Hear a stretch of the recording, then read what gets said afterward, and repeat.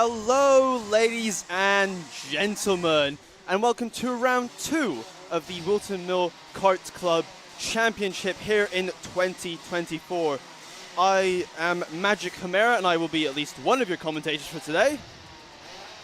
Hello, and I'm Reid, and I'll be the other co-commentator for today. And we're looking at a very, very soaking wet Whilton Mill Kart circuit with a 120 meters in, 1,200 meters in length, with 12 corners that will be negotiated by a lot of our kart drivers today.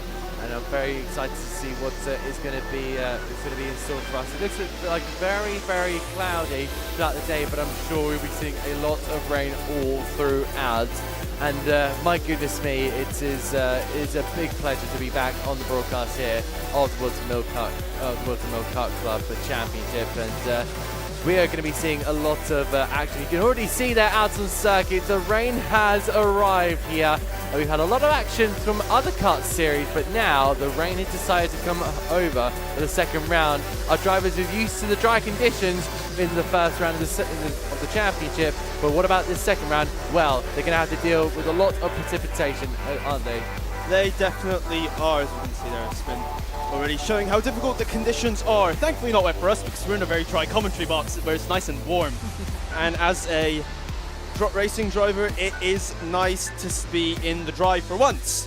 The senior Rotaxes are now currently experiencing lap times around the 1 minute 8, 1 minute 7 from Charlie Webb currently, which can show just how wet it is out there. You can see the rooster tails coming off the karts there, still showing really that we will be seeing quite a lot of wet action for the first races anyway.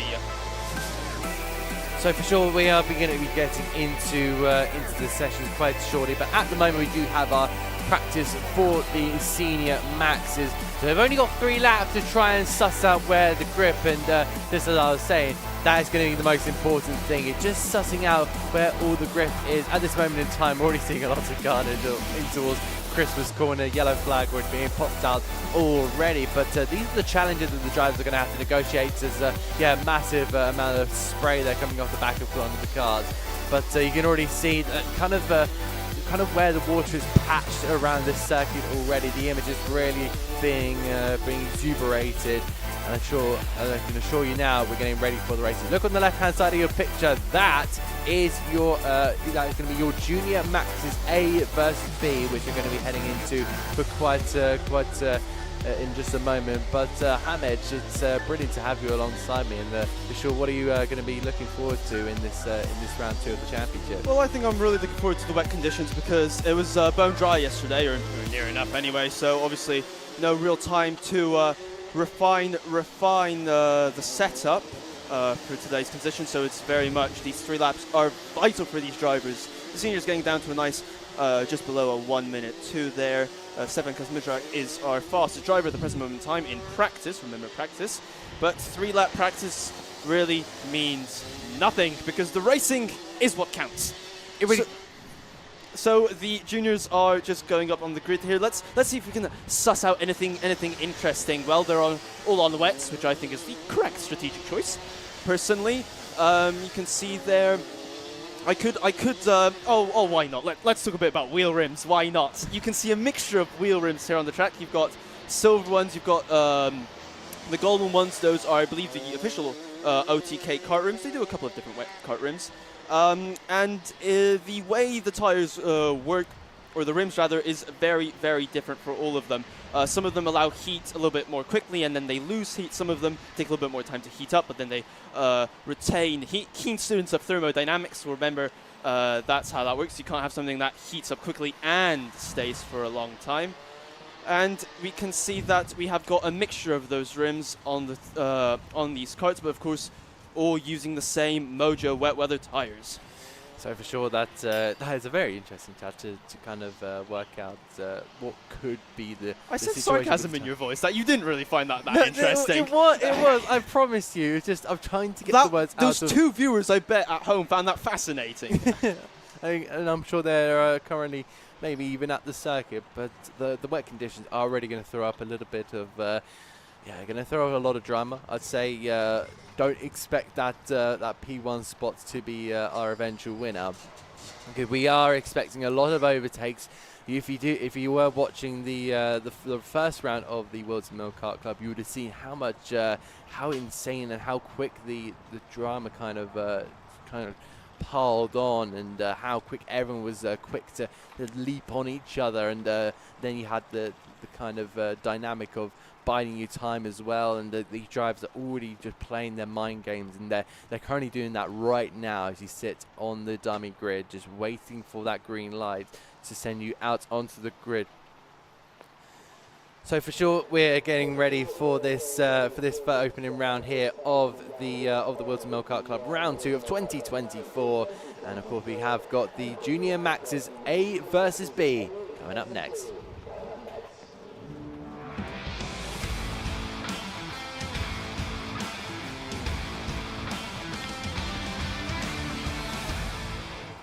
So we are now getting ready for our first grid slots, which should be coming up in just a moment. And we see what's I think, there we are. Harry Truman is on pole position, Joel Dixon Cox second, Charlie Cox row 2 with Zach McClellan alongside him, and then Finley Jones and Benjamin Baker. Then we've got Daniel Gurney in P7 ahead of Charlie Neve, and then Daniel Amor with Miles Roby in P10, Oliver Smith and Thomas Hill on the 6th row of the grid. Followed by them is Damien Parabuk, Toby Bedford, Ollie 2, Elizabeth Bennett, Oliver Meek and Lucy Wilden. Then we move on to William Webb there on the 10th row of the grid with Ethan Hatch in P20, Luca Mann in 23rd with Michael Dalton ahead of Dexter Collins and Hayagriva Kogluthnad. Sava Hirschlund is next, Autumn Hansworth, Matthew So, Daniel Callaghan, Matthias Jadvendin and Oliver Bauer. And then we move on to the back of the grid of Jack Saunders and Harry Wilch. So the 32 karts that will take to the grid here at this Whilton Mill circuit, which is absolutely drenched. I did have a track walk this morning to just have to suss out the conditions, and it was very, very interesting to see how Ashby, of course, looked, and a load of the other corners. If I load up my track map, of course, very interesting to see where some of the rain was. It's very much on the outside of Oblivion as well. And you've got to be careful going into the boot, and whether that new chicane section which has been implemented for the Whilton Mill circuit. So I believe it will be less hoppity jumpity over that bit that's caused a little bit of controversy over the week. But personally, for me, I do think it's done relatively what it's been able to do, which is slow the karts down and not cause any issues going into that final corner, which was a bit of a sweep. But less about the chicane, with more about the racing. Well, we'll see about whether it will calm them down in these wet conditions. Somebody, I think, was missing from the grid because they were moving the karts around. Someone had a tinted visor on. That was very brave, if I may say so. But I am looking green flag out, so we will be getting ready for this warm-up lap. Here we go, everybody gets out trying to also warm up the tires, because warming up your tires actually in the rain does make a difference.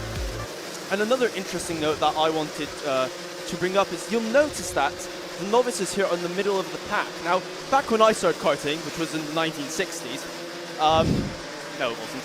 But if it was, we had the novices would go off the back of the grid because you were inexperienced, and obviously it took time to get that confidence to race in the mid pack. But because we had qualifying, that means if you were fast enough, if you're a fast enough novice driver, you could actually start from the midfield. So our highest placed novice driver is Luca Mann in 21st position on the 141 kart, and we will see how our novices, and indeed all of our drivers, get on. But as we can see now, we're coming into the boot section, everyone trying to warm up the tires. You can see how hard they're working. Oh, and we've got a spinner, the 187. We'll see whether this will affect our start. Sorry to interrupt, I think that's Joel Dixon Cohen, who is right at the top end. So unfortunately, he has gone round. I think we may be having a restart. I'm not entirely sure. Let's just see what the lights say here. They head their way around at the end of the formation lap. We look here, and I don't think it's... lights are off. We are out. We are racing. That was rather unexpected, but we are away. Sideways, and that's 237 off. Finley Jones around at Crook. Coming back. Now Chris was looking at how close it is. Aaron vying for position. Oh, there's plenty of argy-bargy in the midfield. Everyone, come on, boys and girls. Nice and clean on first lap. It's a long race. We have just under 8 minutes. But our leader, that is the 78 car, I believe, of her. Oh, and there are 2 cars off in the background. Just as congratulate everyone on making it through safely. We have 2 cars off. But apart from that minor incident, everyone's been very well behaved. They really, really have. Of course, there was going to be unavoidable contact there. It's just such a difficult place to try and work it out amongst you. But now we're seeing a couple of the cars now starting to fall into the rhythm. I think that's exactly what you need to be doing here. We have a look at the 132 of Benjamin Baker, who is right at the sharp end here. They head their way. This is the first time I've seen the new chicane implemented with the wet conditions this time around, and taking a lot simpler. And from what we were meant to be seeing in the opening kind of race that we thought we had this chicane, but now the rain is starting to kind of slow that down. They head in towards Christmas corner, hard on the brakes, but not too hard that you're locking the rear tyres. Oh, that's a bit of a lunge there up the inside. I believe that's a 28 there from Guy Cunnington Racing. Well, and it's a car off. I can't quite see the number, not 100% sure who it is. Oh, I think we're about to find out in a moment. It's the 75 car that is off. That is Autumn Hansford off the track, but we're now back with our leaders. So that is the 1-2. That's Charlie Cox leading the way. I believe he's leading the way, or Harley. Actually, I'll take that back. Harry Freeman's leading the way because he's absolutely storming away. Bit of sideways action everywhere. Harry trying to wrestle that car into control over the curb. We're going to get the shortest distance home. That's what we're interested in. As we can now see 1-2 looking behind himself.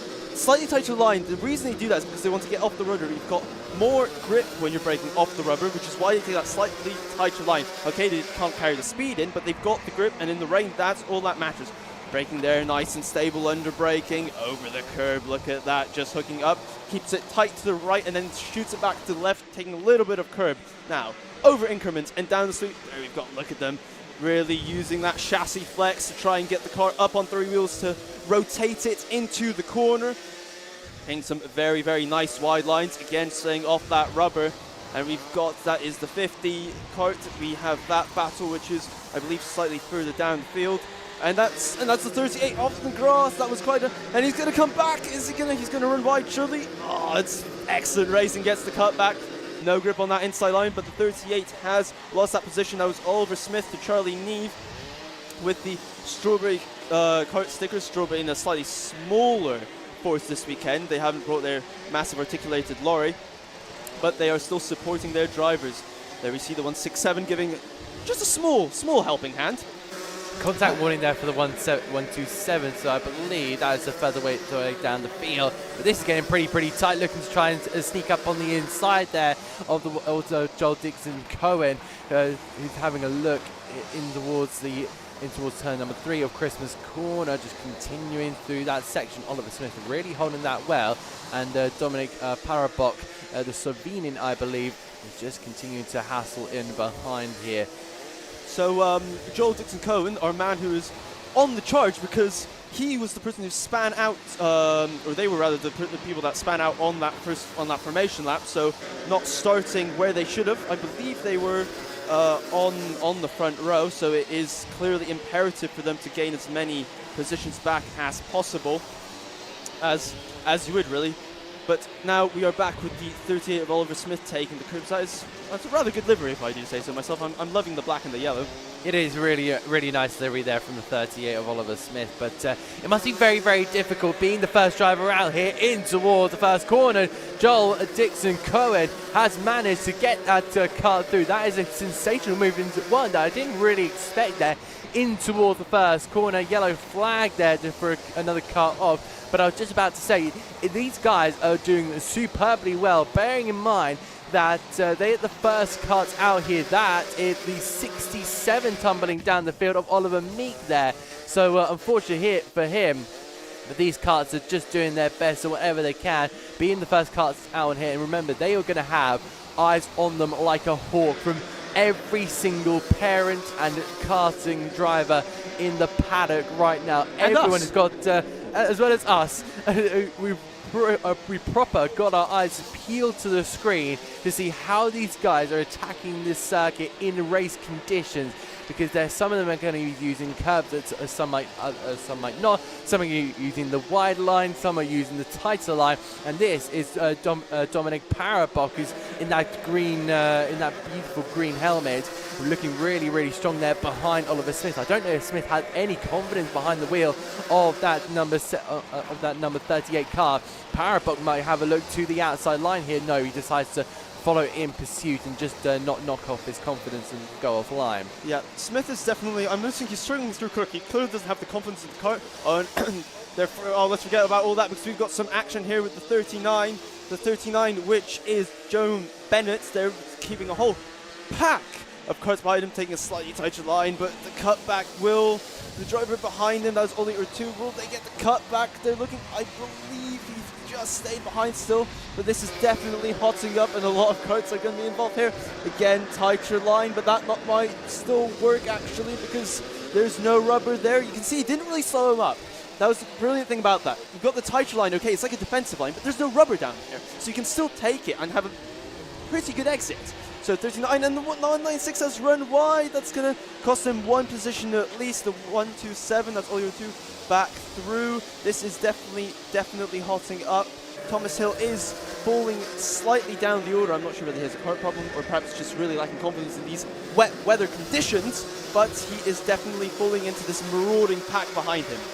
For sure, it's a really tight pack to be in, and one you have to really keep your concentration. Harry Freeman up at the top of the sharp end. Oh, bit of a collision there, and that is the number 24 spinning around. Miles Roby, unfortunately, getting a tap around and having to fall down a couple of places, probably up down to about 15th, splashing their way through Ashby Hairpin. Getting pretty close. That is the 99 trying to slide their way through. Lucy Wielden in the number 99, the pink overalls and helmet. Yellow flag there, so they know overtaking. Going to have to be a bit cautious there. But my word, they're getting pretty close now. I think that was Miles Roby. No, I don't think it was Miles Roby. In fact, it is the 28 Ethan Hatch in the Guy Cunnington Racing card, who's just hashing and hounding Wielden in the back there, hopping and skipping and jumping over the chicane. Harry Freeman has set another fastest lap here and extends that gap to 2.1 seconds. Now we look back here at the battle for 7th and 8th here. Parabok is looking to maybe get a switch back here through the sweeping section of corner, but on towards Ashby. It's just such a difficult place to try and get a manoeuvre here, and Smith has definitely picked up a bit of confidence. You can see that Oliver Smith is making mistakes in that curve. Oh, he's got the tight line now. The 11 is trying to get the cut back. Oh no, he's defending. It's going to be close, cuts him off. He's clearly getting it. Oh, he's run a bit wide, but he's still got the exit. He's hanging on in there. He's hanging on in there. Now, we've got the 60 leading this little pack. That's Charlie Neve on the strawberry cart over the curb. It's just, they are getting some serious airtime in these wet conditions. Charlie Neve, slightly tighter line, as I said, doesn't really matter. Taking an agricultural line across Oblivion, and as we head down into Crook now, Charlie Neve just going through your screen, still holding position, and there's this incredible lead now. Harry Freeman has pulled out. May only be 2.6 seconds, but trust me, in junior attack, that's quite a bit. So there you can see just posing through going through Chapman, or the snail section as I used to call it when I used to race. Good times. Anyway, my memories aside, there goes the 78 over the right curve. Is he going to miss the second curve? Nice and controlled, just nibbles it. And now we go over this curve again, keeping it nice and controlled, trying to limit the sliding, because that's what you want for a good wet weather lap time. And check flag has come out. Harry Freeman has taken first position, Charlie Cox second, Zach McDonald should be third. That entertaining scrap there. I think we'll see whether Charlie Reid comes across the line, keeping on to his 4th place. Perhaps, no, he had to lose out to Joe Cooks in the 5th. 6th is Benjamin Baker, who's going to be 7th. I believe it's going to be... No, Dominic Parbuck did get it on the last lap. We had a spinner on the last lap there, the 77, but Dominic Parbuck did get past Oliver Smith in the end. For that 7th spot, 9th was Didrik Bennett, and 10th went to Ollie Ertu. So, a nice action-packed opening race to start us off with, and I suspect that all the races are going to be like that today.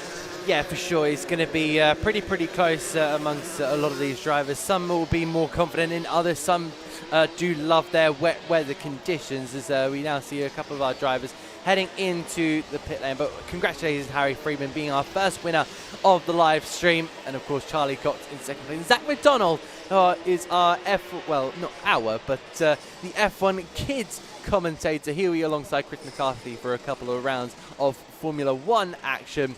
But a message from a friend, well, not a friend of mine, but somebody that I got in my direct messages. We are going to be taking chat requests in a way. We will be reading chat at some point as we have a look at Nose Cone Watch. But yeah, it does look like we will be taking chat shout-outs and chat read, but when the action does get a bit quieter, so probably post the race during the dummy grids, I think that will be the best time to read out. So this is what we love to call Nose Watch. Of course, you've been through this many times. I hate it. I can't stand it. It's that overriding dread, that when you've got a penalty and then there's nothing you can do about it. And there's the horrible camera just facing the number. Unfortunately, I think a little bit of words being said between our driver and our penalty penalty taker. So they're just doing those double checks to make sure that they are fully legal. And that one looks like it's not, unfortunately.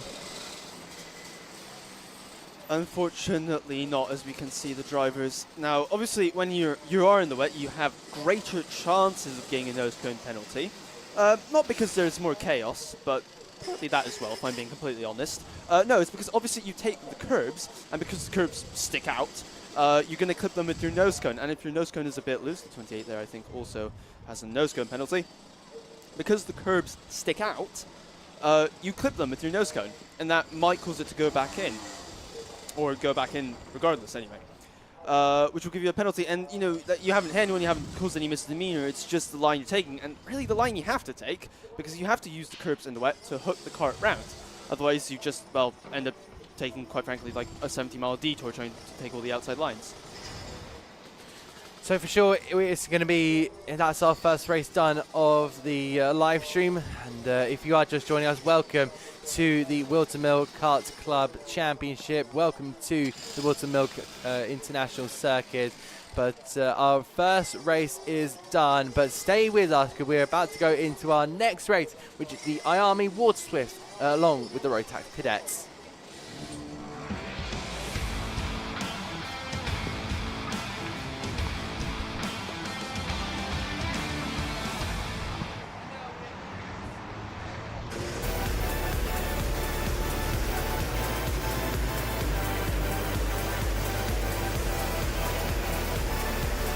Yes, we are indeed. Charlie Page is on pole position, Arthur Thoreau is 2nd, Albert Carra is 3rd, David Helkridge is 4th, and George Primo and Tommy Clement round out that row. Then Spindley Beals, James DeBrew, Harris Barber, Darren Dimitrov, Maximum Abhart, and Joseph Davis. Followed by them is Teddy Higgs, Harry Knight, Oliver Dawson, Harper Das, Dmitry Uzunov, and Alexander Saras. And then we have Chester Forks, Henry Algar, Harry Chapman, Rex Pooley, Philip Petru, Ronnie Kempsey. And then we have Reggie Pounder on the final row. Right, let us see what this exciting class has in store for us. I bet it's,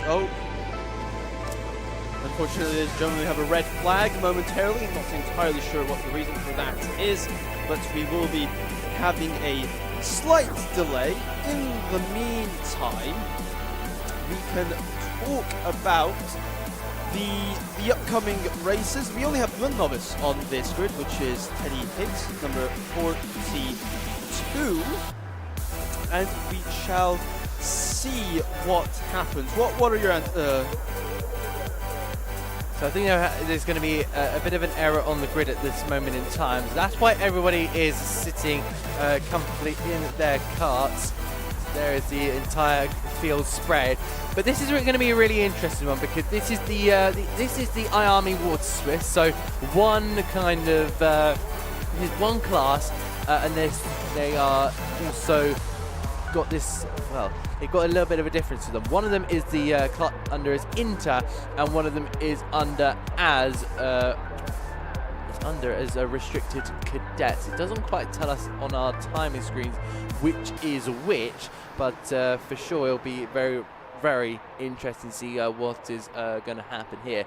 Will Green last time out took a triple victory in the Inters, with a first place in both heats and the final. And the podiums coming from Sukamani Kira, Austin Newstead, and Freddie Wood in the Heat 1, Heat 2, and the finals. William Crombie currently leads the standings by 12 points over a tired James Root and Alessandro Salas in the restricted cadets. So that is what it looks like in the IAME kind of group here. But then we move on to the Rotax Micro Cadets, and it's Maximilian Abraham who is currently leading the way in those standings, only by 1 point ahead of Austin Oman. So be aware of both of those names, because Abraham took 2 wins in both heats there, so he was looking very, very psyched up for the final.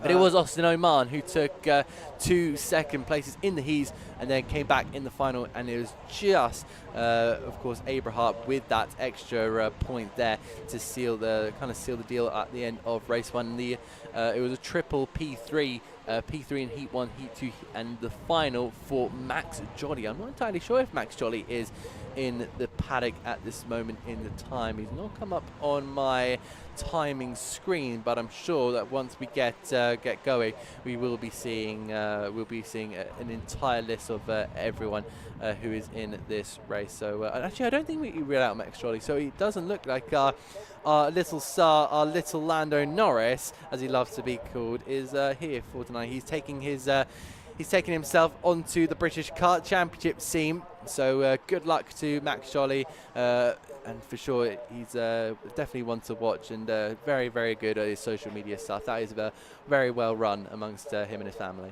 Well, I will take your word for it. Max Eberhardt was, of course, our champion last year here at Whilton Mill, so perhaps unsurprising, considering that he's leading the championship now, considering how well he knows this track. As you can see, the drivers eagerly waiting in anticipation. You've got to remember that these drivers are only young lads, really. I mean, when I was their age, I didn't even know what I wanted to have for lunch, really, let alone how to set up a kart. So, you know, I have incredible respect for what they are doing. Hopefully we'll get going there. We can see the Vega tires, which is different from the Mojo tires, which normally the mini classes run, and definitely the mini Inters run on the Mojo tires, the incredibly thin tires. What can we tell you about racing in the rain with these particular karts? Well, I'm glad you asked. What we're going to be talking about is how the difference between these and the more high-powered karts. Now, the high-powered karts, because we're getting ready to go around and start a formation lap again.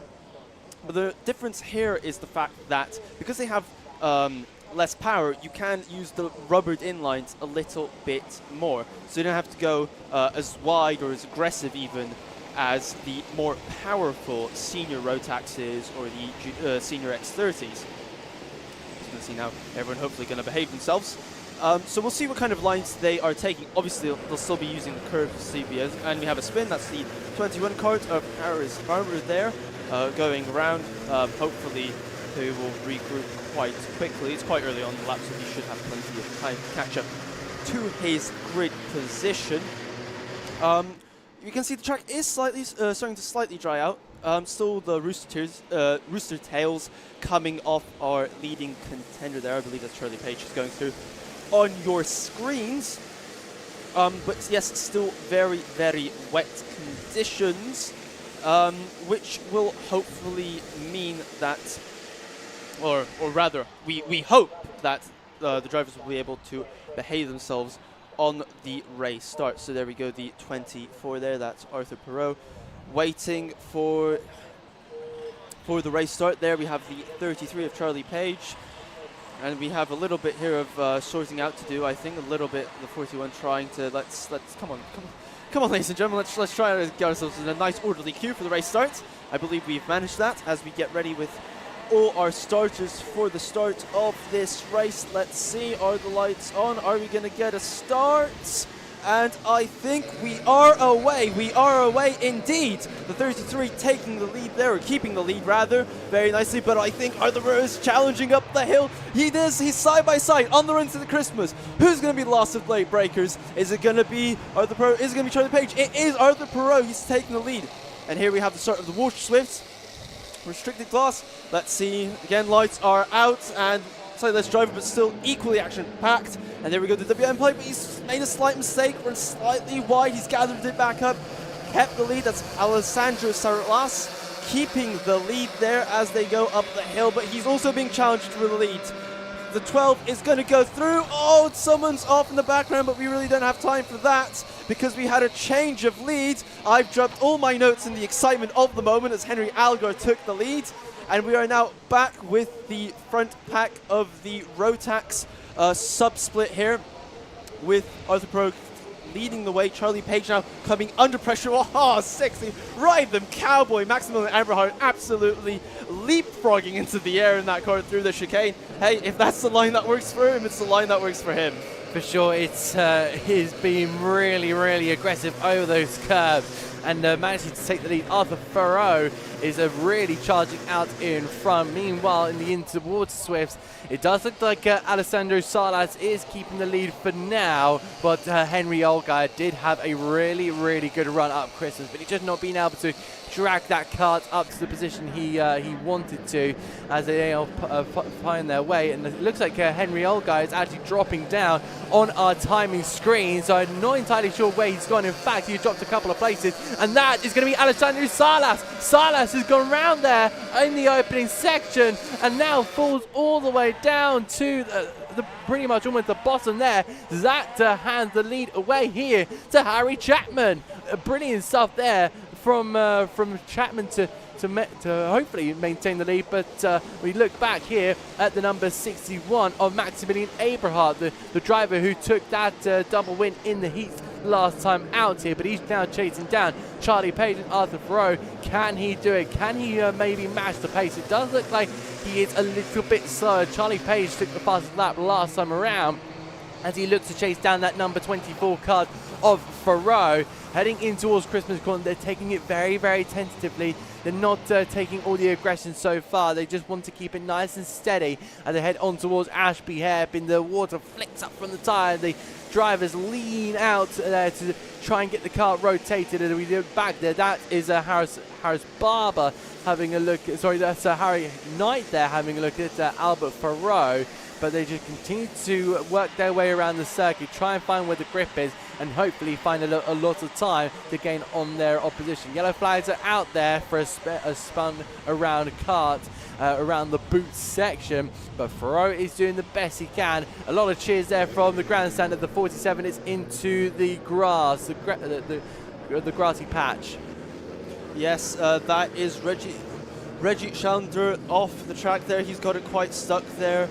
But you know, it's muddy, the rain is still falling, I can see from our cameras. First lap has gone to Arthur Perot. It was Charlie Page earlier, Arthur Perot. It's only a tenth of a second, but a tenth of a second is still faster. In these wet weather conditions, a tenth of a second really is nothing, ladies and gentlemen. It's neither here nor there. It's not like the dry. But you can see a little bit of a gap has now opened up, quite an equidistant gap between our first and second place driver and our second and third place driver. But these top three really have pulled a bit of a gap. Like, my word, have they pulled a gap. And they're caught off there in the background. It's around 7 seconds clear of our fourth place man, the 41 of Albert Perot. He's leading 34th there, getting slightly sideways there over that curb on the exit. And as we go into the boot section now, Still, no one's really making any progress in terms of taking a lead. That curb is, they're really using that curb. These youngsters in these conditions, aren't they just? But now as we go into Oblivion and into Crook, Maximilian Albert now taking the fast lap of the race. And now that's by 0.2 of a second. So it is coming down and down. Perhaps he is our dark horse for this race, but again, last year club champion. He clearly knows this track like the back of a hand. I never understood that expression, back of your hand. How well do people know the back of their hand? I don't really understand it. But the semantics of that expression aside, we'll see what happens here with just under 3 minutes remaining on the clock. 24 now being reeled in by Charlie Page. He's going to think of a move. Look at even these short little chassis have quite a lot of flex in them. He's really lining up. He's going to have a move. That yellow flags, boys, careful. Oh, that's going to be pretty close. Charlie Page has really managed to close the gap up there. Maximilian Abrahart is giving him a little pitch. You've got to be careful there, Maxi. You're going to have your nose cone indented there. Big old jump over that chicane. I'm surprised his spine is still intact there. They head their way on towards the first couple of corners here. Is Arthur Farrow going to keep it with 2 minutes and 20 seconds remaining? The tension is rising here. That 63 kart is being dragged back, unfortunately, there. And that is Harry Knight's run done and dusted, unfortunately, there in the Rotax micros. But Farrow is really keeping the pressure up in that Lando Norris covered kart. And we're really seeing Charlie Page just trying to chase down that beautiful livery of the 24. What about into Ogiers? Really looking to use where the grip is. Looks like Farrow went very deep there. I'm not entirely sure that's his intentional line there, but he's really leaving himself vulnerable to Charlie Page in behind. Looking back, this is the number 17 of Philip Patero, who's still leading the way here, but is that Chester Fawkes having a look up the inside? I think that's Philip Patero just having a look and seeing if he can just scrape past a couple of these karts. So there we can see a kart there. It's a Waterswift kart of some description. Can't 100% sure who it is, but I'm going to make a prediction. I'm going to stick my neck out on the line, as they say, and I think Arthur Pro has got this in the bag. Providing, I think we've just been told that is the WM player of Alessandro Sosar. He is out, unfortunately. But I'm going to stick my neck out and say Arthur Pro has his back. He's just set the fast lap of the race. Charlie Page isn't really closing. He's definitely not close enough to have a lunge, I would say, even though in the wet conditions that is slightly easier. So yes, the WM player is resuming now. Not really been his race, unfortunately. But going back to our leading pack, just 30 seconds left on the clock. You can see that because this is a mixed class, you can see you've got the Rotaxes are slightly more pace in these conditions, at least for the present moment. Could be tires, perhaps, or perhaps it just could be the torque characteristics of the engine. But you can see that they are passing these drivers now. Obviously, a lot of drivers have been also off the track, so that's perhaps why they are being lapped. But that is adding definitely, and that's the 42 out off. That's Teddy Higgs. He was in 12th. He was running high up in that particular contest, but he is stuck, and you can see he's quite displeased with that, which is hardly surprising because I know how frustrating it can be for a driver to get stuck. There we go.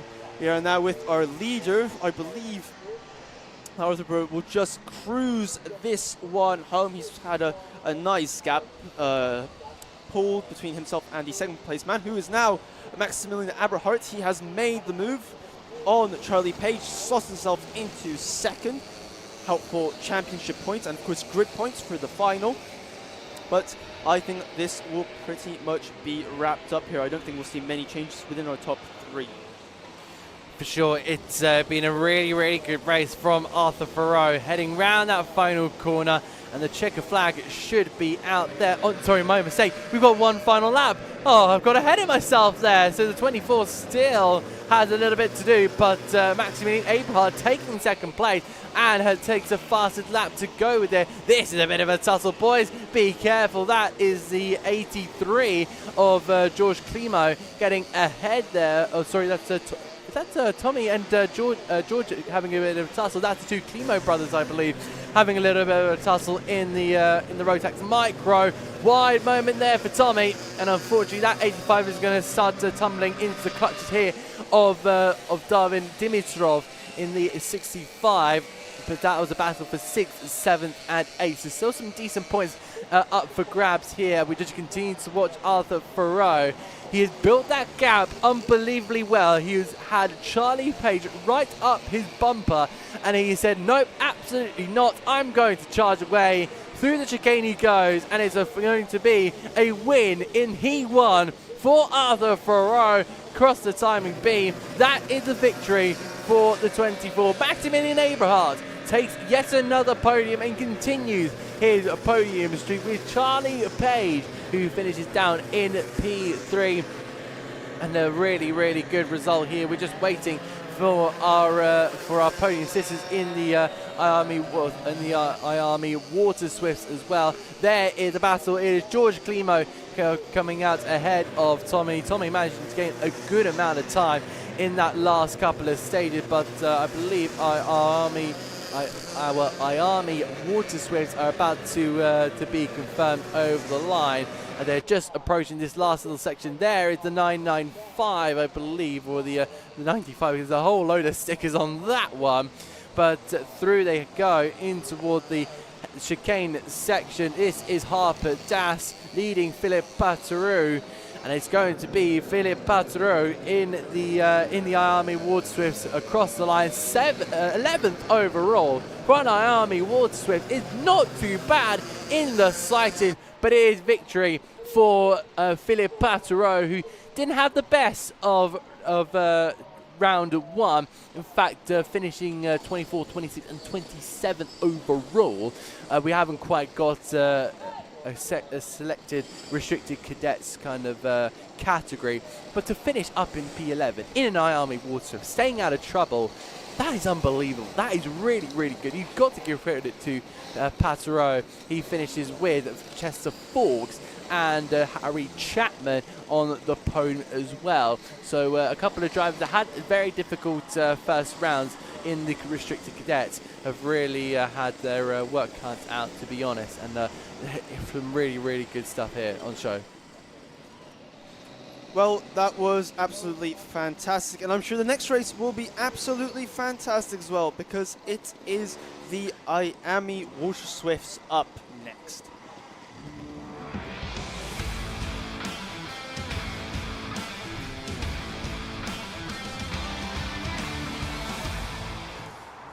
Right, let us have a look here at hopefully our next sprint. There we are. We have Jonty Restrict on pole position. Jensen Ackerman is second. Zach Champley and Simon Stone next, and then Knight Measures, and then Max Mason.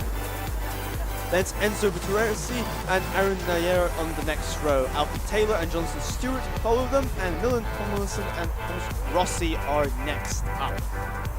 Then it's Jacob Narin, Henry Johnson, Plateau Soliton, Harry Evanson, an old row of novices there, and Shavir Ponge and Andy Stewart. And that rounds out our grades. As we can see there, still plenty of water on the camera lens, which means that it's not quite as dry as I'm sure all the mechanics. I pose a question to you, Adam, because I'm curious to see what you would do. How would you remain dry as a mechanic in these conditions? What would you wear? What would you do? Simply wear a big old coat that covers your entire body, similar to what I was wearing when you saw me earlier. Hopefully it's coated in sponsors and logos and all that unique jazz, and then of course stay in the kind of tarpaulin until I have to actually go out in the weather, because I know that I can see that job is a bit hellish, but sometimes you also just got to brave it out, to be honest, and that's exactly what I was doing this morning with that track board. We've talked to everyone, so if anybody is seeing, if anybody did see me out in your tarpaulin, then thank you very much for letting me come into your into your kind of place, into your garage, to just have a chat and just see what is going on with the team. And had a bit. There was a team that was very, very warm. They had like this massive power jet of. I'm not entirely sure what you call it, and I'm so sorry that I've forgotten the team. But thank you so much. That kind of warmth was very much needed after a cold 2-hour drive up here at 5 o'clock in the morning. Yeah, I believe it's one of those industrial heaters that they use. It's great. They are great. They are fantastic. The only problem is that there's normally only one, and everyone fights to stand in front of it. All the drivers fight to get their helmet and wet gloves and stuff in front of it to dry them off. So that's always... The competition doesn't end on the track. They also fight over the heat in the awning. So we are getting ready for a start here as we watch the drivers come through there. The Waterswift class, we've got quite a nice grid for this. We're going to see whether we get... No, it is full start. We're going to be going around again. And yeah, we'll see. It's interesting. Obviously, branded coats, what have you, for remaining dry in these conditions. Or you could do what my dad did and just cut up an old mattress bag and then tape it around your trousers. He didn't have the style that day, but it was resourceful. There was a lot of respect for him in the paddock. I was trying just not to be associated with him. Anyway, as we now watch the drivers go around, I have a shout out to make. Thank you to Johnny Whopper for this message. If I get a chance, give a shout out to the 193 of Andy Stewart in the IAME Waterswift, we are currently watching at this moment in time. She was named Young Sportswoman of the Year at local women's sport in Belfast, Northern Ireland last night from all the kart community in Ulster and Northern Ireland. That is absolutely incredible. That a big shout to Andy Stewart, and I really hope that she really has a good race here. She's starting right at the back apparently, from what our timing screens say, but we're about to go racing here. Let's go racing once again for our IAME Waterswift Inters. We go racing here at Whilton Mill, and it's Jonty Restrick who leads the way ahead of Zach Champney, heading toward the first couple of corners, and already they're starting to use a little bit of the off-track circuit here down towards Christmas corner, hard on the brakes. Jonty Restrick is just going to cover that off the couple of cars, losing the wheel. And the 19 has gone around, and it's a couple of carts there off the grass. The 19 actually ran wide, and then he tried to cut back, and that is really what happened there. Just all the weather conditions accumulating to there. But there we see the rest of the corners so far have been okay. We have them pretty much in single file down. There we have the 67 going through our screens, which was our poleman, but isn't our leader anymore. That's for sure. Behind him is the 12 of Jensen Ackerman in third place, running slightly wide there. A little bit of oversteer, but keeps it all in check. Wrestling the car, and 724 runs wide, and that is a position gain for the 17-1 of Max Mason. Really opportunistic. But leading is our WM plate, the WM, the Whilton Mill meeting plate, which is Zach Champney. He is leading, but he's taking a wide line. I'm not sure if that was a mistake or whether that's just the line he would. Well, why am I arguing with the Whilton Mill plate? He probably knows what works for these cars. Oh, look at that up on the curb, nice and sideways, using all the track. Really showboating there with his kart control.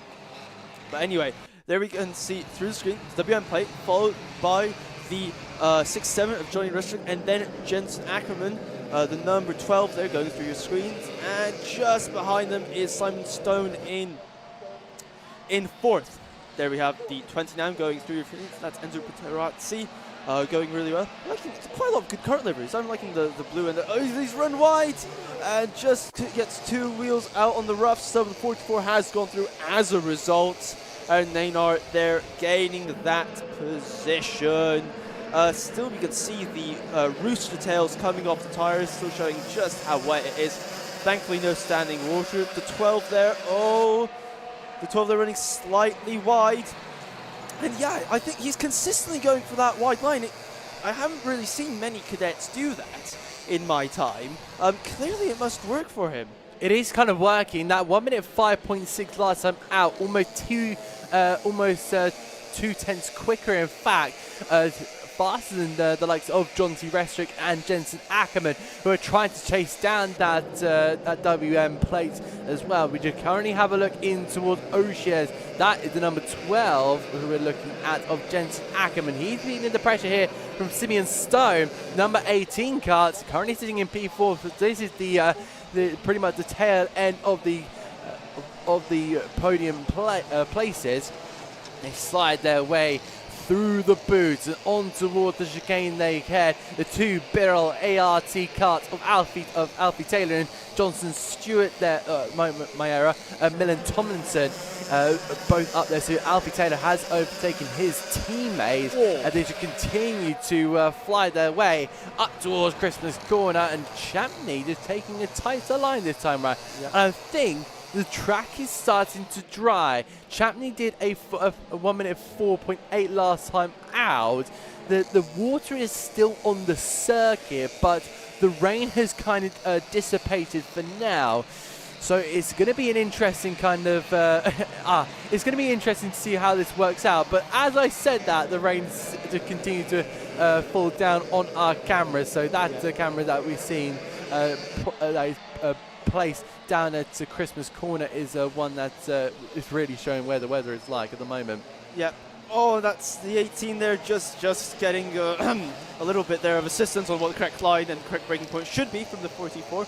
They were absolutely flying here. He's doing some. I'm not 100% sure just what his lap times are compared to. Well, that was a 1:49.5, which is almost on pace with our leader. So the 44 kart, they're really on the charge, but just quickly, and that's a 25 kart, clearly displeased about something.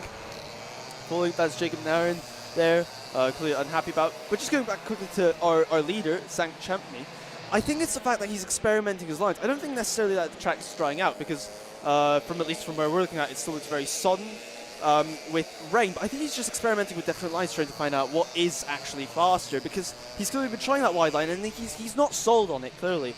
After all, yesterday was dry, so perhaps that inside line is perhaps not quite as not wet, but isn't.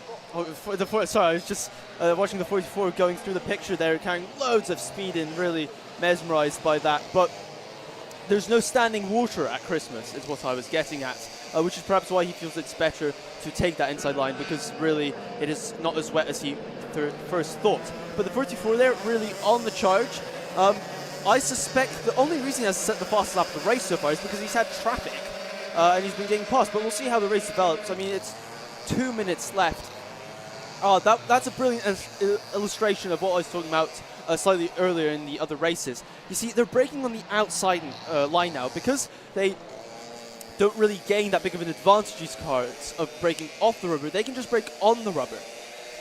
So there isn't that necessarily need to brake off of it, but they still take a wide line, not taking the inside too much, again, to keep off the rubber, because keeping off the rubber on the inside of the corner prevents the tire from slipping, especially in these cars. You don't really see it in car racing as much. Occasionally you see on slicks, but in karting it is very, very important.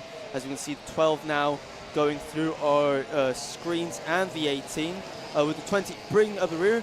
So this is our fourth place battle, I believe. Jensen Ackerman leading the way for fourth position at least.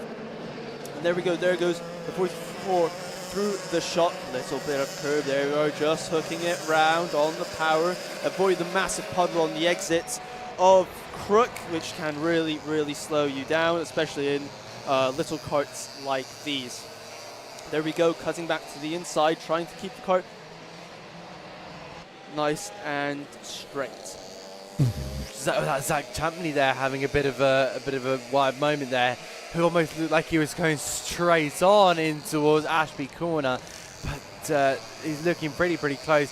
And as he's been chatting away, Hamage, we're now down to 45 seconds left of the race here. That is Enzo Butterazzi, who are just continuing to keep an eye on. He's looking to the outside here of Simeon Stone, and Stone is now going to try that outside line. Butterazzi on the curb and looks to try and shove his way through. He's got to be so careful, because that nose cone damage could come costly, and Butterazzi is really chasing it down, and we enter with 20 seconds left to go. heading in toward the first couple of corners. I think Stone is starting to just die off in terms of the tyre grip, possibly. Not entirely sure, but he's just not quite got the pace here on I believe Buttarazzi, but the mistake down at the boot and the chicane for Buttarazzi really cost him a bit of time, because it looks like from our timing screen Stone was 3 to 4 tenths faster, but Zach Champney really wresting that kart through these next couple of corners, using a lot of track here and pieces that I wouldn't expect to be used in these wet conditions, but obviously he does have that confidence in him and has really found the sweet spot to be able to push that kart through these corners and find the right kind of use of throttle and brake and steering through these section of corners. And we head on towards our final lap of this IAME Waterswift Inter of Heat 1. And we are starting the last lap over the curve there. Plenty of agriculture. That is again 25 round, I think, Jacob Narin. I think that's the second spin of the race. As we now focus on leader up to Christmas, no need for defending. Oh, nice early apex there, carrying the speed. I'm loving watching. I urge you, ladies and gentlemen, also to appreciate the different lines these drivers are taking, and that's the 27, Thomas Rossi out. But again, I urge you, ladies and gentlemen at home, to appreciate the different lines these drivers are taking, because it is really fascinating to see how they learn on the move as they pick up what is better. They're processing so much information in so little time, and these are young drivers, remember. It's an extremely impressive feat.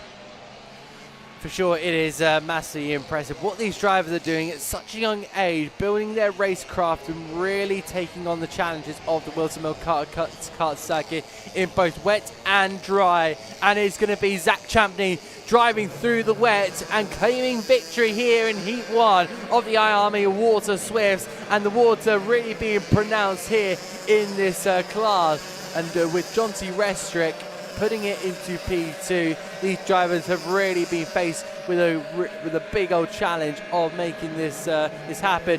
Aryan Nayar takes his best finish. He never got higher than 12th down at round 1 last time out. He takes an overall P3 spot, which is absolutely incredible for our number 44. Jensen Ackerman, followed by Enzo Buttarazzi, with Simeon Stone and Milan Tomlinson, two BRL ARTs. Max Mason takes home 8th place, with Alfie Taylor and Henry Johnson having their best lap time of the session on that last lap.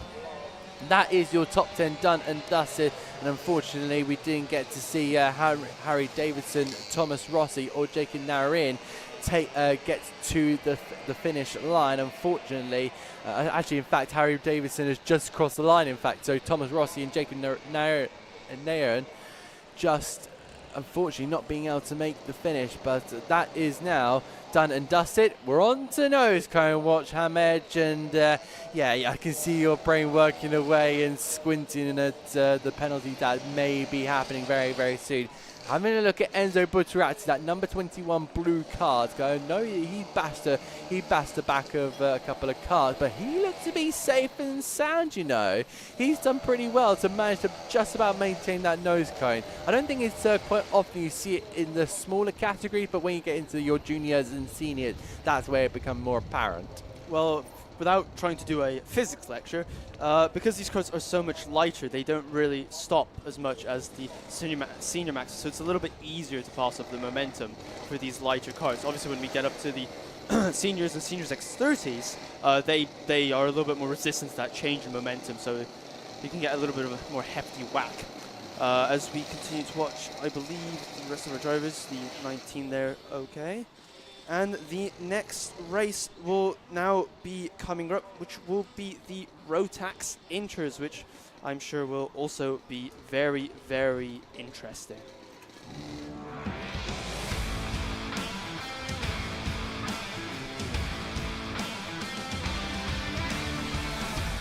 So we're now into our Rotax Inters, and it's going to be another incredible race here. It does look like is drying up a bit again. I'm going to put it out there. The rain does look like it has calmed down just that little bit more compared to what we saw a couple of moments ago. Well, a race ago for sure. But this is the starting grid. Oliver Barton will line up on pole position ahead of Leo Livings with Arya Kallenberg in P3 with Luca Balak in P4, Devin Taylor and Finley Hine in P6 on the third row of the grid. We then move on to Finley Lines, who took a Heat 1, Heat 2 and final win last time out. He starts quite the way down the fourth row of the grid with Stanley Stafford, Ethan Cossington and Adam Judatitis, and Nathan Ron with Warwick Milam in P12 there. We then move on, row 7 with Jack Baker ahead of Harry Bell, with Max Wheatley rounding off the 15th car. Then it's going to be Cody Lepaturel with Daniel Vishnescus in 17th, with Benjamin Lawn in 18th, Otis Cleary with Akil Nani Giovanni, the Italian in P20, with Ilya Veliko and Ayrton Rye, with George Fountain in P23 and William Horton in 24th, Ocean Brett in 25th, with Joshua McCluckey in 26th. Then it's going to be Arthur Brooker, Noah Hobson, Jensen Smith and Ralph Brackety, and with Layla Bell and Ruben Jenkins rounding off our 32 drivers taking to the grid here. Hamish, we're in for a very interesting one, and it's going to be it is going to be for sure a massive grid, and it just results in absolute carnage, I think. Well, hopefully they will be very, very well behaved as we now come up for a start. Hopefully, ladies and gents, keep yourselves well behaved. So that, and yes, lights are out, and away we go down into the first corner. Look at that, away they charge. Oh, is there space? Isn't there space? We're about to find out, but everyone so far has managed to come through cleanly, especially our old man, I think. Johnny Restrict, I think, is leading, but someone around the outside, I think. Oh, I couldn't quite catch the number. I think it's the Oak Light there, which beautifully trying to hang it around the outside. That's Finley Lines. Finley Lines on a new chassis this weekend. I was talking to his father about it. He was very, very fast yesterday, but that isn't the dry, and this is the wet, which is a completely different kettle of fish. It really, really is. They're really just trying to make their way around the circuit tentatively, but the water sprays are picking up once again. But I don't think it is as bad as maybe other cuts. I will definitely be able to compare. They head in towards the boot once again. Well, for the first time in this race for the Rotax Mini Intermediates, that is going to be pretty close between the two cars, the 14 and the 28. That is, I believe, I'm not too sure, to be honest. They're just coming past our screens now. It is Devin Taylor and Luca Balak.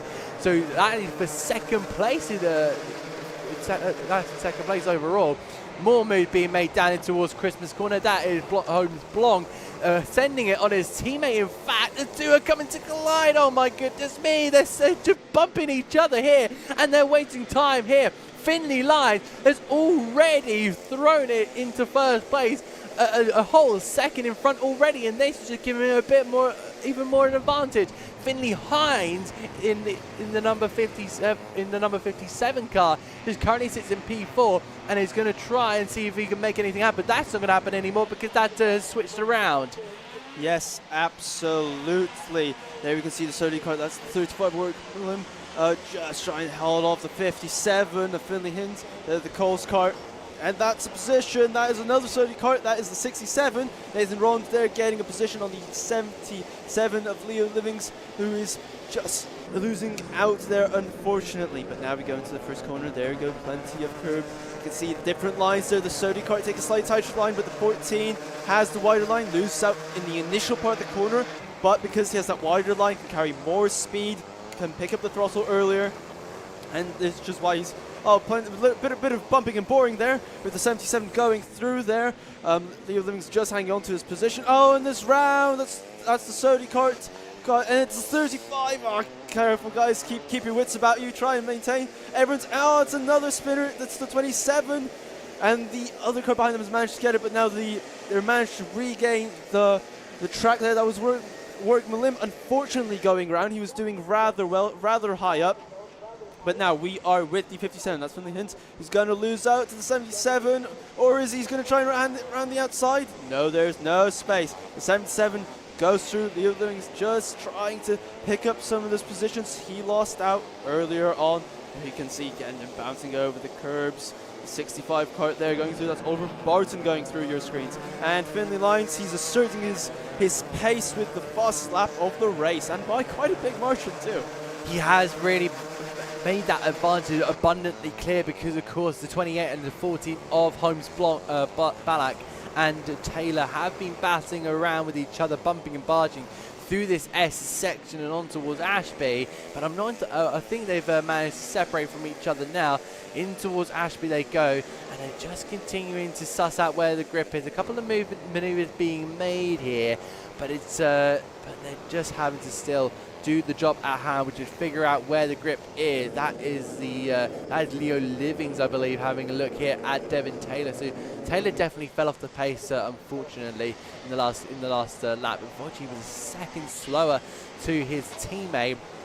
And they turn their way, get the kart turned in, but that is going to be a big old move. And can Livings have a look up the inside here, using all the curb there and more with Devin Taylor? And if they come to blows, Finley Hines is there in the background. Meanwhile, the other Finley Lyons is putting in a 1 minute 3.8. That is a sublime time, to be honest. Really flying and feeling the confidence here.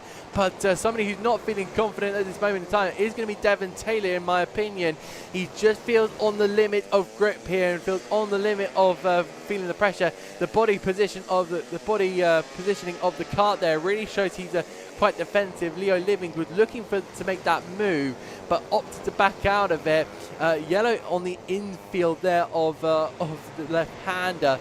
So it looks like it's not going to be quite working there. The 77 of Livings now side by side. He managed to get himself alongside there. He's going to have the inside line for the boot, but swinging it on the outside here is going to be Devin Taylor. He's got the inside line, and through goes Finley Hines. Finley Hines picks up the pieces. Two British Kart Championship drivers are going at it tail to tail, and can they have a look in towards the opening section of corners? This is wild stuff, and is still wet out there. Wide they go, and just having to find that piece of grip before heading their way up the hill towards Christmas Corner. Yes, they are. We can see all the 70s late on the brakes. You can see the kart squirming around under braking. Boy, are these guys trying. But the 14 there still coming, but he's a bit wide as they go down through increments. Oh, a bit of a nudge there, but let's not worry about it too much on the 14 of Devin Taylor. But we will see whether in 2 minutes who'll come out on top. Going to the inside, slightly tighter line. Is it? Whoa! Mind the manners, please. But the 77 is going to capitalize on that little bit of argy-bargy, but can't find a way past. And there it is, absolute battle stations. There we had the sturdy kart there being pushed a little bit onto the grass, but you know, it is after all a battlefield out there. We have the 14 going through our shot there, the 57 taking a slightly different line, slightly trying to get the kart slightly straighter on the exit, because this is a very long run down up to Christmas. Obviously you set it up through the chicane because you have so little braking through Oblivion and Crook. So now we're coming up to Christmas. Let's see the 14 there, nice and steady on the brakes. 67 moving around slightly. Oh, I love watching these guys take different lines. It's so interesting to see where people feel their karts might be stronger, what they need to do with their setup. With their setup choices, what their setup choices allow them to do with the kart positioning out on track. For sure that we're getting pretty close here. Just having a look at the chat here, because we do interact here on Alpha Live here.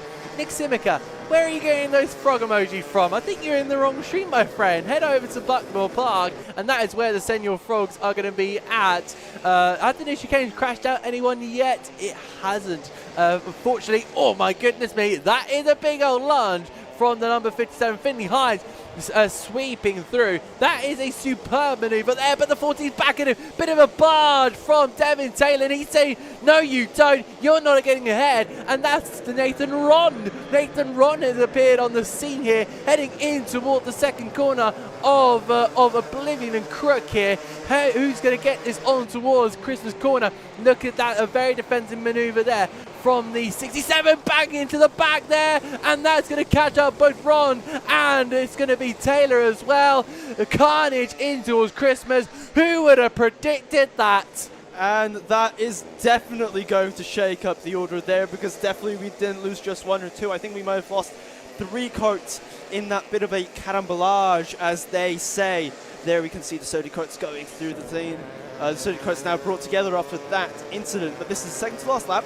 Finning line still leading the way, pulled out a 5-second gap now. But on our screens currently is the 85 Coles cart of Benjamin Lorne going through into the boot. A little bit of curb there, you can see, just helps set the cart up. Just clipping that curb through there as we head into the chicane, taking the law of curb, all the drivers, because they want to straight line it for the run down the, or rather up the hill. I don't want to be going down the hill. Christmas, something's gone wrong if you're doing that. So as we go through the first corner there, Oblivion and Kirk, that lovely sequence of corners up the hill to Christmas. There we can see everyone taking now an inside line. Clearly that's where they think the grip is on this particular run, on this particular final lap. Green flags out for this part of the track at least, as we go down to from Inkerman into Ashby's. And again, that nice wide line. Everyone very well behaved. And here he is, Finley Lines leading the way. The O-plate is going to round off his nice corners, just needs to keep it nice and calm through here. No any heroics, but still takes plenty of curb. He is definitely not leaving anything to chance, and he's clearly quite pleased with that result. A superb charge after his penalty for qualifying. I believe he had a nose cone, had his fast lap taken off him, but clearly asserting his pace today. For sure, that is an awesome result there from Finley Lines, our O-plate champion in the Rotax Mini, and for sure establishing his authority on the championship. For sure, putting in some incredible results there. Holmes Balak will come home in second, just ahead of Finley Hines. Benjamin Lorne, Leo Livings in.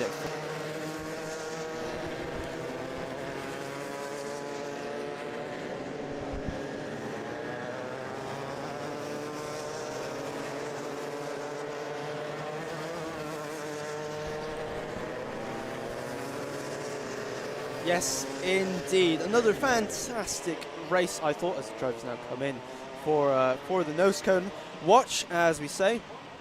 We're going to see from the lines there, just having a quick pair, because you just like to know before you get the nose cone. You can mentally prepare yourself at the pain that is coming, the pain in the form of a time penalty onto your time. As we can see, all the nose cones being checked as 785 going through the Coles Brigade, followed by the Synergy carts, which had a little bit of a tussle out on track. No doubt the old pacemaker of the Synergy team boss was not doing too well with that particular thing. But another enjoyable race. Finley Lines really great drive in that particular race. I thought he did exceptionally well. His pace was very strong indeed. As the rest of the carts now go through. As you can see, everyone's been okay for nose cone so far as I can see. But apart from that, it's all good. An interesting little note there. You can see the radiator tape on the radiator, quite incredibly, if you could believe it. That's obviously to keep the engine. It's interesting that some people aren't running the radiator tape. I would have thought that all of these engines would need the radiator tape to be within their preferred operating temperature. We've also got to remember that operating temperature differs from engine builder to engine builder. Some people like to run it slightly colder, some slightly warmer, but it is generally acknowledged that when you're within the range, you do get more power, particularly in the bottom end of the engine, which allows your acceleration. So there we can see the loss of our drivers being checked, the scrutineers, as you can see. 63 there, I think, will fall foul to a nose cone, unfortunately. Another interesting thing to note is those bags that you see the drivers wearing. Those are their special wetsuits, which keeps them dry or dryish because they're not actually as effective as you might hope or think. Anyway, we're up for our next race, which will be a Junior X30, our first of the big karts, and I bet that's going to be absolutely superb.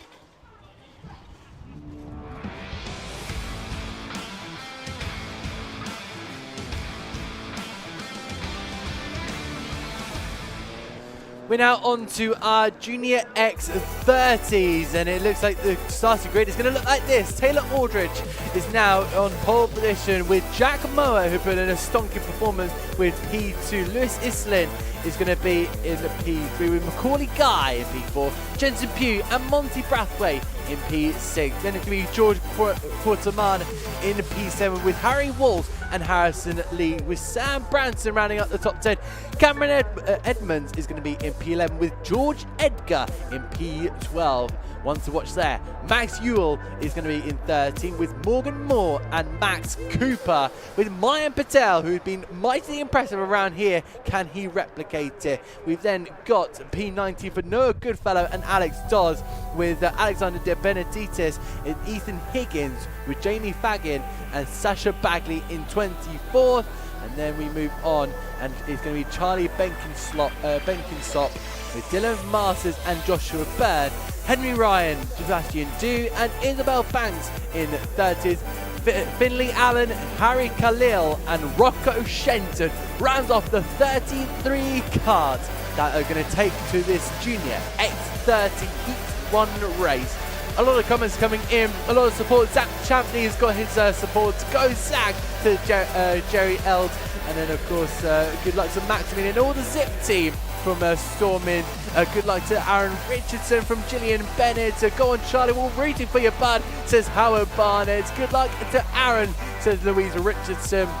So Aaron Richardson receiving a lot of support, and we've got a slow kart. The number 60 of Jensen Pure has managed to get going there. So a little bit of a stumble there. Another comment coming in from saying, "Come on, Jack Mower."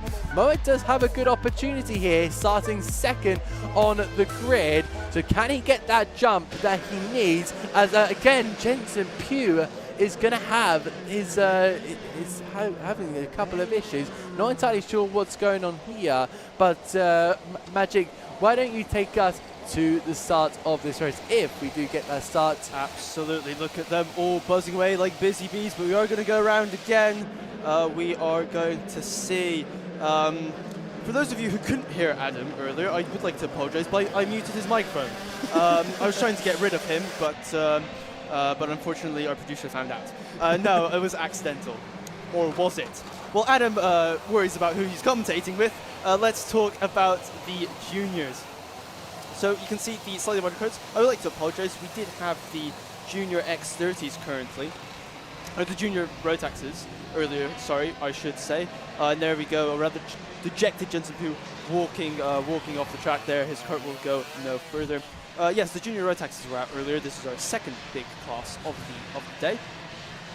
And we can see, as the drivers there warm up there, that's the number 2, Taylor Orridge, who obviously number 2 denoting he finished second in the British X30 Championship last year. And we will see whether he can put in a startling performance in this race. 23 alongside him with Jack Movat. We will see what happens. The driver's getting very, very impatient, if I may say so, but we're coming up to the start now. Lights are away, and we go down. Look at this. Plenty of bumping and boring, but as you might expect, and Taylor Orridge retains the lead. Our second place man has flown down the lead, and it is just, where do you go? Where do you look? I can't even begin to tell. But we're coming up, and that's a 66 off, but no time for that, because, I can hear the bumpers crunching into each other. The smashing of plastic, which will no doubt be very expensive when they come back to the pits. bit. But down the hill we go, and we have a new race leader. That's a Burl Kart. That is a Burl Kart. I can't quite tell who it is. It is Lewis Insulin. Lewis Insulin has taken the lead of the race. A very competitive driver last time out in round 1, and he has taken the lead with a big amount of pizzazz, and really taking that to full advantage here. A lot of cars still scrabbling for grip, trying to find something along this circuit, and that is the triple nine. Is that Cameron Edmond? Oh, who's had a look at something? That's the 22. That is going to be Charlie Myers, who's unfortunately gone off the circuit, but they hopped their way through, and it does look like Cameron Edmonds has gone from 7th up to 3rd in this first lap. Absolutely scintillating stuff, but it looks like Lewis Islin has conceded the lead here. Taylor Aldridge has managed to take it back here, sliding their way in one of the cars, looking very, very close. And you can see there, Magic has his head in his hands, very, very close there between the two cars. Well, more like 4 cars. They're all so bumped up together here, heading in towards Ashby, continuing to try and just search that grip. Look for many positions here. Up the inside goes the 23 there. That's a super move, and I'm not entirely sure who that was. Almost, that's Jack Moa. Just had a look there. Jack Moa, who started 2nd on the grid here, is now looking to try and make some more places up. The 96 of George Quartermine is now having a look here on Mo once again, and sliding back through, but Mo's not going to have any of that. They're absolutely tooth and nail heading through that last section, and that's I believe the 30, maybe the 33. It is, sorry, the 38 of Macaulay Guy, who is looking to try and pick up the pieces at any time possible. Absolutely. Talking about there, you can see the different lights. Look at the state of these cars. They already look like they've been in a mud bath, which I'm sure will make the mechanic's job of cleaning them absolutely delightful. But we can see Taylor Aldridge there. I believe the sun's coming out, so hopefully his track will dry slightly faster. But we can see Taylor Aldridge still leading the way, currently the fastest lap of the race by about 0.4 of a second. So has a little bit of a time advantage. And oh, we have a battle here. That's the 38 coming through the shot. That is Macaulay Guy. Macaulay Guy is gaining the position of it. Is he going to bring the 96 along for the ride? Oh no, not quite. So the 38 up a position. I love watching these different lines. The 96 is a different line. He hangs out slightly wider into the boot, slightly slower in, but then he's got a much straighter line for the chicane, and it seems to work on the previous lap. Plus lap again by Taylor Aldridge. He's cut it down now. He's still got 3/10 advantage to the second place flyer, Lewis Island. But that is really all that's happening there. Heel flags out. There's a car there. I think that's a 68 or a 69. Can't quite tell from this distance, but never mind all that, because there is the battle developing here between these 3 carts, or 4th cart in a minute. There we go. That's a 69. That's Harry Kale, the novice, unfortunately out. And oh, it's getting very, very tight into Ashby's. But I believe they've all made it through in one piece, or hopefully will. Oh, the 17. Oh, plenty of water action there as the 17 gains that position, which was George Edgar there, getting higher up there. George Edgar has made up some massive places. He's up to 11th place and looking to knock on the doors of the top 10. The youngest of the Edgars in the family, of course, related to Johnny Edgar and Jessica Edgar, was seen playing tennis and cycling with Jess a couple of weeks ago, post round 1. With George Edgar really looking competitive here. He's got up to 7th. My goodness me, he really is a racing kind of, more of a race kind of driver. Is he? I haven't seen. Is he better at tennis or at motor racing?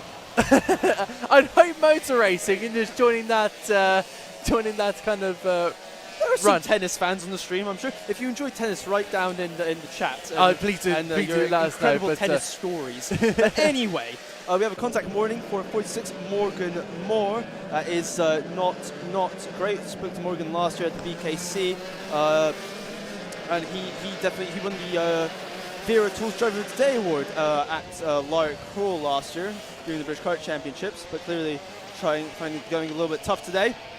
Another warning from race control for Dylan Masters there, but we will see later on what happens regarding that. But we've got the 16 going through our screens now. The 16, which is Aaron Richardson, Whitman fighting with the 73 of Harry Walsh.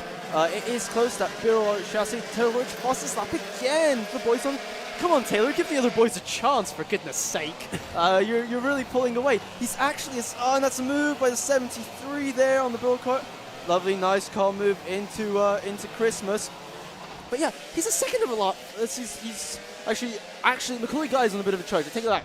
So he's only 2 seconds of a lot faster. And it is getting close out of Ashby. There we have the 85 on the left. Going through the screen, the 85 Monty Braithwaite. Then he's going to lose the position again to the 79. It's a bit close, but we've made space if there wasn't space to begin with. And that's Harrison Leach gaining a position. I suspect, oh, there's a bit of, don't worry. Don't worry about that. Monty Nobi saw that. But this, I believe Monty has a little bit of eight on the 14's out. The 14 is out of the race, not 100% sure. There we can see the driver dejectedly walking back. And the 56, I can't keep up with this. The 56 is off now. That's Ethan Higgins off the track. But yes, now we're back with this battle. Oh, a little bit of contact, but it's okay. No one saw it, no one noticed it. But yes, we have this exciting battle between the 20 and the 17. You are really getting out of breath here. Up the inside, going to 17. George Edgar makes up another place there on Mayan Patel, but Patel manages to take that back. So a lot of these drivers just seem like they're more of a race driver compared to their qualifying pace. But of course, they had changeable conditions in the last stages. George Edgar saying, work with me. No, and then Mayan Patel says, nope, I'm going to overtake you, my friend. I want to get ahead of you. But George Edgar just has to continue working his way around here. But the BLLT of Mayan Patel just continue to hassle and hound here. And this is going to put George Edgar into a really good position. Meanwhile, there's a kart right behind Mayan Patel. Do you know who that is, Magic? No, but I bet you do. Yes, that is Rocco Shenton, who started 33rd and last. He has made his way up to P8 in this overall standing. That is unbelievable. I can't believe that 86 has managed to fly his way up the field here and is going to put himself into a really good position, possibly for Heat 2. Continuous battle here. This is the number 12 here of Lewis Islin, who is being put under pressure here by Macaulay Guy, and it's actually Taylor Aldridge currently in P1. That number 2 car is the only driver who's currently lapping in the 1 minute 1. He's gone and done a 1 minute 1.5 last time out, but Macaulay Guy did a 0.019. And Lewis Insulin is struggling away here. The 20, that's Mayan Patel. Mayan Patel has had a moment and he's off into the grass. He's off into the puddles. And unfortunately he's out of the car, out the race. And now leaves George Edgar to battle away here with I believe, that's Rocco Shenton. No, it is the 38 Macaulay Guy. I think he may have fallen down a little bit. Final lap of the race, and we're now we've been blabbering on away here. Lewis Inslin is just continuing to hold up Macaulay Guy here, but Taylor Aldridge has really had an astonishing performance here.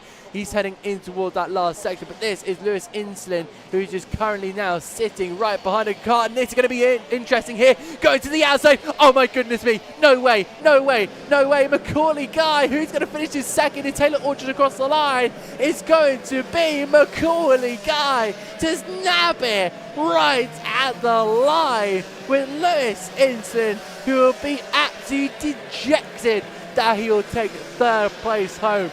George Quartermain takes fourth. Jack Mower drops down from second to fifth overall, with George Edgar finishing in sixth place. And from last, Rocco Shenton up to seventh, with Sam Branson, Harrison Leach and Monty Braithwaite rounding out that top 10.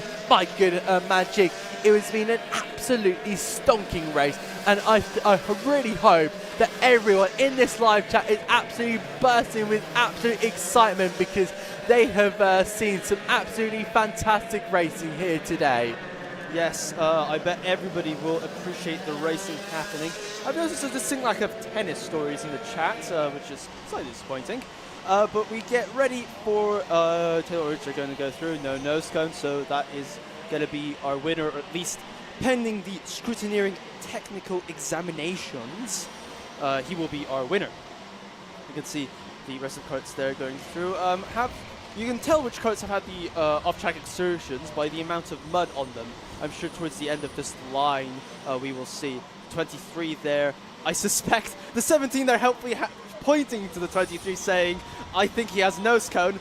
I don't think you need to do that, but you know, well done for helping the officials, I suppose. The 23 there. The 23 there did have a nose cone, but in general it was a pretty clean race in terms of the racing themselves. 69 there getting a penalty. The difficult thing is we don't really know in this queue of carts who has been lapped. Obviously we've got the timing screen which we could look at, but obviously when the lap carts get mixed in, obviously just by looking at this it is difficult to tell. But it was a pretty exciting race, wouldn't you say? So, any standout moments for you? For sure. I think it was just, it went under the radar until halfway through the race, but that George Edgar and Rocco Shenton kind of breakaway through the field. There is your overall Taylor Aldridge, who put in a P1 and a stonking performance there, when it's going to be Macaulay Guy ahead of Lewis Inslin, with George Corsaman and Jack Moore. George Edgar placing in 6th, a really stonking performance from him, with Rocco Shenton and Sam Branston putting in 7th and 8th. Harrison Leach there in P9, followed by Monty Brathwaite, with Harry Walsh in P11 and Aaron Richardson in P12, with Max Ewell in P13, and then of course 14th will be the number 87 of Max Cooper. Sebastian Dew, followed by Alexander Benedictus, followed by Sasha Bagley and Morgan Moore, with Alex Dodds and Henry Ryan running at the top 20. Joshua Byrne, followed by Charlie Myers with Noah Goodfellow, and then Charlie Blenkensop, who was getting a lot of support in the chat there. We saw earlier. He only finished 24th, but he's hoping for a better race next time out. Dylan Masters ahead of Isabel Banks, and then it was going to be Ethan Higgins in 27th. And then we got some DNFs here. Maya Patel, who was right up there until the last couple of moments, unfortunately falling short, with Harry Khalil. He was also another one to fall foul in the latter stages in that number 69 car. Finley Allen and then Jamie Fagham, really unfortunate there for both of those.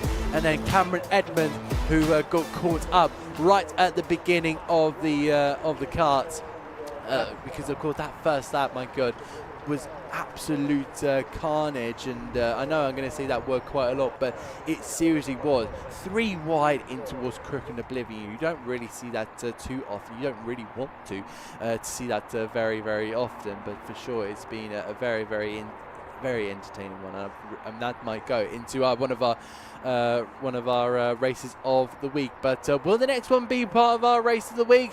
We'll have to find out. And we now move on to our X30 seniors.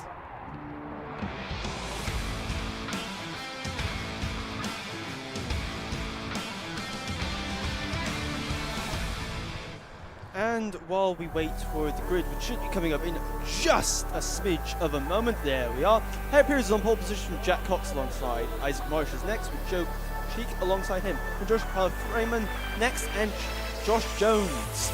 Katie Ashman and Henry Gregory are on row 4. Harry Maynard and Dale Lewis next up, and then Alistair Cresswell and Ren Ickburn. Then we have Macy Hitchett, Jensen Buckingham, Eddie Dumbleby, David Maffzel, and Harrison Morrow and Harry Trophy. Morgan Hill and Kieran Farber are next up. Oliver Harris and Archie Heron share row 11. Jaden Gregg and Ollie Cook are on row 12. Now we have Taylor, Natalie Dabek, Kinley on Gino, and Ollie Kin next up. Ollie Stilk is on row 15 with Dovin Dalu alongside. And then rounding up our grid will be Piotr Dravich. There as we watch the carts exiting the pits, the senior X30s, the most powerful carts here today, apart from the senior Rotaxes, because they're about the same for those. apart from senior Rotaxes, they are the most powerful. Anyway, that aside, we can see the carts warming up, and we have a spinner. Whoa, careful! Nice one, guys, avoiding him. Hopefully, we can reorganize ourselves after that. But yes, the senior X30 a very, very competitive class, as all the classes are here today, to be honest. But this is one of the higher speed ones. Even in these wet conditions, definitely the track is drying out, still not even close to contemplating slicks, but the rooster tails behind the rear tires are dying down. Everyone, come on guys, still heating up your tires. Come on guys, nice and steady for this start. The 19 there alongside the 27, our pole man, Harry Pierce. Nice and steady chaps, so that we have a nice clear start, and that we can get going in one go. Everyone's going to start bunching up soon. Oh, and I think that's the 50 having a problem. I think he's oiled up. The 84 I think is oiled up. I think we're going to go around again. Yes, we are indeed. So let's talk oiling up, what it means. It means when essentially your spark plug gets absolutely doused in fuel. That prevents ignition, and that means that you don't really get any spark in the engine, and everybody knows that spark in engines is vital in a ICE, as they say in the industry, or an internal combustion engine for me and you. So hopefully, I think we've got another car out. I think also 41. There we go, the 50. That is really going no further. I mean, realistically, when it oils up, the only thing you can do is change the spark plug. A lot of mechanics like to blame the drivers for that, which is rather annoying, if I'm going to be perfectly honest. But it is unfortunately just sometimes one of those things. It can be prevented by not going too slowly on the formation lap and trying not to douse it in in petrol. But sometimes it is really just one of those things. As we can see, the 41 now being retrieved. That's Irvin Marcel. He will be going no further in this race at least. But hopefully, the second time around, we will have a clean start. Most of the carts hopefully have been pushed aside to a nice safe place. Oh, and I think, is someone struggling? No, I think they might just be regaining the grid spot. But we're about to find out for this senior X30 race as we get going. Plenty of throttle, and we are away. And down we go into the first corner to 27. There, oh, he's gone a bit wide. He's run wide. He's going to lose position, and the cart's died. I don't believe it. Harry Pierce is falling down the order. I think he's got it restarted, but that was a disaster for our pole position man. Plenty of different lines through Christmas. Don't be careful, guys and girls. We gotta just be neat on this first lap. But that does mean we have a new leader going through our screens. At least, oh, and the 27 is off. That's Harry Pierce. He is having a nightmare. He really, really is. He's got off twice in the space of 6 corners. Look at this pack of 5 heading in towards Ogier. This is, I believe, for the race lead. They head their way down towards the boom once again, and look how close these carts are. Look at that. I think that's the 95 there around the outside in the Imperial ART livery. They head their way in towards chicane, and we're going to get our time screen updated. That's a big old move for the 278. That is Natalia Dabeg, the Polish driver, in towards the chicane. That is a very aggressive maneuver, but she managed to make that just about stick. So it's Jack Cox leading the field ahead of Josh Palframan, and then Joe Cheek, but not for long. Up the inside goes the 70 of Joe Cheek, and I believe she can manage to get that maneuver. Oh my goodness me, swinging that around the outside. Henry Gregory, then Archie Heron and Harry Maynard round out the top 6, but they just continue to battle away. Up the inside, I think there was a bit of a biff there on the entry towards Ashby. Switch there to the left-hand side for the 77 of Henry Gregory, and a couple of cuts there out onto the grass. A lot of aggressive maneuvers. Oh, that's a big one. That is the 20. That's the 28 there. That is going to be Josh Palframan, who recorded second place at the last loop round. That's a mouthful to try and say. Now we've got a load of battles going on. They're just continuing to keep themselves in very, very busy. They head their way through the chicane and on toward the next lap here. Jack Cox just sitting in that number 19 car, happy as a human being can be in the rain. He's 1.1 seconds ahead of Henry Gregory, who's really feeling the pressure here from Joe Cheek in behind. That is the 77 and the 70 passing away with 5 minutes and 30 seconds left to go of this race. Yes, indeed. So Jack Cox is leading. He started on second place on the grid, but after obviously Harry Pisser's quite entertaining, shall we say, first lap, he has taken the lead. Plenty of swapping and changing, as we can see, as we head down into Ashby. And that is a car off. That's number 40. That's Isaac Marsh. He was third on the grid. He is now going to drop a whole heap of positions with that. And clearly for our front guys, it is not going their way at the present moment. 77 going through your screens. That is Henry Gregory, followed closely by Joe Cheek there. Cheek there, I think, having a glance down at his nose cone, I think he's a bit worried that he may have given a bit of assistance there. Morgan Hill fast lap of the race. That's your fourth position man. But as we go now up the hill to Christmas, slightly different lines. You can see again that tight line, you know, breaking off the rubber, important in these more powerful karts. As we now go down increments and into Ashby, the hairpin. I mean, it's if I was being pedantic, I'd say it's not 180 degrees, it's 170 degrees really from a trigonometric point of view. But let's not get bogged down with the mathematics of the situation. As we now head out of Ashby for those karts, we will see where the action is taking place. We still have the 77 there. Again, slightly tighter line, braking on the rubber. There we have the 70. Again, pressuring him. Slightly different lines, but no one's really making a move. Look at them lean, trying to shift their body weight in the corner to lift up the wheels to get the kart to rotate. That's so important in the wet conditions because the cars become lazy. They become about as responsive as about a 10-year-old mattress to drive, which is why you need to shift your body weight to try and get it to pick up the inside rear wheel to get it to rotate. But it is definitely, and that's someone pulling off. I think that's the 93 there. We're going to get confirmation. It is the 93. I believe they might be further on down. And we're just looking at it. Harry Maynard. Thank you very much for pointing that out. So Harry Maynard's had a bit of an issue. I think the engine may have just completely cut out there. So very, very unfortunate there for Harry Maynard. But he's going to have a very dismal time up the inside. The 29 of Morgan Hill having a look here at Joe Cheek. So those fastest laps being put in consecutively by the 29 of Morgan Hill. And can Hill now have a look in towards Christmas corner? I think it's not going to be done down in towards this corner. I think it's going to be done down in towards the third corner of Christmas. But getting very, very close here. Is Cheek going to do anything about the driver up ahead of Henry Gregory, or are they just going to stay in position on the brake this time to gain a little bit of confidence and build and place down the rubber? I want to give a bit of a shout out here. Ollie Still, I believe the brother of F4 driver Gabriel Still. Unfortunately, Gabriel is not going to be racing in the British F4 Championship, but he did very, very well in the rookies last year. Ollie Still is coming from the back of the field here and really putting some great manoeuvres, finding himself up to P12, but just continuing with this three-car battle here of Gregory, Cheek and Hill. Who is going to have this position here? It's just all about just getting that extra bit of momentum here. Morgan Hill did record the fastest lap last time out, and it was a 1 minute 0.55.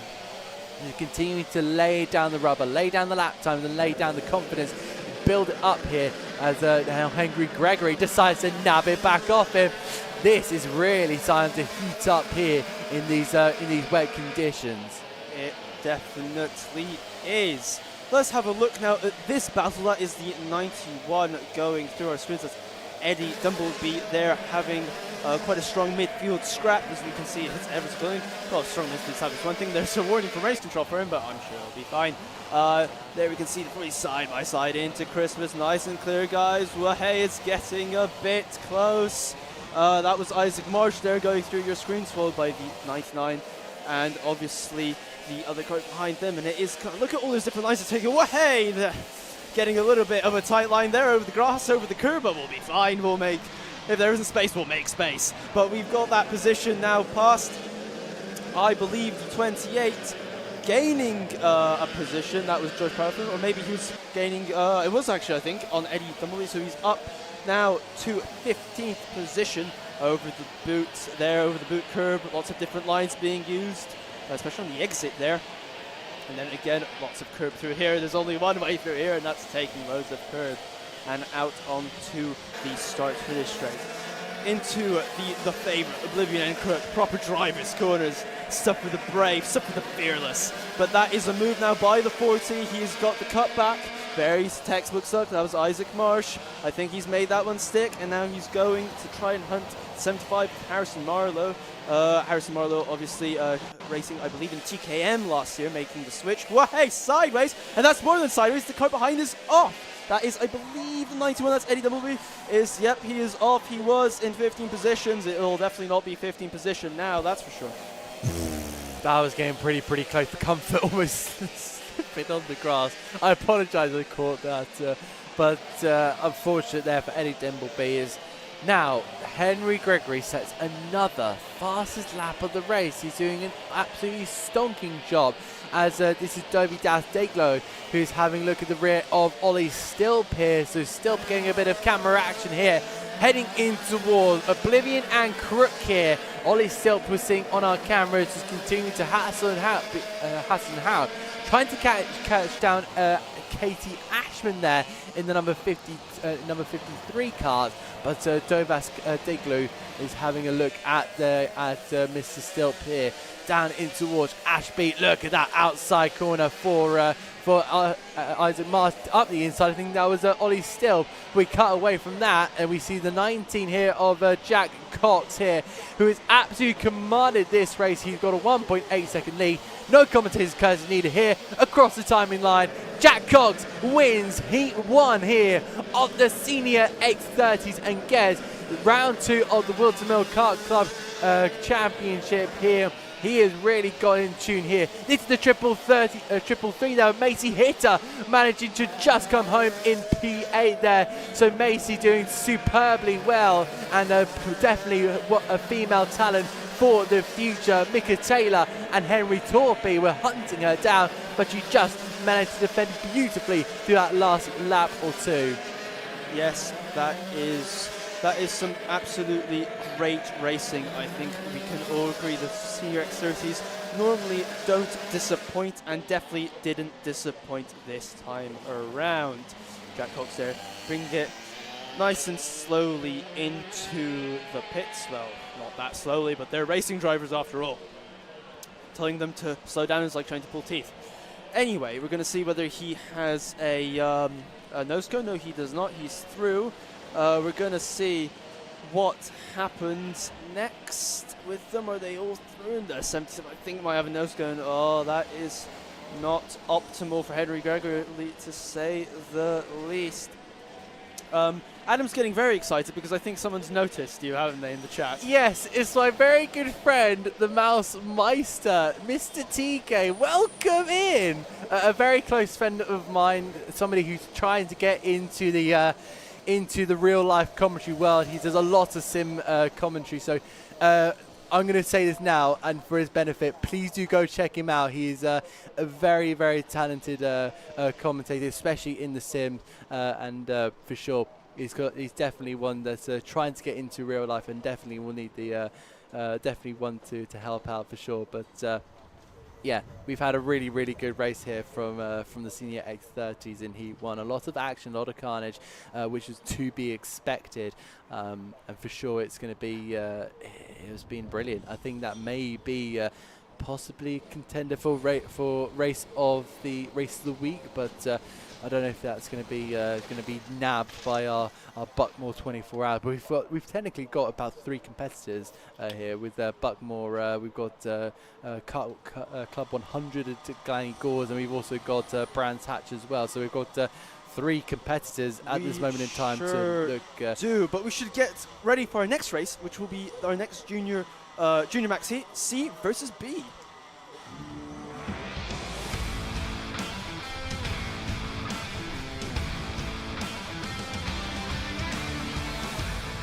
Well, we will be getting ready to see the grid for the next race for the Junior Rotaxes. Third, Stuart Dixon going on pole. Jack Barker's alongside Zach McDonald next up, followed by Alfie Thompson. Third 3 is Benjamin Baker and Riley Fisher. Then we have Charlie Neve, Devlin Nolan, Oz Robbie, and then Cam Sims. Thomas Hill and El Snow are on row 6. Then we have Toby Bedford, Logan Mulder, Desmond Bennett, Harry Russell, Lucy Wheeldon, and Blake Southern. Then we have Ethan Hatch, Charlie Wolfit, Michael Dalton, Toby Street, Harjava Kogan, and Jensen Hinchcliffe. Then Autumn Hansworth, Kenneth Kumeta, Daniel Callaghan, Ben Morgan, Oliver Falk, and Jensen Powers. And on the final row, we have Harry Wilch. I think I just managed to get through all the juniors, and because we have a very big grid, hence why they have been split into C versus B and B versus A, and so on and so forth, to allow all the drivers to have a heat, because I think everyone listening would agree it'd be kind of unfair if they just let half of the drivers have a grid and then the other one wouldn't get a race because, well, life's tough. So we try and keep it fair by letting everyone race. There we can see the 167 of John Dixon Cone on pole position, the best position, because, well, you're starting first. There's no real trickery about it. That's a relatively simple part of motor racing. But in the rain, the nice benefit of that is that you get a clear track as well, so you're not stuck in the rooster tails and the water coming off of everyone's tires, so you have half a chance of seeing where you're going. Which really helps with lines, believe me. Starting in the mid-pack for a senior Rotax race with 34 drivers is one of the most terrifying things I've ever done. I'm sure that I can imagine that heading through the last couple of corners, getting a shower of rain and tires going at you. Then you get that. It was a shower of sweat for me. I was terrified. I'm sure you were. And then you look to your right hand side, and look, a car's coming across you. Just go home, give up, quite frankly. Just wait for it to dry out. That's my advice. Yeah, you're just gonna drive back into the paddock and be like, I'm done. Yep, 100%. I mean, you're better off bringing oars someday. Seriously, don't bother. There we can see some of the rest of the grid. All the mechanics, there we go, with their very expensive haircuts, no doubt, waiting for their drivers to get out on track, giving them a helping hand, a little nice push there as a form of encouragement. And we will see, hopefully the juniors keep it nice. It is definitely, now that the sun's moderately come out, the track should be drying slightly more. Hopefully we'll be having a damp track rather than a fully wet track very soon. There we can see there's still no drying line. Let's not get ahead of ourselves. But it is still very, very much wet and not sodden. That's I think that's the key thing. But the mud obviously will still be absolutely entrenched with water, so there will be no coming back from that. And someone is off. Speaking of going off into the mud, that's the 77, Harry Roach.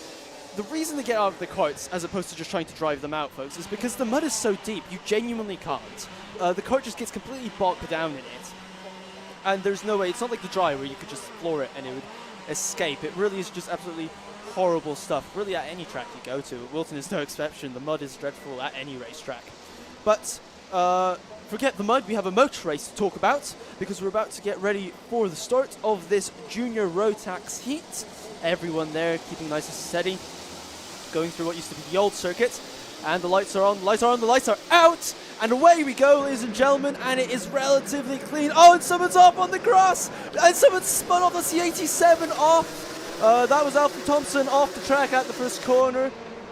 And as a result of that mix-up, the 195 is also going no further. That's Charlie Wolfit. I think that's a technical problem, though. And that's another car off. That's a 24. That's a Thule Motorsport machine. Spins it back round. Miles Robbie there, who's actually quite high up. So that is not great. Green flag's out, so hopefully no further incidents around the lap from what we can see. But we're obviously looking at the tail end of the pack through the pictures. But as you can see, because of all that, and someone's gone around again, and they've taken someone else for company. Don't want to leave a friend out. That was a 148 spinning round. I think it was slightly further down the field, might have been the 140 actually. But that will affect them, of course, quite badly at this early part of the race.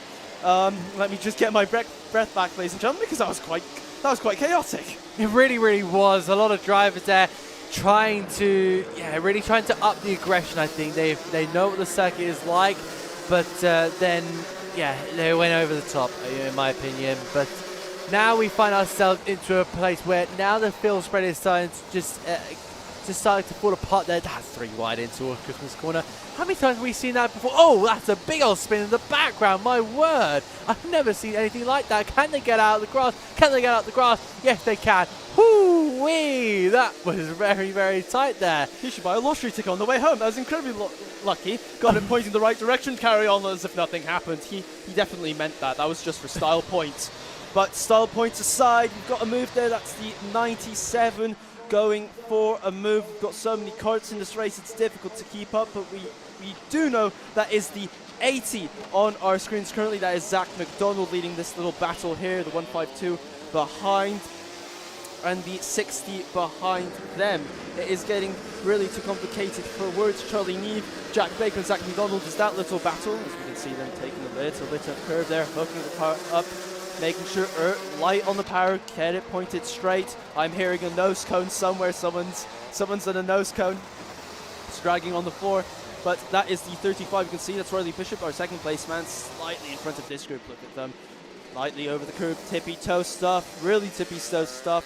Still taking that wide line into Ashby, not nice and smooth. No heroics. We just need to make sure that we are keeping the power down as smoothly as we can.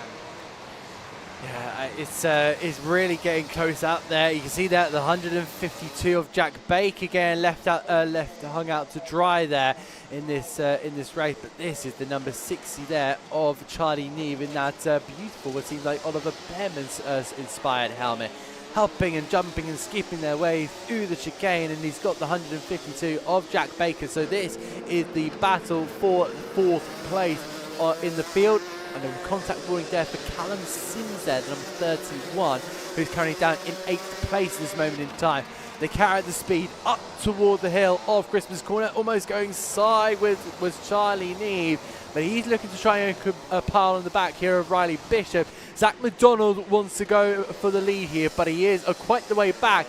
He has taken the fastest lap, but he's got a 3.5 second gap to bridge here to Joel Dixon Cohen, who really has had no issues whatsoever. He just led from the front. The minute he was through Oblivion and through that first lap, to be honest, he managed to get that maneuver. He's managed to stay out in front. Charlie Neville, however, has made a maneuver on Riley Bishop. So Bishop's now starting to tumble through the field, and I wonder if Jack Baker's now going to have a look at that number at that kart. Again, just really slowing that kart down, trying to shorten the circuit as much as possible. With 3 minutes and 45 seconds to go, I think there's a definite opportunity for this top 5 to change of Dixon Cohen, then McDonald, who's closed that gap down to less than 3 seconds. Charlie Neve, then Riley Bishop and Jack Baker as well. Oh, massive amounts of changing here.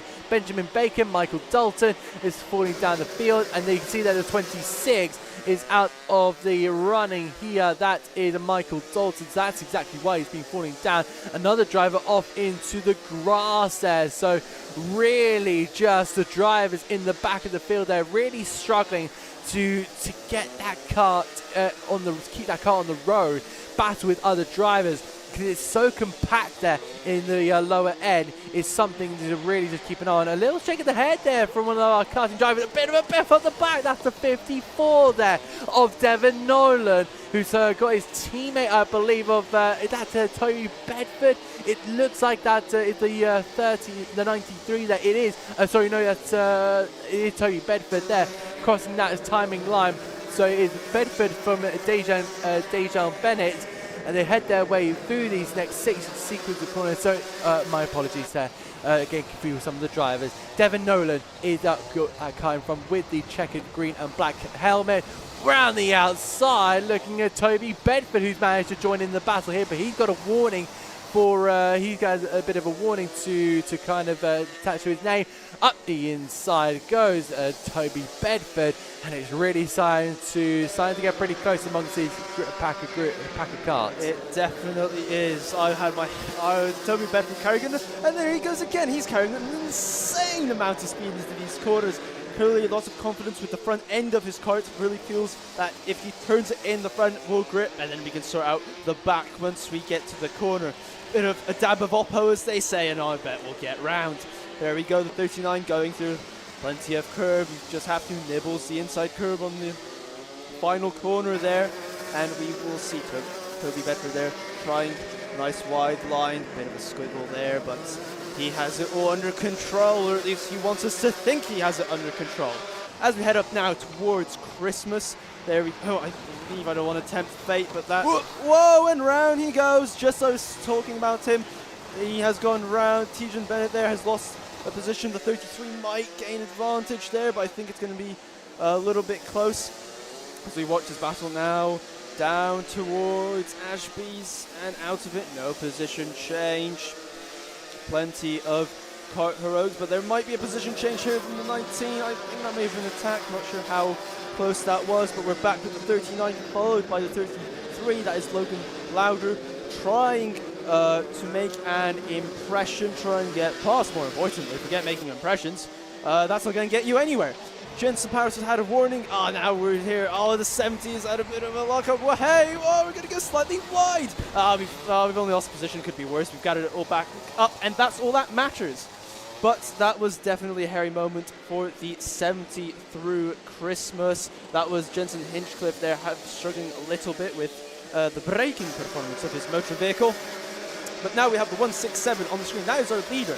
We have just 15 seconds left on the clock. Slightly less now, but he's in with blue flags. Blue flags territory. Scary stuff. Also, you race leader because you have got to try and find a way past. He's going to try and lap the 70s now. 70 makes room. Well done. Nice race manners there. Don't have to drive the track. Don't have to drive off the track that much though. But nonetheless, making space for our leaders. Very nicely behaved there from the 70 Jensen Hinchcliffe. I think it's important to call out when drivers have the courtesy to do that when they're being lapped. But the final lap is upon us, Adam. It is, and Zach McDonald, currently in second place, has managed to get through that those couple of drivers there. I believe that was Oliver Bowe and Jensen Hinchcliffe, one of the German drivers, and of course Hinchcliffe in the 70. That's who they were trying to lap, and I think McDonald got an easier opportunity through the boot section. They head their way on toward the right-hander of Ashby, and Zach McDonald is closing in, but we've got a spinner in the back here, but that's not what we're focusing on, because this is for the lead of the race. Diving it up the inside, Joel Dixon Cohen has now put a car in between him and McDonald. McDonald is going to try maybe going around the outside, but of course blue flag will be a thing. He just managed to get around the outside, but look how much time he's cost him in toward the boot and on towards this last lap, and how easy Dixon Cohen got it. He's got it pretty easy. That's not Dixon Cohen. No, it's not, guys, this is Dixon Cohen across the line. It's 2 for 2 for Joel Dixon Cohen. He finishes just 6/10 ahead of Zach McDonald, and even with that back marker, still Zach McDonald with 3.5 tenths clear. So the final could be between Dixon Cohen and Zach McDonald. That was the 63 there of Oliver Bowe. The German is having a few difficulties out on that track in that cars. For sure, we've had a really good race there. Charlie Neve in that Oliver Behrman inspired helmet, what seems like from my eyes takes third place, but really good from everybody here. What a race we've had. Another brilliant race here to add to the collection, and we'll put on the shelf of the Whilton Mill Kart Club Championship. Absolutely. I have a bit of an Oliver Behrman story. I'm just going to say that we did a test once and I was faster, so I could pretty much be a Ferrari driver. I'm not boasting or anything, but I'm just saying, Vasseur, when you've got him over, give me a bell. I'm pretty much unemployed at the present moment in time, so I'll drive one of your Ferraris if I have to. Anyway, my racing driver dreams aside, let's have a look at nose cone watch and see if any of the drivers, whether they have any penalties. I think we've been relatively well behaved. I think it should be, so you know how you get a penalty for a nose cone? If you don't have a nose cone, I think you should get like a gold star, like well done you. I feel like that would be a great incentive. Especially if you do it throughout like a whole weekend, like. If you do it throughout the whole weekend, you get a chocolate bar. That's gonna is that gonna really tempt the drivers a lot? Because then they're just gonna play it too safe when they're not gonna want to make any maneuvers. I know it's question. Life is based on choices. It's all the choices you make in life. So you can either have the chocolate bar or win the race. It's really up to your choice. Yeah. I would. What would you go with? What would younger you go with? What do you mean younger me? What would I go with now? I'd go for the chocolate bar right now. And yeah, I don't need to win the race. Forget that. So you want to trundle about in 34th full race? I'd probably go for a Twix if I'm being honest. But my love of Twixes aside, I think we're getting ready for the next race, which will be our first senior Rotax heat.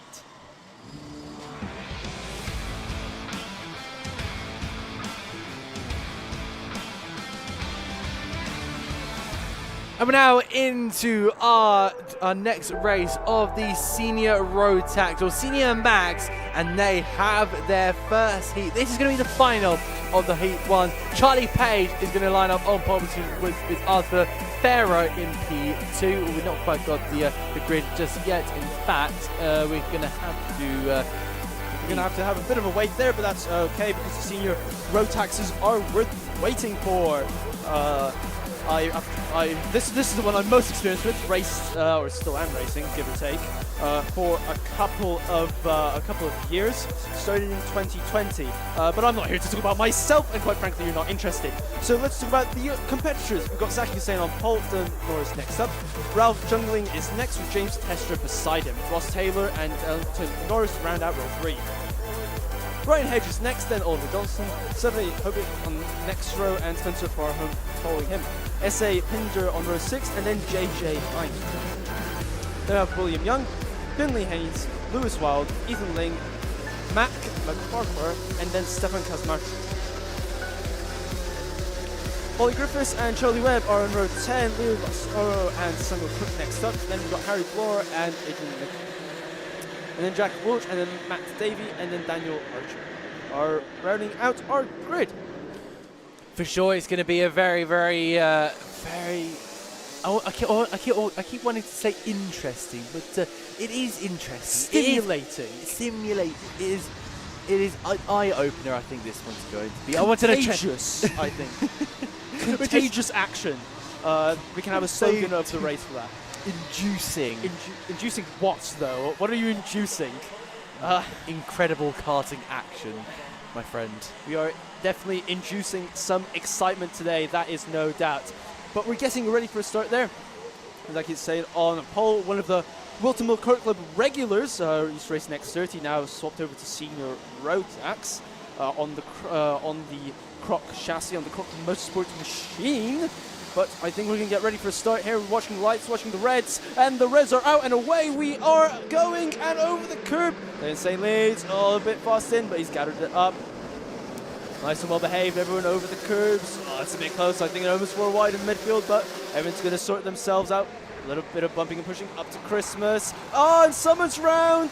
Oh, I didn't quite catch. Oh, and there's contact. Ethan Ling has bent side pod. The 50 to 74 are definitely involved there for sure. I mean, that's gonna take some clearing up, at least trying to reorganize us. Another car's up. That's a 99. Spin it back the one way. Oh, we just managed to get away with that. That was Daniel Archer, and I think there will be some. Oh, there's some more cars off. Oh, I think someone. Oh, forget all that, because here we've got a battle. That's a 1-2-1 scrabbling to take the win. Oh, that's sorry, 1-2-5. My apologies. That's Ralph Jungling and James Tester going at it, hammer and tongue. One of those words will definitely fit into that sentence. We'll get back to it later on. And 157 is that's Finley Haynes. Oh, calm down, everyone. I'm sure we're going to be okay. Anyway, we will be okay. We will get through this. Ralph Jungling had just been given a warning for contact, I believe, and so has Leo Licastro. So both of those drivers have been issued a warning, but on towards Christmas, it's just what seemed like a car park a lap ago. Now it's just a clear field spread as they head in towards those next corners. Be careful, don't go too wide. Everyone is just really trying to find that piece of grip whilst they're battling with everyone else. And it's such a difficult scenario to be in. I'm sure you, my friend, have been involved in this situation many, many a time. He's really just having to look at, oh my word, that's being wide into ocean. How many times do you see that? barely any. My word, we're really getting in the thick of the action today. The number 24 here, this is Charlie Webb. He's leading Oliver Johnson and Macbeth Farquhar, Lord Farquhar as he is known in the Whilton Mill Kart Club paddock. A very legendary man, a very legendary driver as well. He's falling down to 11 according to our timing screen. They're just etching their way on towards Christmas corner. They have to really apply the pressure a little bit slowly on their throttle pedal, really closing in. That is Ross Tyler having a bit of a tussle with James Tester. So that is for the bottom of the podium spot. That is the final position there, heading in towards the hairpin. They're just continuing to turn the wheel, lock the wheels, and just use as much turning as possible. Is Zaki Hussein still up at the top end of the field, followed by Ralph Jungling, and a 2.8 second advantage. Last time out, bit of a tap there from the 17, and that is going to be a little bit naughty, I believe in there. The 148 there of Harry Blue is had a little bit of contact there. The Spaniard, as I saw on the side of the car, you may, if you go over to if you do find that's the number 146 of Harry Blore in the car, you will see the Spanish flag on the side there. So they've had a real good tussle here.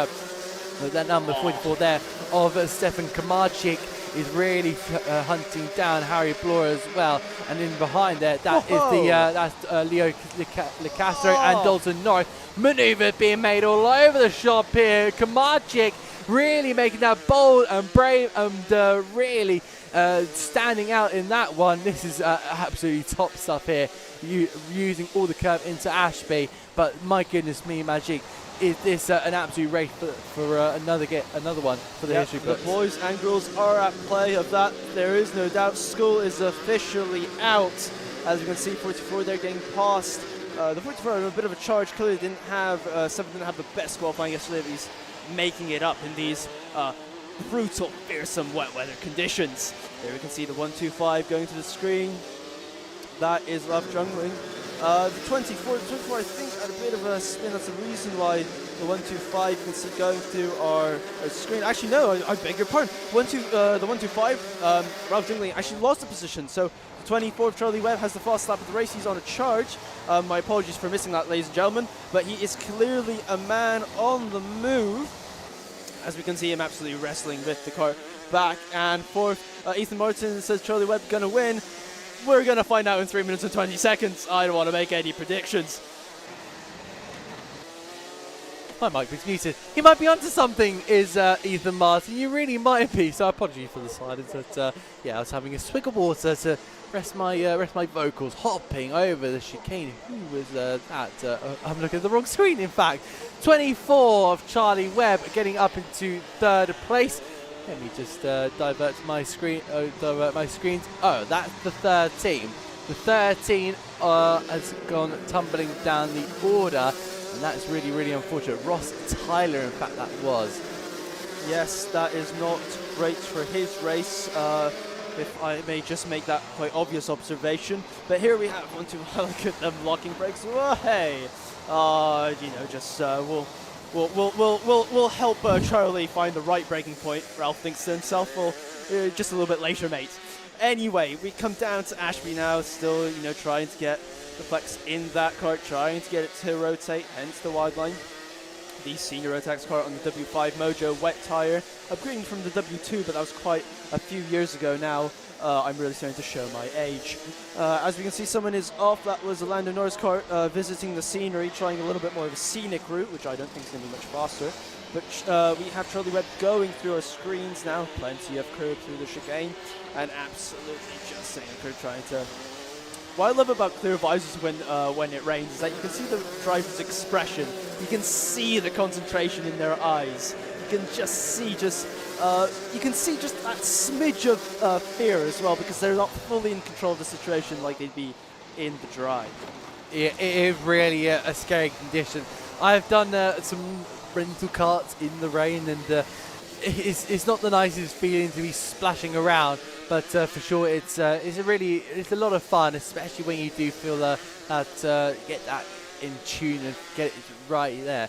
Stefan Kamarczyk, which is heading through the scenery, heading through the camera there. But this is Charlie Webb, who has really been very, very quick in the last couple of laps.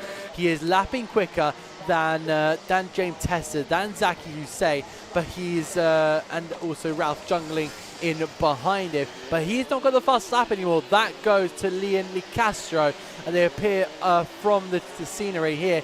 Leo Licastro is being chased down by Harry Blore, I believe. Sorry, no, that's no, that is Harry Blore ahead of Leo Castro. So Harry Blore being racing for Precision Racing.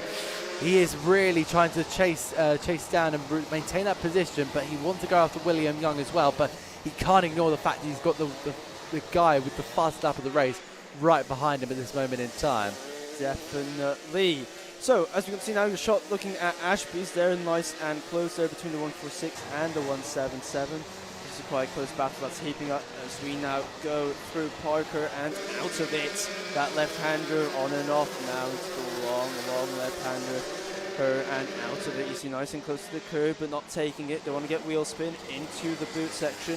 That's the 13, which is being lapped. You may remember that spin. He's actually pulling off into the pits. Has enough of playing around in the water, and I think the 146 having some attachment issues on that NASA panel. I think it's come slightly undone, but it's hanging on the remaining two bolts perfectly well, so really nothing to worry about.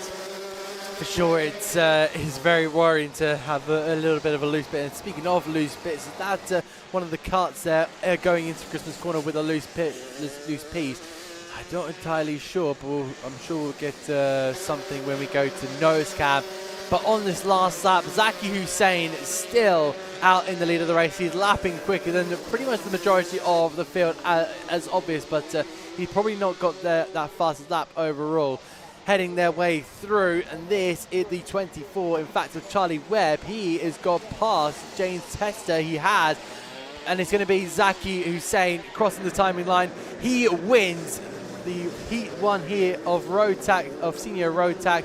Brilliant stuff there, but Charlie Webb with a brilliant fight to head home in second. Ahead of James Tester, Ralph Jungling will come home in fourth with Stefan Kamarczyk and William Young. Harry Blore in P7 with Leo Licastro, Ethan Ling, and it's going to be the top 10 rounded off by Dalton Norris. And there he is ahead of Mac McFarquhar, but batting over the chicane once again. This is for the lower end position.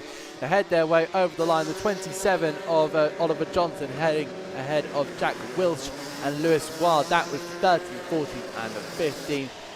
Another entertaining race. Oh, that's a bit of friendship being made there by the two cars.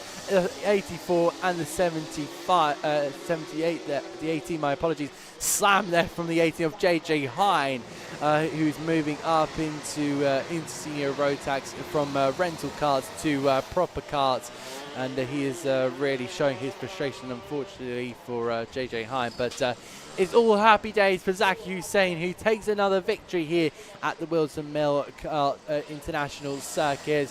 The 24 will be handed a penalty. Charlie Webb had one too many bashes of that nose cone, and unfortunately will now find himself tumbling down the order. And 125 of James Tester. That's got a proper investigation going, but he looks okay. What about Stefan Kamarczyk? He's okay. And a lot of these drivers seeming to be okay. Now we get into that was James Tester. So maybe talking about Ralph Jungling, who are being okay. So both of our two podium sitters now got penalties to deal with. So that will probably give it to Ralph Jungling and Stefan Kamarczyk, because they were both okay in the nose camera. Yes, that will affect them in a pretty negative way. I think we can all agree on that. So as the remaining carts, as you can see, everything being checked, or the rolling wreckage being checked anyway, about who has nose cone and who doesn't. I think that was a pretty good, pretty exciting race, I think. Senior Rotax is, as always, not failing to disappoint. But we are ready for our next race. And that race will be, Adam, my friend, IAME Waterswift Restricted and Rotax Cadet.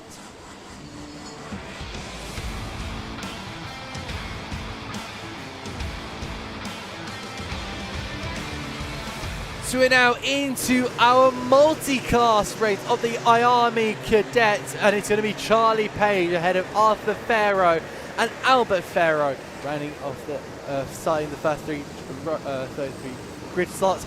Dewey Hockbridge in P4, followed by George Klimo and Tommy Klimo, the two brothers starting on the third row of the grid. Then it's going to be Finley Beadle with James Devereaux and Harris Barnes with Darren Dimitrov. Rounding out the top 10, Maximilian Abraham will be in P11, followed by Joseph Davies and Teddy Higgs, followed by Harry Knight and Oliver Dawson.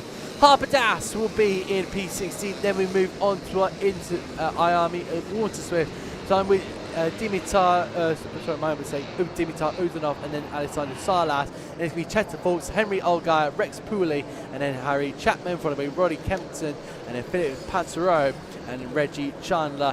The races are about to get going here. The 33 and the 24 here are about to head out onto the circuit. It looks like we're going to be going once again here. So that was Charlie Page and Arthur Farrow heading in towards the first sector, but of course we're going to have to go again a false start this time around, so give the drivers more of a time to just relax before they take the start, because there's definitely a possibility of some nerves definitely some nerves in some of those drivers, and they just need that extra go around to then be able to take that start. I'm sure you've been in that position many times. I mean, it's not like being in a spa, don't get me wrong. I mean, it's a pretty stressful situation, so relaxation with that extra formation lap isn't as high as getting a foot massage, for example. But, you know, you still appreciate it. This, of course, being a multi-class race, and if there's a little bit of time, I'm going to talk about the BTCC in 1990, which had also a multi-class system, and I could talk about Ford RS 500s, but someone's going to have to stop me or else it'll turn into a 2-hour lecture. Anyway, my love of the BTCC aside, and those turbo fire spitting beasts that were the Fords, we might be getting ready for another start. Let us see whether we're going to be nice and steady. Yes, we are, and we are away. Down into the first corner, we've got the 33, leading the way. That is Charlie Page, and we've got a spinner. The 41 is around. That's Albert Farah. He is round, and he was clearly dissatisfied with that, as you would imagine he would be. But it is suboptimal. For sure, it is not ideal whatsoever. In comes into the picture. We now see our IAME Waterswift, Alessandro Salas, looking to try and get the win over Chester Fawkes. But we now look back to our Rotax Minis. Micros, my apologies, and it's just continuing to be out in the lead there for Charlie Page, but we can get a challenge up the inside for Arthur Farrow. He's looking to try and climb himself into a good spot here. The cars just continue to work their way around. I do want to keep saying that the track does look like it's drying, but I'm not going to say that anymore. I think the track is still just that little bit damp. Until I'm going to mix it up. It's getting more wet, ladies and gentlemen. You want a sense of balance here in the commentary box. I want a true, honest answer, because I think it is drying out, because the rooster tails have definitely died down. It's not. We had heavy rooster tails from this class coming off the back tires in the first race. You can still kind of see them, but I think that's mainly puddles. It's definitely drying out. You can see that the sky's a little bit better lit. I think the skies are slightly clearer. So I think definitely as we now head up to Christmas, you can see everyone jostling for position, locking a couple of breaks, 42 there with the KR Sport graphics. Teddy Hicks there going through our shot now down to Ashby. Lots of moves, lots of people trying to scrabble, and that's the 31 round. Round goes to 31, that's Rex Pooley. That is really suboptimal for him, to say the least. Rex Pooley, I believe, racing Bambinos last year in the BKC, where he was quite successful.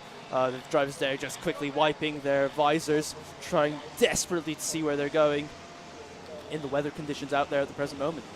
Yeah, it looks like Dewey Hockbridge is under pressure now from his teammate Tommy Klimo, looking to have that inside line and try and get the switch back, but they rush their way on towards Oblivion, and in towards Crook we go, and it looks like it's going to be the 78 of Hockbridge still leading the way in this battle for P4 here, but Klimo will have something to say about it. doesn't dart to the inside. Oh, he does it very, very late there. Later than I was expecting. That was almost last minute. In all honesty, a couple of signals being given by some of the supporters down there to say, do this, and you'll be able to get past here. Would you like a word about the signals? They are useless. Can I just point out? The mechanics do that mainly to feel better about themselves. These are drivers in a high octane, high adrenaline situation.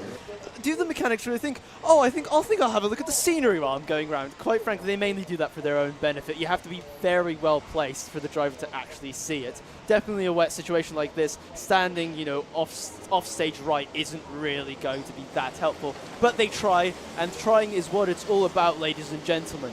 But we have the 33 going through our shot now. Charlie Page still leading the way. Slightly wider line on entry there. Trying to suss out where the grip is, trying to sort out the better traction to put the power down. Fast slap now, and forget the fast slap, he's going for the lead. The 24 passing the 33. Are we going to have a nice clean move into Christmas? Yes, lovely bit of curb there, just making sure it's nice and controlled. Textbook stuff. Really has been good textbook stuff there from Arthur Farrow. I think that was going to be a really critical move for this race. Charlie Page has, quite a bit to do. It is one thing to catch someone, it's another thing to pass, and he's pretty much still on the back here of that 24, of course recently overtaken, but of course Arthur Farrow is showing some really blistering times, almost a tenth and a half quicker, but there goes Charlie Page to the inside, opening up, like passing like the Red Sea, but Farrow is going to try a different line here, almost into the back bumper there of Page, and Page pretty much just doing a block pass there on Farrow, playing with the GT kind of GT route of block passing, but Farrow is still all over the back here. Maximilian Eberhardt takes back the fastest lap, but through goes Farrow. Who's got the speed? Who's got the momentum? He's got the inside line. That should give me a little bit of an advantage, and we'll get through. We now look at George Klimo, and now focusing on Maximilian Eberhardt, that number 61 car, who set the fast lap last time around. He's looking to really try and put himself into a podium spot here. Yes, he is. Our club championship from last year, and the car is up. That is a last digit is a 2. That's what I can see. We'll see it's, or maybe we'll see a 65. Aaron Dimitrov there going for a spin. That is not really helping, is it? But we've got 24 now taking the lead. Quite a confident lead there, getting the cutback on the exit of Christmas. Going through a shot there, we have the 83, that George Klimo trying to resist the charge of Max Eberhardt. We'll see a little bit of sideways action, missed the apex there a little bit, but he's gathered it back up. But whoa! Jump 'em, cowboy! Max Eberhardt trying to find the shortest way around the circuit. Forget the most grippy, we just want to absolutely straight line all the corners. But he is definitely a man on the charge. Charlie Page is now dropping ever so slightly back. Arthur Farrow, he is not really, I don't think he really has the setup, or at least the confidence behind the wheel to make an attempt to regain the lead of this particular race. We've just got over 2 minutes left on the clock, so we are fast running out of time. But it seems to be calming down ever so slightly. I don't want to dare fate, but I'm going to say that. It is looking at I think a lot of interesting kind of pieces at this moment in time. Oh my word, the 83. Yeah, just as I was saying that, the 61, they're passing Max Eberhardt up into 3rd position. Clearly that pace he is using to great effect. He's got a little bit of a gap now to the lead for this race, or even to Charlie Page. He's still got about 2.5 seconds to make up, which he's going to struggle in just under a minute and a half now to thankfully a little bit calmer, so we didn't see the lapping we saw in the first race, so shouldn't really get involved with the other Waterswift restricted class. But we could just hear the chassis get an absolute pummeling here over the curves, because obviously when you put half the cart over the curb and the curb sticks out, then the middle of the curb goes on the chassis, so you just end up with this groove running down the inside of the chassis, which does impact performance, if we're being honest, because you're grinding away the very thing holding all the parts of your cart on it. It is not ideal to have one of those, but something that is ideal is Maximilian Eberhardt, and he is ahead again of George Klimo. So he's just looking to try and maybe make something happen, but he's not quite got that gap to Charlie Page. He's not got the time or the pace to close down that leading gap, that leading gaggle of karts. Oh, a bit of a moment there for George Klimo, and I bet he got, excuse me, a little bit tantalisingly close there at the 995, getting a little bit all out of straight there. That was Harbour Dash. And it's still, it's actually now Chester Fawkes that leads the way in the IAME Waterswift class. Alessandro Salas in behind. Yes, I mean, this is probably the interesting things about multi-class racing is that obviously you've got effectively 2 races in one. Back in the BTCC in the 90s, you would obviously have cars like the Astra winning their D-class race, and then the Sierras out front winning their race, which was A-class back then. And this is the same kind of setup, of course. Only the difference here is that they're not fighting for overall championship honors like they did in the BTCC in the 80s. Here they've got their individual championships, which is a lot better way of organizing things. So BTCC, take note, even though that information is about 4 years out of date. Anyway, that's a driver out. That's the 46. That's James Devereux. Oh, he was in 11th place. That is, I'll tell you what's happened, because he's clearly, I think he's gone a bit wide there. Because he's just caught the barrier sideways and that's turned him around. It's a very easy thing to do, because once the outside drags you in, it's so difficult to gain it back, especially when you're on slicks in the wet. Then it's absolutely impossible to gain it back. But we are on the final lap now.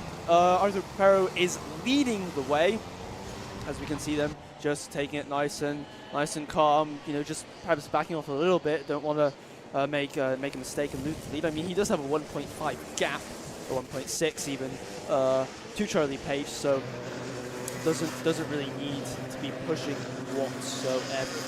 There we go. It's a long left-hander now, nice and smooth, minimal steering work. Little bit of the curve just to straighten the car out. We're going to get into the boot section now. Look at that. No heroics, no action at all. Looks like he's on a Sunday drive, which he is technically, if we're being pedantic, but he's just nice and calm and controlled, and he's about to cross the line. Exit curve still straight line to the line, and that is the win for Arthur Perro, number 24, taking the win. Second goes to Charlie Page. Max Aberhart with Voss's lap gets up to third. George Klimo will be fourth. We'll see where our 5th place man is, and it is Harrison Barber from Harry Knight. Tommy Klimo in 7th. Oliver Dawson will be coming in 8th. Yes, he is. And then we've got, and on the last, and Albert Perro on the very last lap takes 9th, and Joseph Davies finishes 10th. Really good stuff there overall for a lot of the drivers, but Arthur Perro just nabbed the lead and ran with it, with Charlie Page finishing 2nd in behind. Again, a really good performance there by Maximilian Aberhart. Last time out, he was almost, over half a second faster than the 2 leaders as well on the last lap. For sure, it's one of those incredible results. It's going to be a win in the IAME Waterswifts for Alessandro Salas. That number 14 kart did an incredible job there, so I think a problem for, I believe, I'm not entirely sure who we had. Was it Chester Fawkes, I believe, who was in the lead momentarily, but unfortunately fell off the circuit. Reggie Chandler was in 2nd for that IAME Waterswift kart, and then Harry Chapman followed by Henry Older, and then Rex Pooley rounded up the top 5 in that one. Back to Cam Watch. A couple of high fives there with some of the team. That was Oliver Dawson getting a high five of, I believe, will be his mechanics, but I'm seeing a lot of penalties so far. Have a little thumbs up there. We love a good thumbs up here at the Whilton Mill Kart Club. So it does seem like a lot of our drivers have been well behaved, which is always nice. There is Alessandro Salas for the IAME Waterswifts. So I pose a question to you. For example, our number 42 driver, Teddy Hicks, he's wearing glasses. How do you stop your glasses steaming up as well as your visor? That must be a challenge. That must be a challenge, because I haven't worn glasses at all in my life. No, I haven't either. So it must be terrible. I know Patrick Watts of the BTCC once struggled with that. But a quick little mention of the BTCC before I introduce our next race, which will be the IAME Waterswift Unrestricted.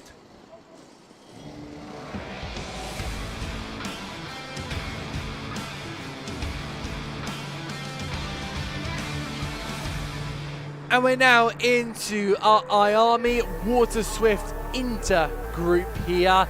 And it's going to be a very, very exciting race here. John T. Restrick will be on pole position with Jensen Ackerman in P2. Zach Champney, our WM plate, in third place ahead of Simeon Stone and Knight Measures, with Max Mason there in P6. In this on this grid here, Enzo Butorazzi, who was very aggressive in the latter stage of the race last time out, he starts here in P7. Then it's going to be Ariane Nayar with P8 with Alfie Taylor and Johnston Stewart in P10. Milan Tomlinson and Thomas Rossi, who unfortunately had that DNF down there in P12. Jacob Narin in P30 with Henry Johnson and Clayton Sultan in 15. Harry Davidson in 16 with Javier Fonge and Andy Stewart in P18 from Northern Ireland. This is going to be a very, very interesting race. I think there's a lot of. I need to buy with Thesaurus, honestly. This is like the fifth time you said interesting. It's going to be a fantastic race. If anyone would have some comments for Adam, other words he could use, feel free to send them. Oh, yes, and then we'll read them out, because I think that would be a superb thing. Wait for the chat to go. Go for it. Go for the 18th century source. I think that would really add to our commentary here. Anyway, indubitably inquisitive. Yes, it is. Jolly good, jolly good. Anyway, as we have a look now at our Waterswift pass there, all the drivers getting ready, I believe we have just received the green flag to start our formation lap. All the drivers there trying to... It is definitely drying out. I mean, definitely those rooster tails are dying down behind the tyres. So we should hope for, well, hopefully we'll see a little bit less of the chaos that we've seen in some of the other races. But all as is expected with weather, really. As you can see, everyone trying to keep nice and neat. Trying to just put some heat into the brakes a little bit and some heat into the tires, making sure they're ready for the start. Trying to psych out their opponents, trying to decide what the best plan for the start is. Pretty much, yeah. You tend to not really have a lot of thoughts during the formation lap. Because it's quite a stressful moment, at the race. But that adrenaline starts to fill your head, and you begin to wonder, how can I win this race or improve on my position? Right. So we have our pole stitches. We have the 20. We have the 67. We are about to see, or the 12.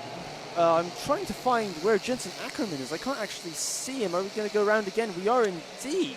I wonder whether that is anything to do with the lack of Jensen Ackerman, but we will wait and see what that might be as the drivers head round again into Christmas. Trying to... Careful, boys. We're not racing yet. There's no need to fight for position.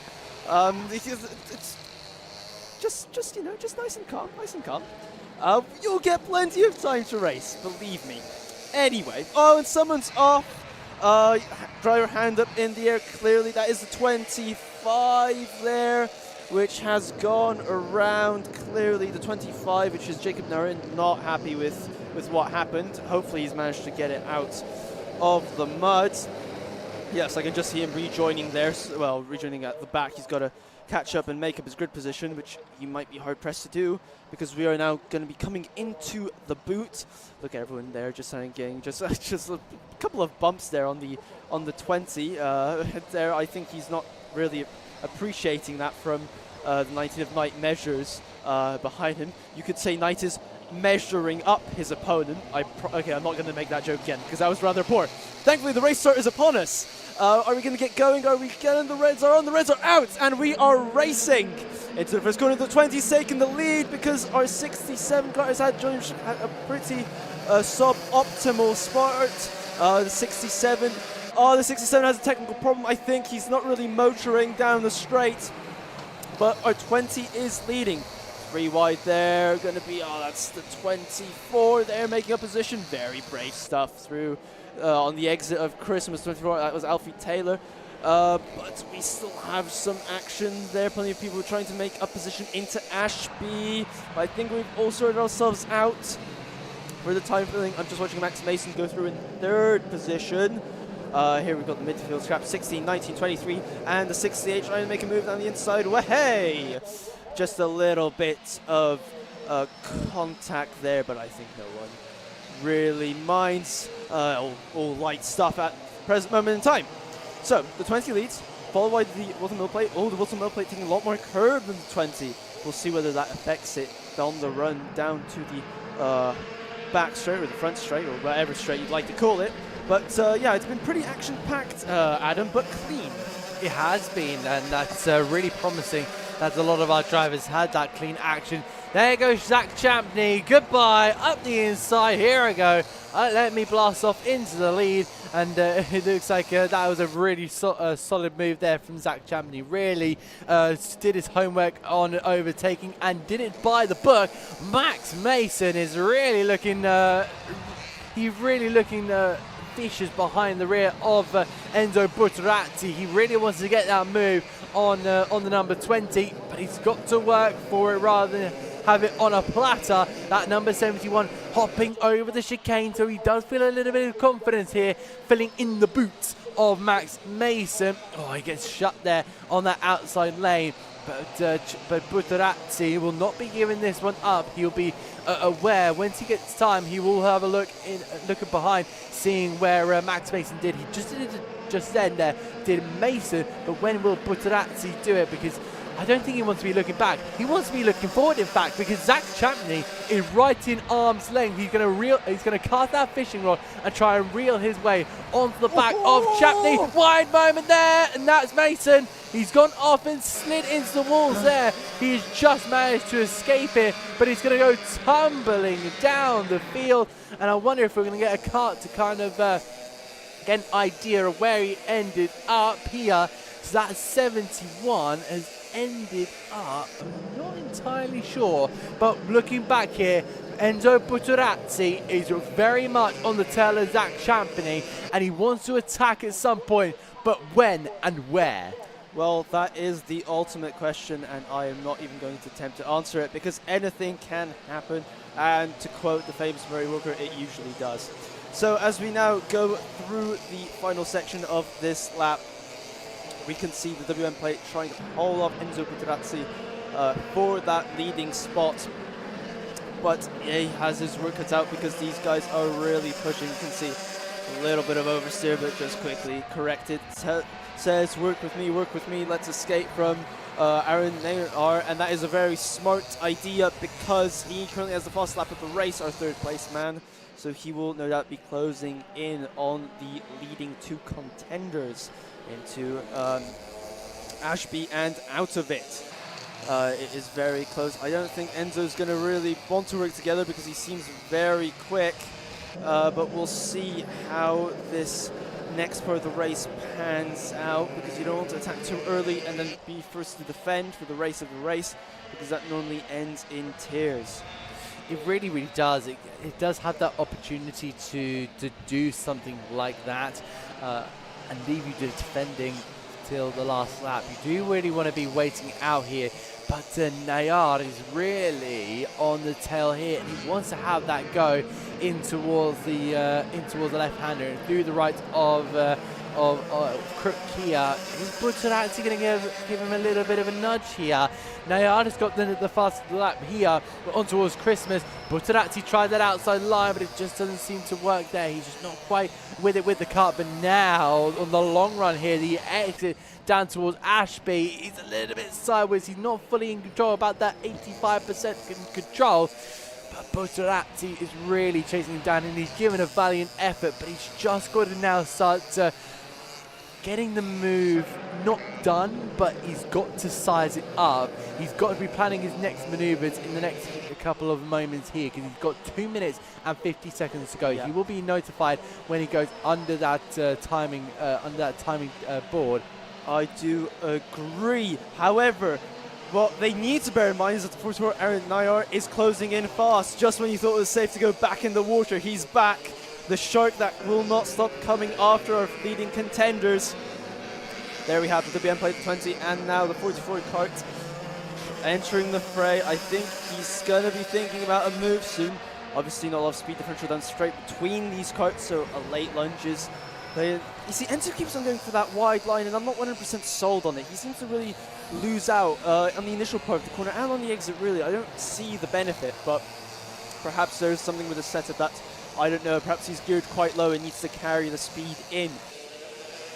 But now we see going through the white helmet there, coming into Ashby. This gaggle of karts that you can see on your screens being headed by the 67 of Jonty Rustrick.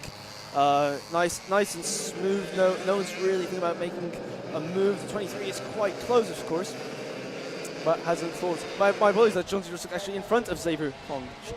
He's made that move stick clearly at some point over the last lap, and he's going to be thinking of just pulling away. But yeah, so we'll still have a minute and 30 to go, so nothing is done and dusted yet. It really, really is, and they still got a lot to work on here. And Nayar, once again, taking in that fast lap, and look how close they are over the timing screen. We are reading at less than 300ths of a second. That is a blink of an eye in racing terms. And on towards Christmas corner, they're really starting to make something happen. That is the 67 there of Jonty Rustrick. Started on pole position, but I just don't think the wet conditions are for him. He is just not quite there. And that is Nayar through on Butterazzi. I think on Zach Champney as well. Zach Champney dropped to 2 places. I believe that is in the white helmet. Butterazzi just trying to clear the visor and get a clear vision of his next attack, but he's not got long left. He'll probably have about 2 laps remaining, and that is it. That is Zach Champney. He has dropped 2 places.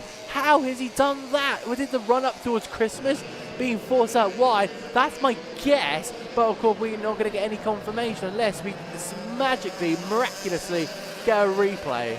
Yeah, I'm not 100% sure what happened there, whether it was a mistake or perhaps he was forced into a mistake. But we can see now he has definitely dropped for 3rd. That is all that is clear at the present moment in time. So now with that excellent speed will most likely take the win. Don't want to do commentators curse now, do we? But because we still have a lap and a half to go, essentially. But he does seem to be pretty in control of the whole situation. But Enzo is not giving up. He's keeping with the 44 kart. The 44 kart takes grip, 20 doesn't. Different driving styles, different lines, as we talked about. Again, see 20 slightly wider, 44 slightly tighter into the boot. Whoa-hey! The 44 slightly sideways out over the curb, bouncing. Enzo's really looking quite, Butterazzi is looking really competitive here. He's right on him now as we go into our final lap. He's a lot closer, give them a bit of a nudge, bit of Morse code. Hello, I'm still here. And we now see Enzo set the fastest lap of the race. He's dropped back a little bit now though, but we'll see whether he can make a move. Let's see that wide line again, cuts back to the inside, little bit of an overspin from Nayar. We'll see whether that affects him coming down the hill into Ashby. Ash looks behind himself. Enzo's not going away, but doesn't defend. Thinks he's got it in the bag, but we're going to find out. He's got about 3 kart lengths, I'd say, on him, so should hopefully be able to keep it nice and neat. Not make any mistakes. Nice and light on the brakes here. Don't want to lock up. Gets the curb, taking the usual lines, but just making sure it's just a bit crisper, a little bit more precise, just driving at 95% rather than 99. A little bit of oversteer there, but he's done enough, I think, for this one.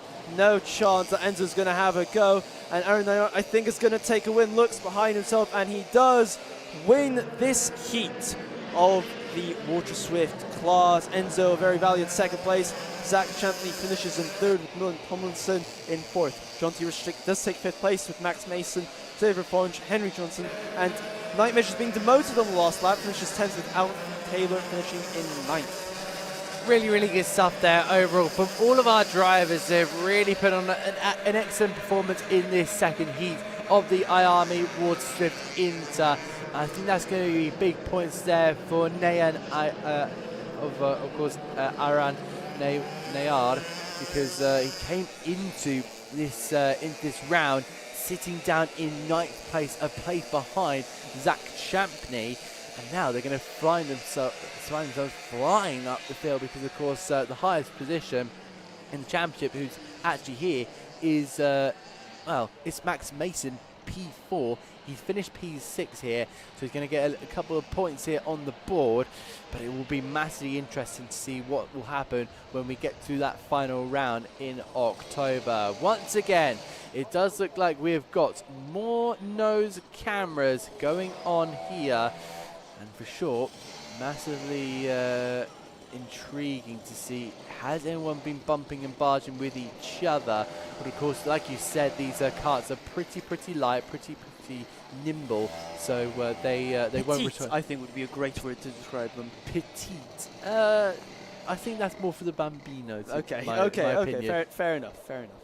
But for sure that they are they're very nimble. They don't break easily. That's a bit of a low. There you go. I thought that I could see that from my eye, and I've only been seeing. You've got a trained eye for that. There's no getting past you. I've actually only been doing this 2 weekends. I've only done this 2 rounds. 14 days. 2 weeks. 14 days. No, it's 7 times 2. Anyway, that aside, we can see the rest of the nose cone watch going through. I think everyone's okay. A bit of grass on that car. Clearly a couple of excursions, but hopefully there you can see through the face on some of the drivers.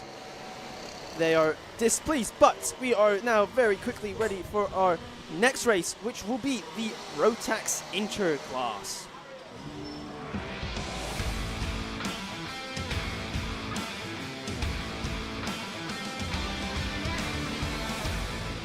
Right, so we have before there's a couple of carts off, but let's run through the grid, which will hopefully give the drivers a chance to sort themselves out, or maybe, yes, there we are. Oliver Barton is on pole, Theo Livings is alongside, then it's Kelly Callenberg, Luca Holmes Ballack, then Davin Taylor and Finley Hinds. Finley Lyons, Stanley Stafford, Ethan Collins, Edward Judas, Nathan Ron and Warwick William. Then Jack Baker, Harry Bell, Max Wheatley, Jamie LaPatrelle, Daniel Visnus, and Benjamin Lauren. Then it's Otis Cleary, Agnes Brown, Devin Velko, Ayrton Rye, George Fountain, and William Horton. Then it's Ocean Brett, Joshua McCulloch, Arthur Brooker, Noah Hobson, Jensen Smith, and Ralph Rackles. And finally we have Leah Bell and Ruben Jenkins. So that is going to be our 32 kart grid for this Rotax Mini Inter Series. Indeed, but they've cut out the grid so quickly. We're coming up for a start. And the lights are already out, and we are away. Let's see who's going to win the tussle into the first corner. The little tussle there. Oh, cover driver's running wide, but it's okay. It's okay. Oh, this is a car off. Unfortunately, can't quite see who it is getting out of it. But look at this. 3, 4, wide. 1, 2, 3, 4, 5. But everyone's going to get through, hopefully. Oh, 17 sideways. No, they're not. Oh, there's a bit of contact. There's 155, 62 involved in there. But everyone hopefully will get the carts started up and back in the race. But there we go through Ashby's now. Geez, it's like a swarm of bees. It's like a pack of dogs. I'm running out of things to compare this to. There's absolutely millions of them coming through them. Everyone trying to gain position. Oh, 27 running a little bit wide there, but he's managed to gather it back up. It's okay. First laps are always like that. 77 there on your screen, and some round. That's the 21 added to the collection, if you please. That's Jensen Smith with the 77 going through the lines, and that's sorry. I'm just staggered. I believe yes, that in third place that's already Finley Lyons. That's a superb start from young Finley there. He's really been on the charge on that opening lap, would you say, Adam?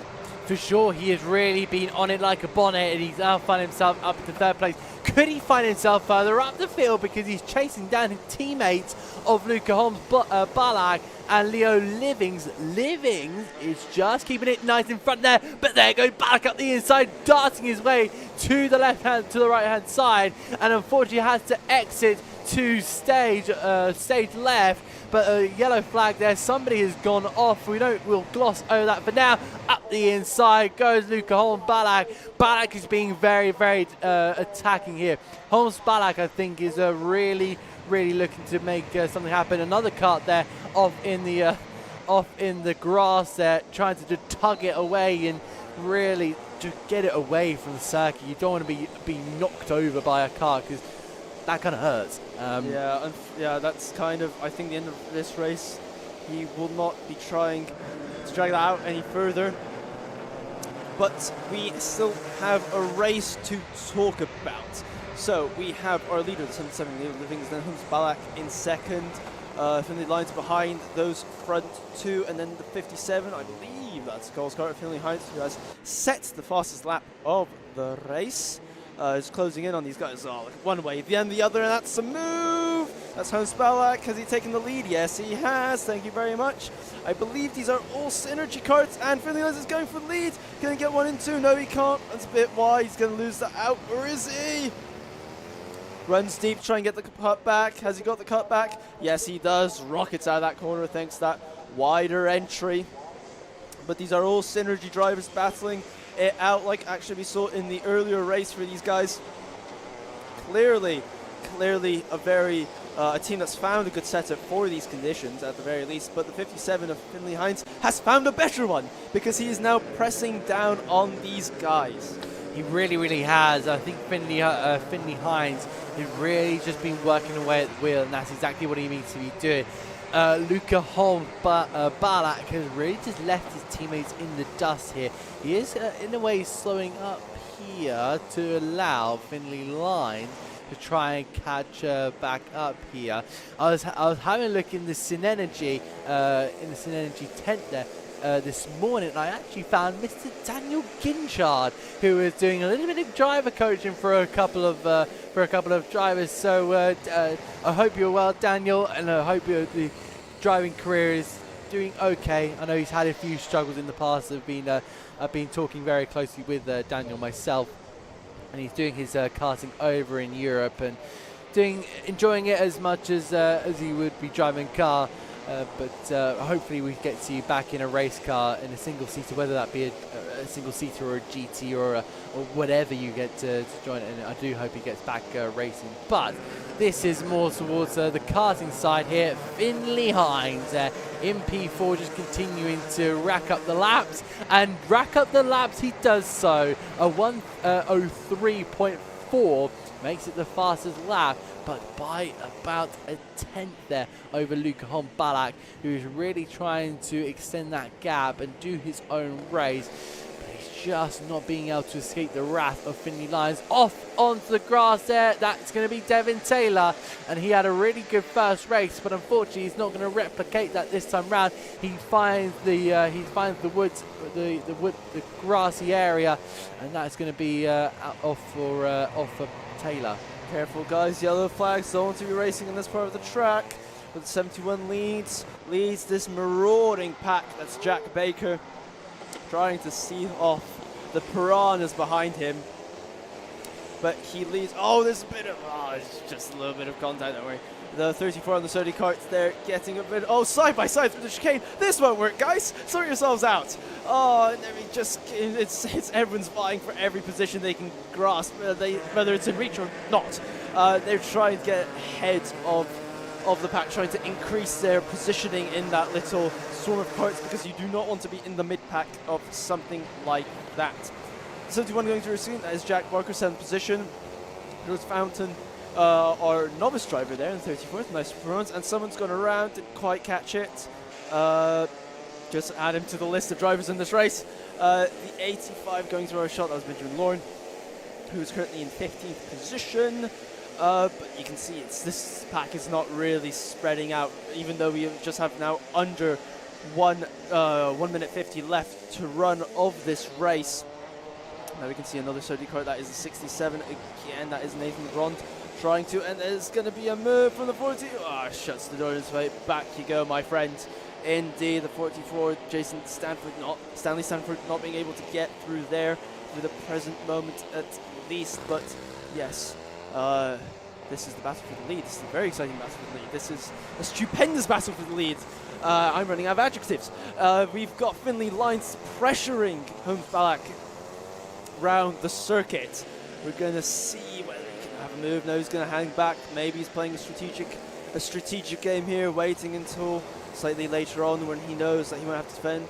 Race control sends out a warning, but we don't have time for that because we need to see whether Finley Lines is trying to size up 28. It's quite similar lines, perhaps 28 slightly wider on entry. But there we go, looks behind him. Don't worry, Finley's still there, my friend. He will be keeping you honest to the flag. Again, through the boot and out of it, through this new chicane section.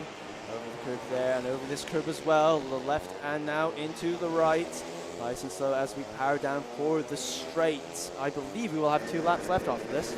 We should do at this rate here. Oh, somebody's gone off at turn 2. Hopefully that doesn't distract our 2 leaders.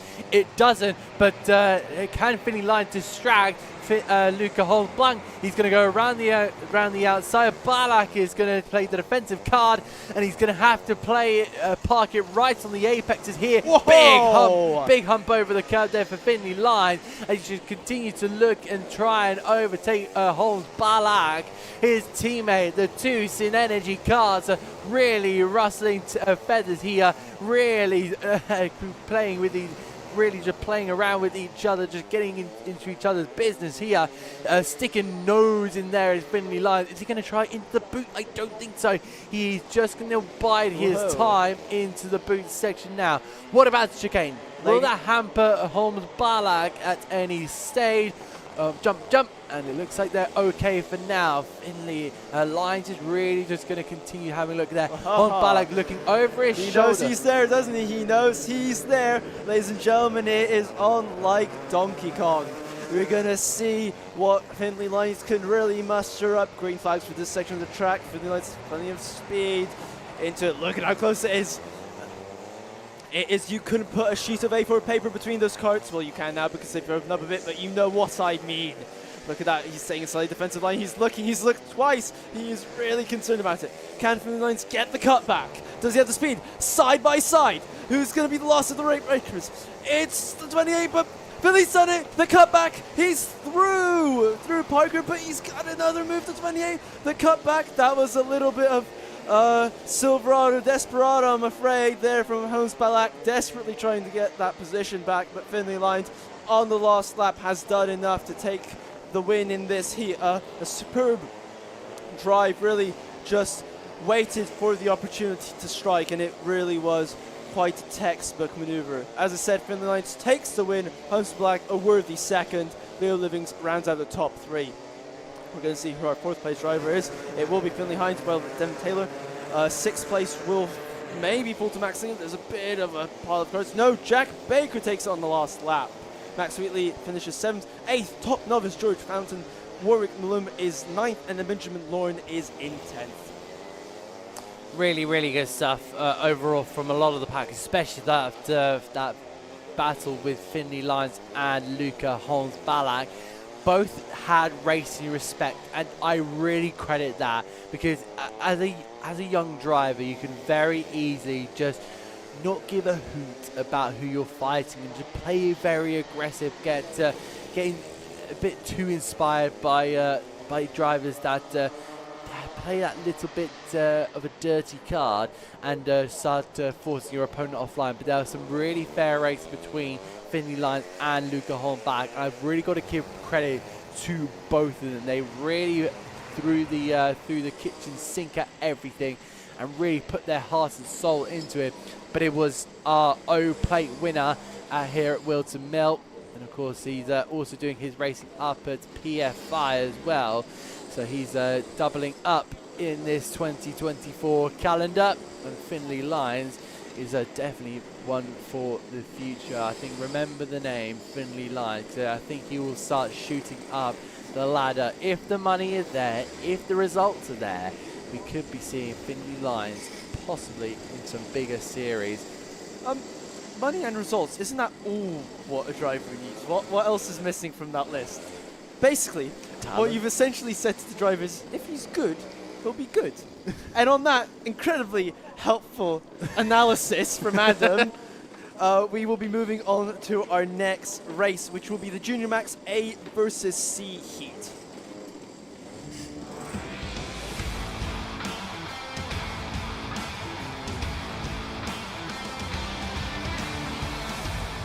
So now we are into our Junior Max Heat 3. It is going to be our A versus C classes because we have such a big grid. Harry Freeman is going to line up on the front row with Jack Baker alongside him. 152 might be able to get the jump here. With Charlie Cox in third, Alfie Thompson in fourth, and Finley Jones in P5, with Riley Bishop there in P6 here. Daniel Gurney in P7 ahead of Devon Nolan, with Daniel Amor and Callum Sims there in P10. Oliver Smith will line up in P11 with Ellis Snow. He's going to be sharing the 6th row with the number 18 kart. We then move on to Dominic Parabok. The Slovenian will be starting in P13 with Logan Lauder and Ollie Oratu, with Harry Russell in P16, and the starting degree is going to be Oliver Meek and Blake Southern, with William Webb and Charlie Wolfit rounding off the 20 cars, the 20. Then it's going to be Luke Mann, followed by Toby Street and Dexter Collins, with Jensen Hinchcliffe in 24. And we move on to Sava Solonchenko with Kartik Kumeta in 25 and P26. Matty So, who is under the Vietnamese flag, will be alongside Ben Morgan and Matthews Jed Wanby and Jensen Powders in P30. Jack Saunders in that 118 cars will be rounding off the grid here. And I'm just getting a little comment in the chat here. When will the lunchtime? Yes. Is there a pre-sign up? I want to know when the lunch break's going to be too. The lunch break is going to be after this race, so stay here. Stay here because we're about to go racing. Counting VFX, damn, better than F1. I think you're very much right. I absolutely agree, especially the junior road taxes, which is what this class is.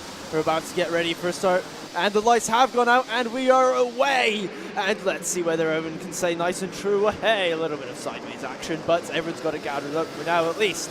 And our first place man is absolutely streaking away.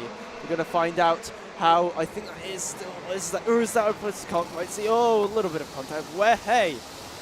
Public driver's a little bit wide. Whoa! And round he goes. That's one of the GMS carts. I think they're falling a little bit to the attentions of his competitors. But aside from that, I think everyone's going to get through these couple of corners smoothly. Yes, I think so. Oh, 3 wide, careful. Oh, a little bit of touch. Oh, just a kiss to make good friends. Anyway, the 3-1 is still running. Never say die. That was Callum Sims getting a little bit pushed around, but he's all right. 54 just closing the door in the face of Devon Nolan with the 98 behind him. That is Daniel Gurney. Daniel Gurney, which hopefully we can talk about a little bit later, because I want to talk about Daniel Gurney, who invented the Gurney flap. But the aerodynamics aside, we've got some action on track. That's the 127 being pushed slightly wide. That was Ollie Ortu. It's rolling slightly down the field. Someone taking the wide line. That's great stuff this early on in the race, because obviously while the wider line can be quicker, you will lose positions. Down into Christmas, still very much Constantine effect. Oh, the 100 gets a little bit sideways. He's got it up as Blake and Southland just manages to get through. But I think on the basis of everything, on the whole, it's been okay.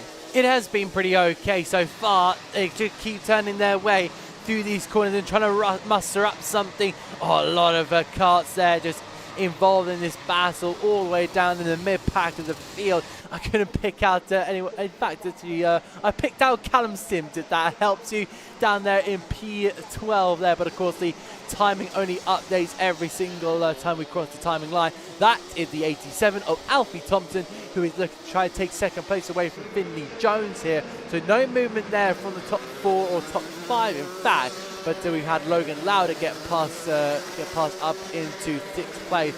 So our junior max drivers are just going to continue sussing out the grip here until they finally build up the confidence to be able to go after. Whoa, that's a car backwards there.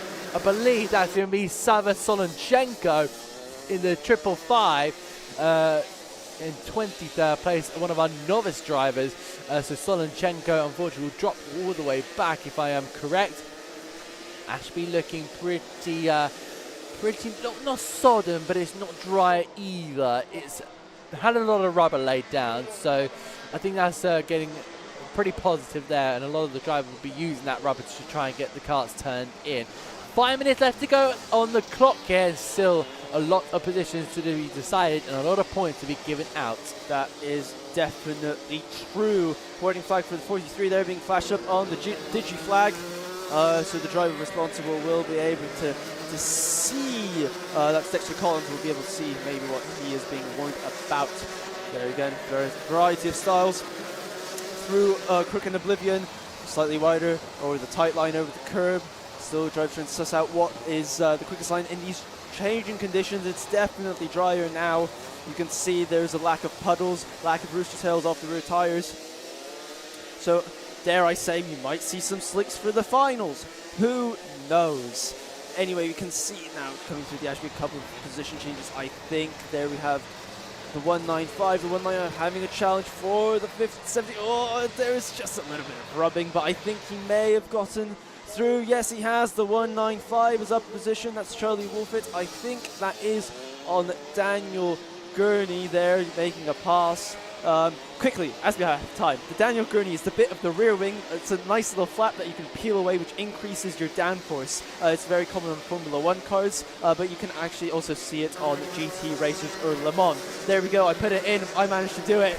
Absolutely. He's a very happy man. I'm absolutely, my technical insights are fabulous. Anyway, we have 3.5 minutes left on the clock. Eric Freeman leads, Billy Jones the second, then it's Jack Baker. Oh, someone is around. I think that may have been Daniel Gurney actually, because Oliver Smith is going through our pictures now. But yes, that is really not good, but I think he's managed to recover and not fall to the very back of the field at least. Yeah, no idea whatsoever to whoever was spun. I'm not going to say it was Daniel Gurney officially. We're going to wait for that time and then we'll just do a confirmation. Whoa, big spin, and that is going to be facing 90 degrees on the curb, and lucky to get it pointed the right way around. On towards the next sequence of corners, and that is the 899 of William Webb chasing down Oliver Smith. They passed their way through, and you were right, it was Daniel Gurney who got wiped out there, unfortunately. And it looks like the Dan Gurney will be going all the way down the field. I'm not talking about the 1960s Formula 1 driver. Don't be daft. Oh, maybe I can fit in some more technical insights later on, which I'm sure everybody will be deeply fascinated by and not put into a deep sleep. Anyway, just over 2 minutes left on the clock now. Harry Freeman still leading our way with the fastest lap of the race. On your screens you can see everyone coming, filing through Ashby, and we shall see whether we can have any other changes to our leaderboard. But I believe everyone is kind of settling down into a bit of a rhythm. There we go through the chicane. Skippity jump, as they say. The 33, Logan Older, coming to our screens. Charlie Cox. Not the Charlie Cox, which I'm sure you're thinking of, which was the late 90s BTCC commentator along with John Motson. No, not him. This is Charlie Cox racing in Junior Rotax.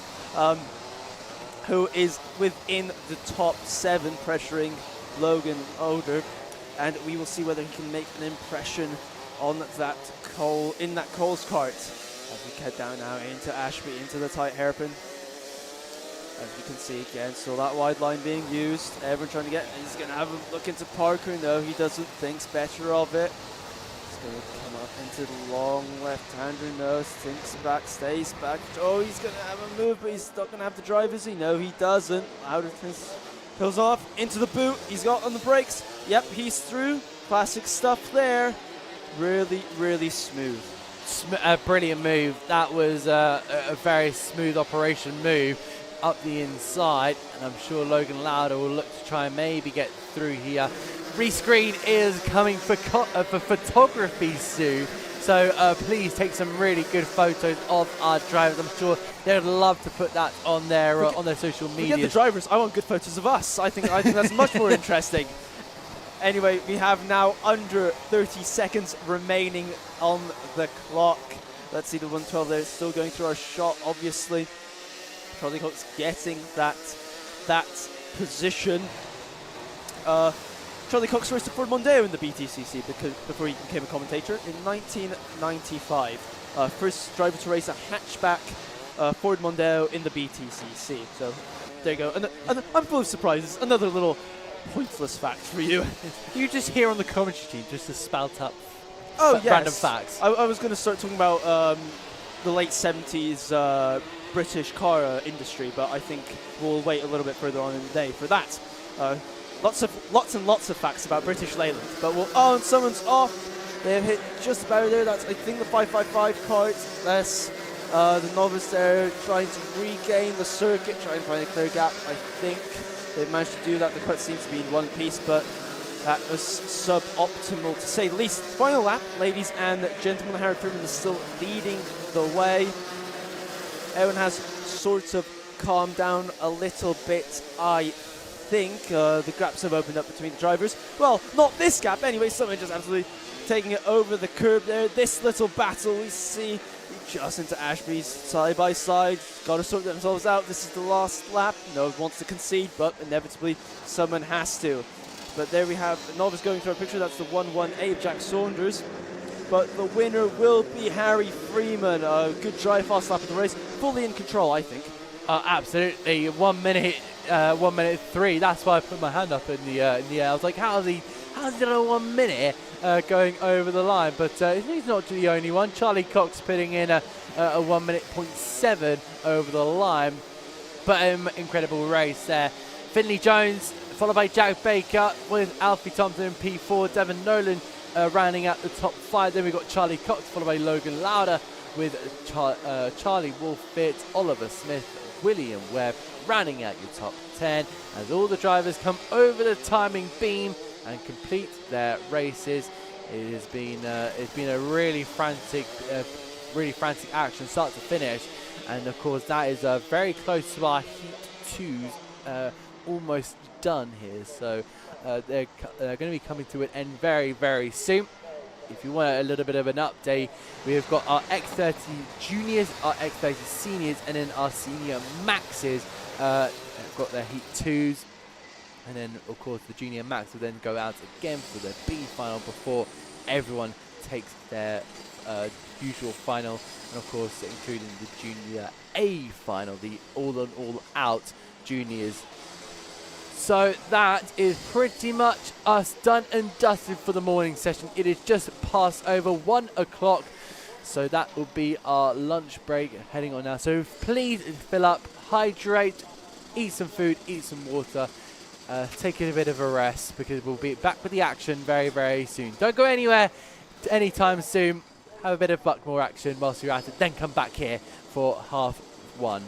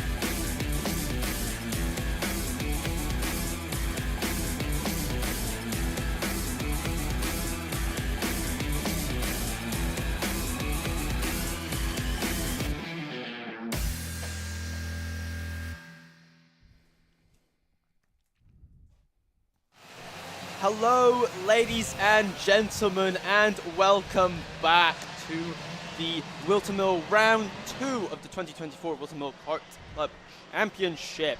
I hope you had a good lunch. I hope you had something very, very good indeed. What did you have, Adam? I had a mix of things that... A variety. Variety. A real smorgasbord of the finest things you could get from Asda. Anyway, I had a lovely rabbit pate sandwich, if I do say so, being very extravagant today. But we are getting ready for our Junior X30s. It's time to forget about lunch and start thinking about racing. Coming up to the line now, ladies and gentlemen, are we having a start? Yes, we are. Lights out and away we go into the first corner. Let us see who's going to come out on start. Oh, someone's round. It's right. It's really close. Oh! And that is going to be, I think, that is a major incident. We'll see how the marshals progress with that. Well, I think that might be a red flag. We'll keep an eye on that. But green at the minute, the drivers continue to barrel their way down towards Ashby Hairpin for the first time this afternoon. We've got a yellow flag out there, so the burgundy black and white, black and yellow flag out there, and I think it's Lewis Inslin who leads the way here through that first section of corners. It does look like there is a driver in the background there on their feet, so it looks like the driver's having to slow down there, so they're now going to go to pretty much full course yellow conditions, and they'll just have to sit in single file for now. Yes, that is quite right. So this is a little bit, Battenberg I think is quite unique to karting. I can't actually think of any other motorsport where it happens. Essentially, it's like a safety car. The only difference is that the person in front leading the field, the number 12 in this scenario of Lewis Islin, is controlling the pace. He is the safety car in effect, and it is his job to make sure that everyone is keeping to an adequate slow speed. Of course, no overtaking, standard rules, because it is just like a yellow flag. But that is essentially what a Battenberg is. As you can see, the drivers trying to warm up the tires. Don't want to fall in terms of tire temperatures. I'm just starting to see, Adam, we are starting to get, I think, just the inklings of a dry line. I think it is just, if you just see the edge of the middle of that tarmac, you can see it's a different shade. It's not dry yet, of course. It's still, you can still see where it glistens in this lovely late April actually, sunshine. But I think we may be moving. As far as I know, all the drivers are on the wets, but we will see whether anyone will be taking some risk later on. So obviously it's still Battenberg condition. Lewis Islin is heading round. Taylor Orridge is in behind him. Through the chicane we go. You can see still very, very wet in the chicane. It's going to cost you a lot of time if you do decide to go for the slicks. No, we're going to go for one more lap, Adam. One more lap of Battenberg. Yeah, that seems like the right conditions. It just seems like we just need to make sure everything is all okay and set for clean racing action. And there's going to be some very bold maneuvers being made in this opening lap, because of course as you are slowing down in these laps, you are giving up a little bit of time. So you can already see there 4 minutes and 50 seconds left on the clock, so we will have about 4.5 minutes of actual racing to get around here. Lewis Inslin is leading the way in his Birol ART caped cart, I should say.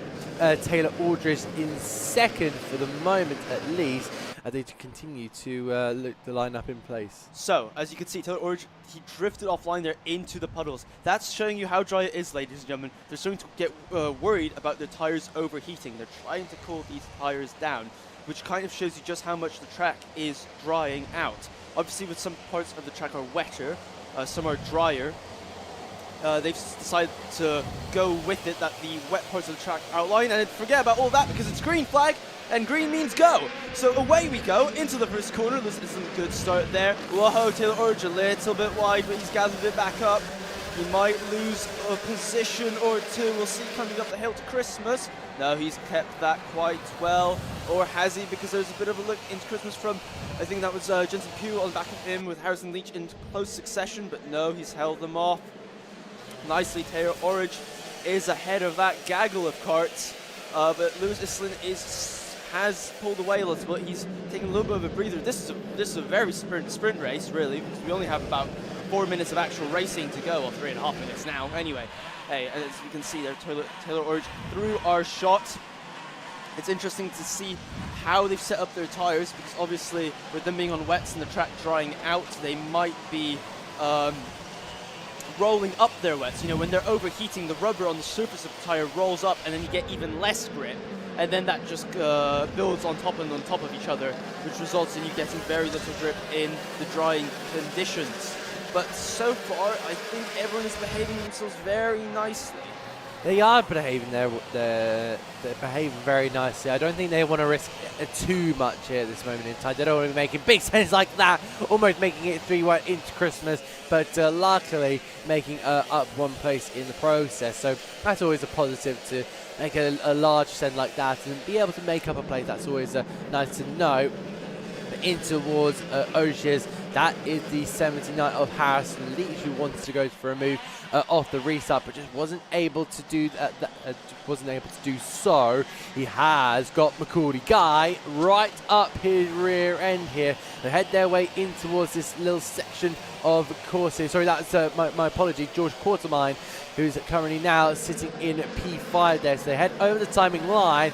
Lewis Inslee with the fast lap, and we were having a conversation. The 79 goes around Harrison Leach. He loses his spins out of fourth position. We don't see that very often.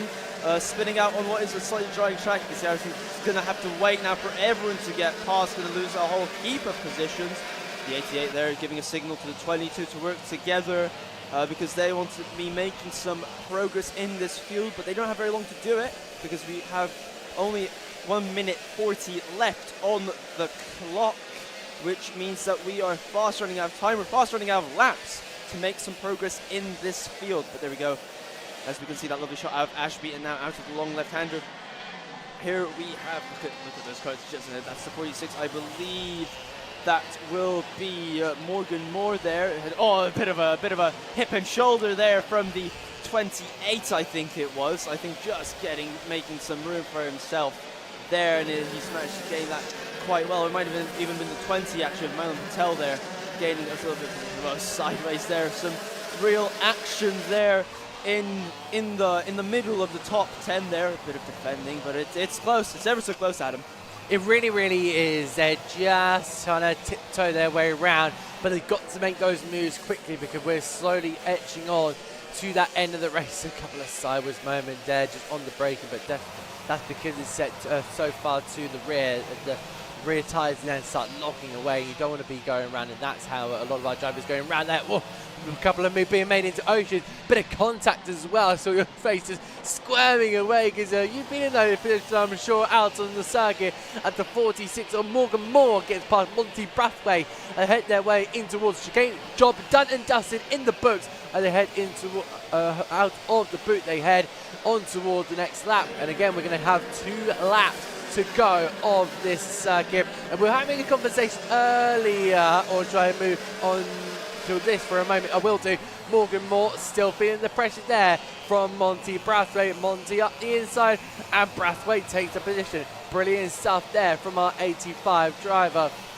We were having a conversation off camera during our lunch break, just before we went live, in fact, about which class would be taking that sub 1 minute. We've never had a sub 1 minute until this moment now, where we've seen 55.5 from Lewis Inslee. Oh. There's a big old battle, a bit of a shove there from Monty Brathwaite, and that is how you're going to go straight through now. That's going to rile up Morgan Moore. They head on toward the final lap. Couple of turns. Oh, big spin. Big spin in toward the boot. 3 never went into 1, and a big spin, a spin there, unfortunately, there for one of our drivers. It was only a half spin, but that's enough to make a problem for your race. Anyway, we're watching the 20 now. That's Milan Patel going through our shots. Lewis Islin still leads, a gap of 1.6. I think that was Sam Branson who had that half spin in the boot slightly earlier on. But we are on the final lap now, ladies and gentlemen. The final lap. Lewis Islin is leading this one comfortably. Then Taylor Orridge, and then there's a gap to our third place man, Jensen Pugh. But we shall see what happens next. There we see Taylor Orridge, and there is Lewis Islin. They go over the curb. A little bit of the next one as well. Yes, lovely stuff. Just needs to guide it home. The cart's dancing a little bit, but that doesn't matter because he should have this one nicely in the bag. Bit of overstraw on the exit, but that won't bother him because he's taking the win in this heat for the Junior X30s. Taylor Urt comes across the line in second, and this battle between Morgan Moore and the marauding pack behind in the 16 gives him a little bit of a shove on the way through, just to tell him what a good job he's done in the race. And I believe our next driver will be the driver from fourth position, which is George Portman, round out the top four. Then we have the Coley Guy, Mainland Patel, Montebarkle finished 7th. Morgan Moore kept his cool for that 8th position. Ninth was Aaron Richardson, and 10th was Cameron Edmonds. So that was quite a short get up and go sort of race. That's the 56 on the very, very last lap, unfortunately, of Ethan Higgins. He will finish the race, but very much the last of the finishers, unfortunately. But that's what happens when you have such a short race. Everyone knows they need to get on with it, and every single corner of every single lap counts, especially when it's so short. For sure, it's been a fantastic race. A couple of high fives for Lewis Inston on the way through, and a stop, and a check. So we had a question early on. What's that guy doing? I'm assuming that guy is referring to this man in the black hat and the black coat and the quite marvelous jeans, sir, if I do say so myself. He is checking the nose cones of the carts, taking a photo for proof it needs to be referred to later, and then he's making a note of the number of the cart so that they can add on a. I don't think Morgan Moore was particularly pleased with the driver in front, because I think there may have been a contretemps out on the track. French word there, Adam. I was particularly pleased with that one. But that was the Junior X30s, which, as always, have delivered plenty of excitement. Our next heat will be the Senior X30s.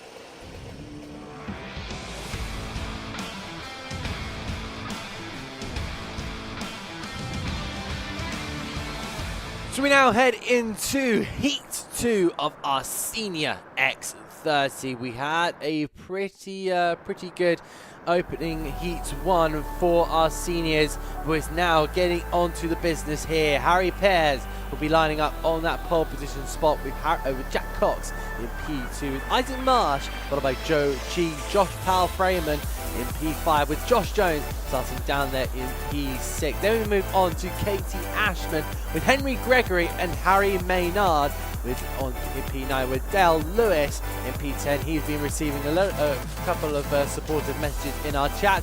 Alistair Cresswell in P11 with Ryland Ekberg in P12, with Macy Hitter starting in P13 in that triple three barrel kart. With Jensen Buckingham and Eddie Dimbleby. He had a penalty earlier on in his first race. Let's see if he can improve that from 15. David Marzal will be in 16th, followed by Harrison Morrow, with Harry Torpy in P18. Then we move on to the 10th row of the grid. Morgan Hill will be in P19 with Kieran Barber in 20th, with Oliver Harris and Archie Heron in 22nd. Jaden Gregg and Ollie Cook will be on the 12th row of the grid. Then on the 25th and 26th row, it will be Micah Taylor and Natila Davek, with Kian Leon Gamiao with that beautiful gold, white and shiny blue livery. Keep an eye out for that one on track. Ollie Kean, Ollie Stilp and Dovas Del Glue is Pietro Uezi in the 31. So we're now waiting for our X30 seniors to head out onto the circuit. We're still not seeing any sign of those cars out on track. I wonder if we're still just getting anything cleared from the track. There is Harry Pears sitting, waiting, and just glossing over what he's going to do for the start of this Heat 2. We have got going onto our formation lap, so the drivers peel out and already start their process of getting to grips with this brand new circuit, because they've had a massive change from Heat 1 to Heat 2, and they're going to have to adjust to that massively, because of course they're now used to their wet lines. Now they have to adjust to the dry line. I think it's just going to be a different race here. I think that it might be a different race, but I think everyone's still on slicks. I can't see any, still on wets, ladies and gentlemen. I can't see anyone who has decided to be a bit brave and go for the slicks, which is quite understandable considering that the chicane is still very much damp. The first corner is still very wet. But we shall see. Perhaps this race will be the turning point where everybody will be going. Our poleman, 27, Harry Pierce, if you remember correctly, he was the one who had a somewhat less successful, I think, heat.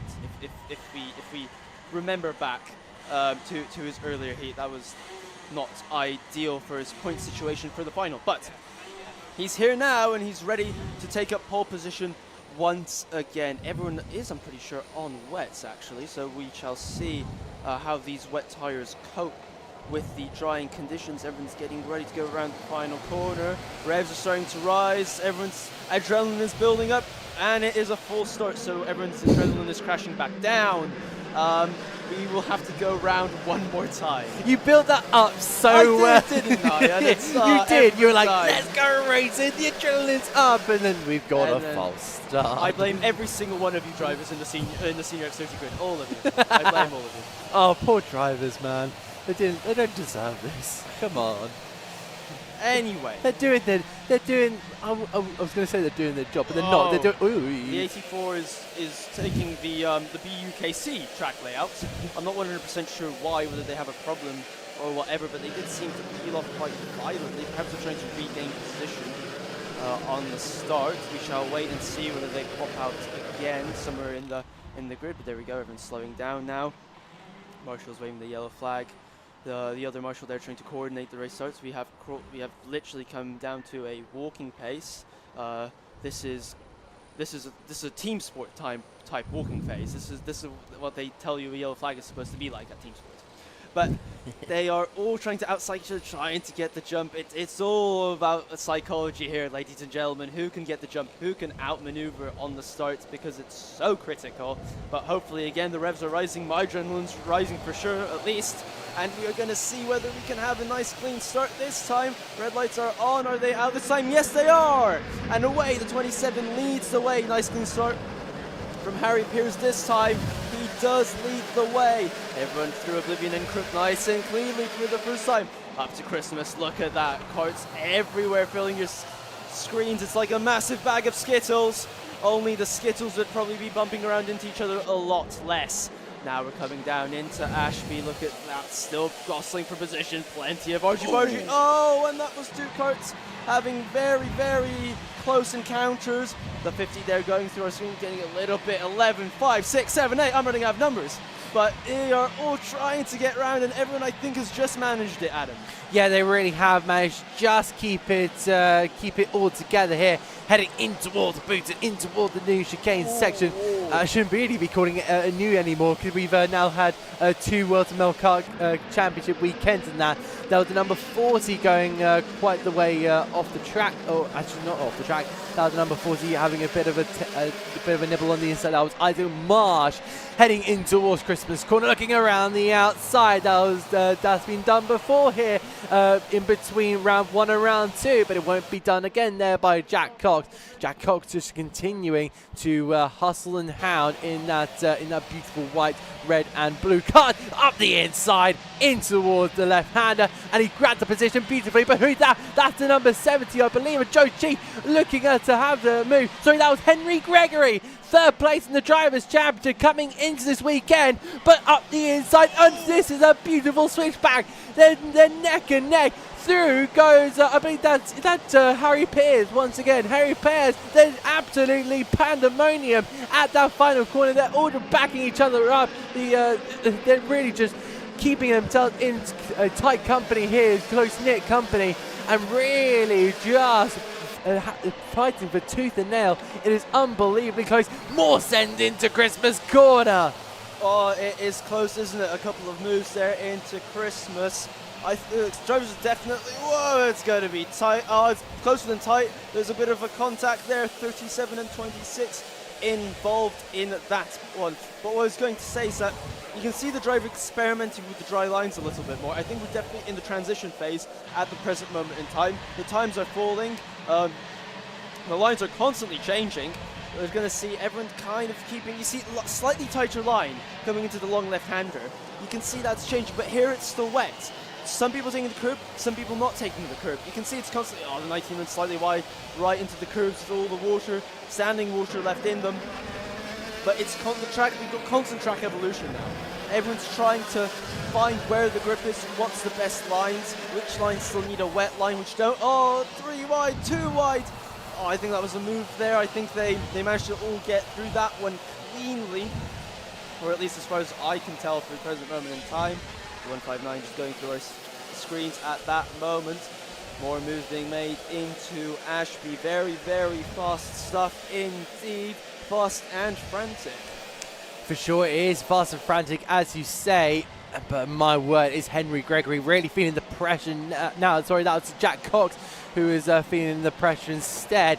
Josh Jones on the rear bumper of Cox here, ahead their way through that chicane section, slowing the pack down, and then they'll speed right back up. Look at Isaac March and Ryland Ekberg passing through the timing on the screen there. Henry Gregory going for that fast lap point as well, so he is going to have a massive advantage in the Drivers' Championship after the 2 heats, turning their way in toward the right-hander.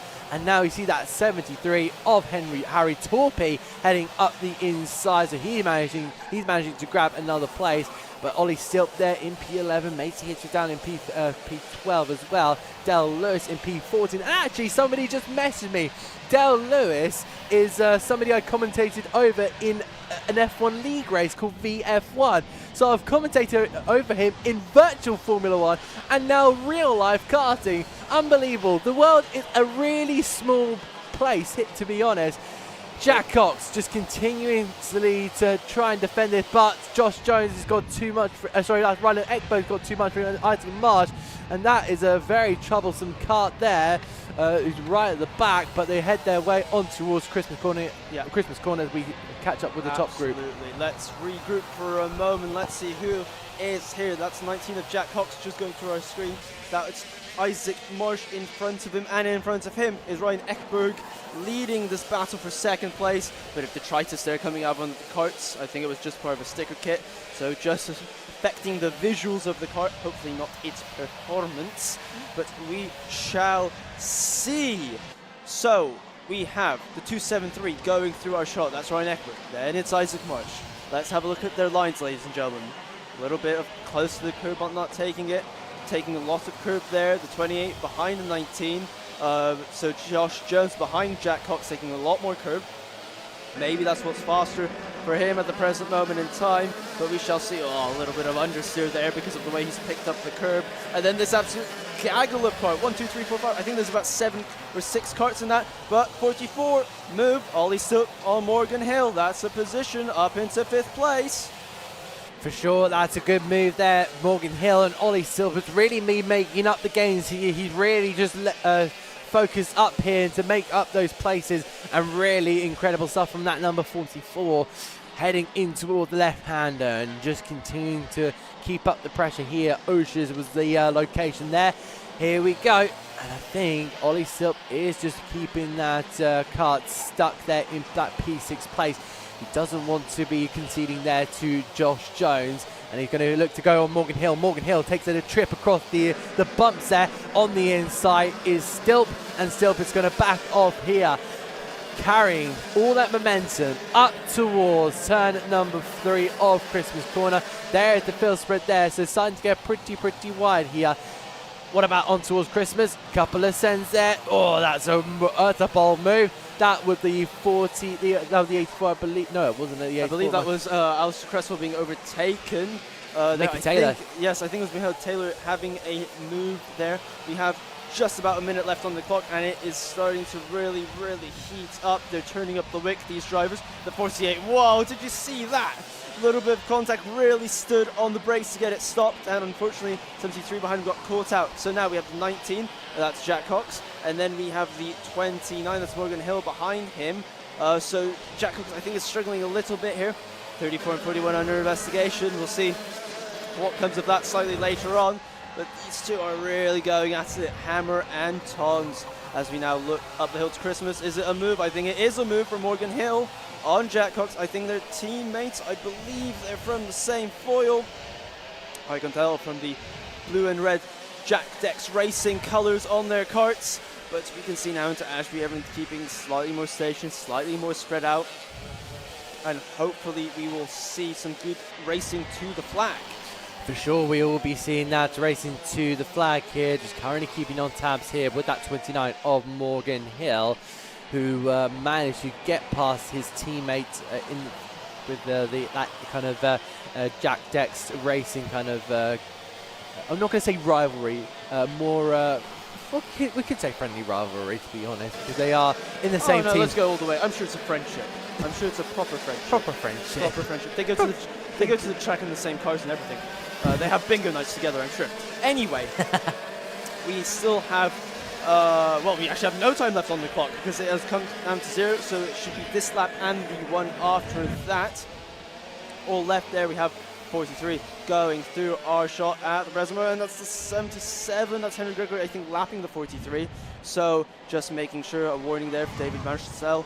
We'll see whether, it's just proper over the curb there. Maximum commitment if I ever saw it. But yes, Henry Gregory is now starting his last lap. As you can see, as he goes through the first two corners, Oblivion and Crook, without any problems whatsoever. As we can see now, down to Christmas. There we go, braking, nice and calm. He's got a 6.4 gap, which is light years effectively in this category of racing. But he should just be able to coast at home. You really, really should do. He should be able to just coast home. I won't throw a commentator's curse, but he's really been on form. And I think Henry Gregory is someone to really look out for going into that finale race. He just seems like a man on top of his game, to be honest. Turning his way in towards boot.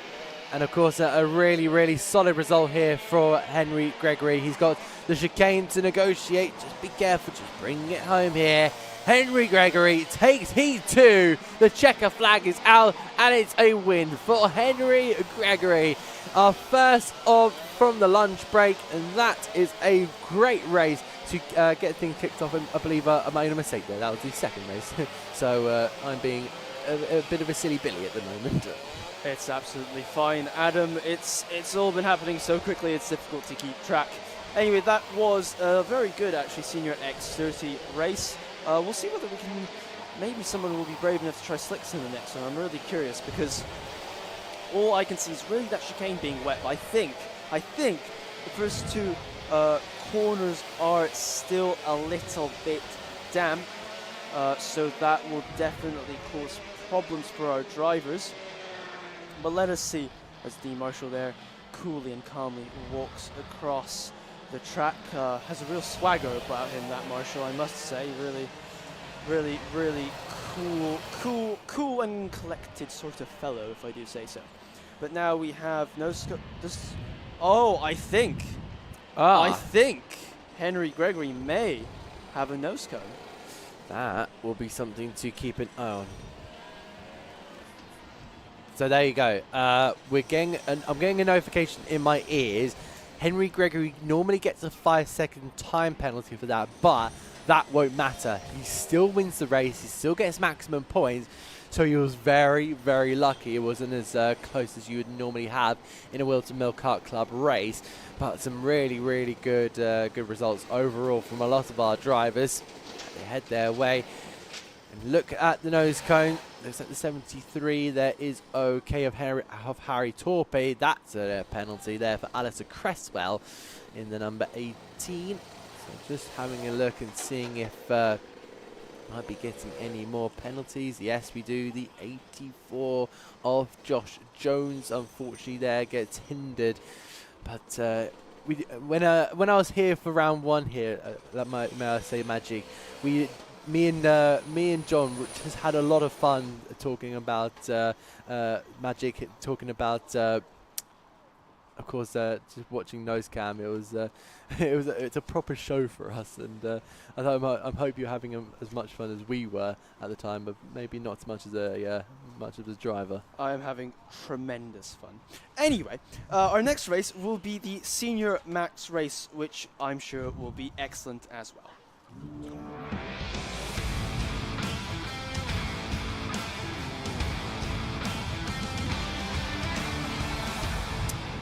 Right, let us see what our senior max grid looks like. I'm sure we will see the familiar contenders. Zach Hussain on pole position, then it's Dylan Norris, Ralph Jungling, James Tester, Ross Tyler, and Elton Norris.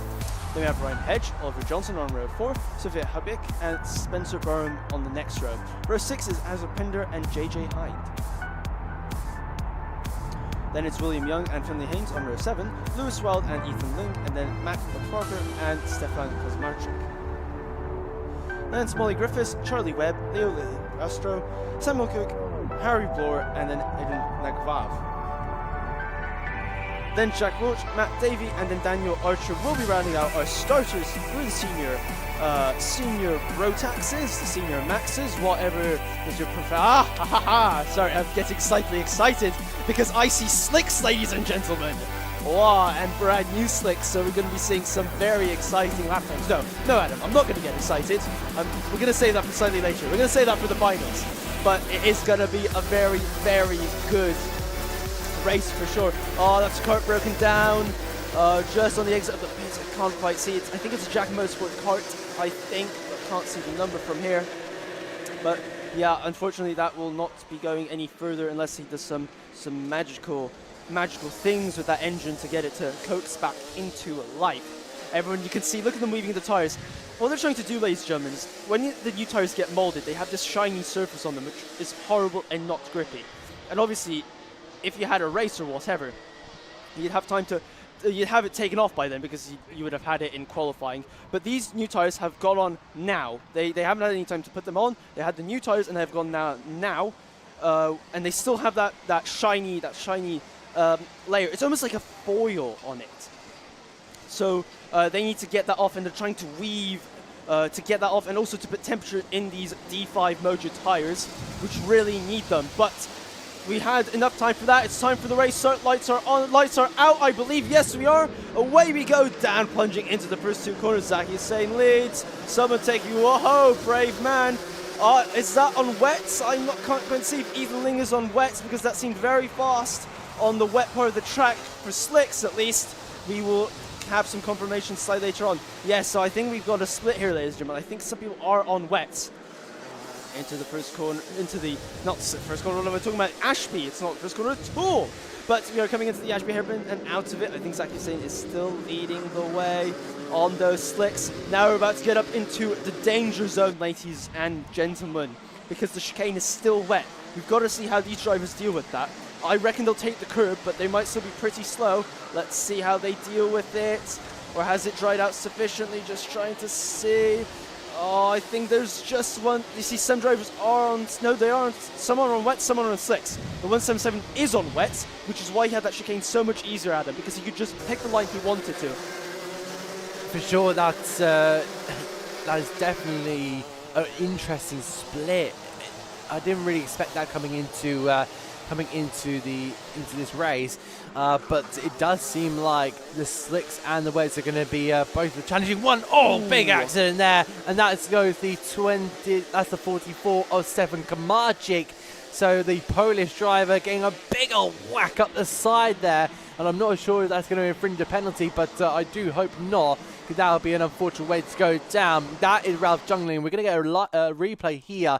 Where is Kosmarczyk? Oh, yeah, he just gets a big old batter from one of our other drivers here. And that 44, unfortunately spinning around, he was very lucky to get that immediately back through. But just immediately get that spun back round. But it was, as they come over the line, we're going to get a confirmation on who that was.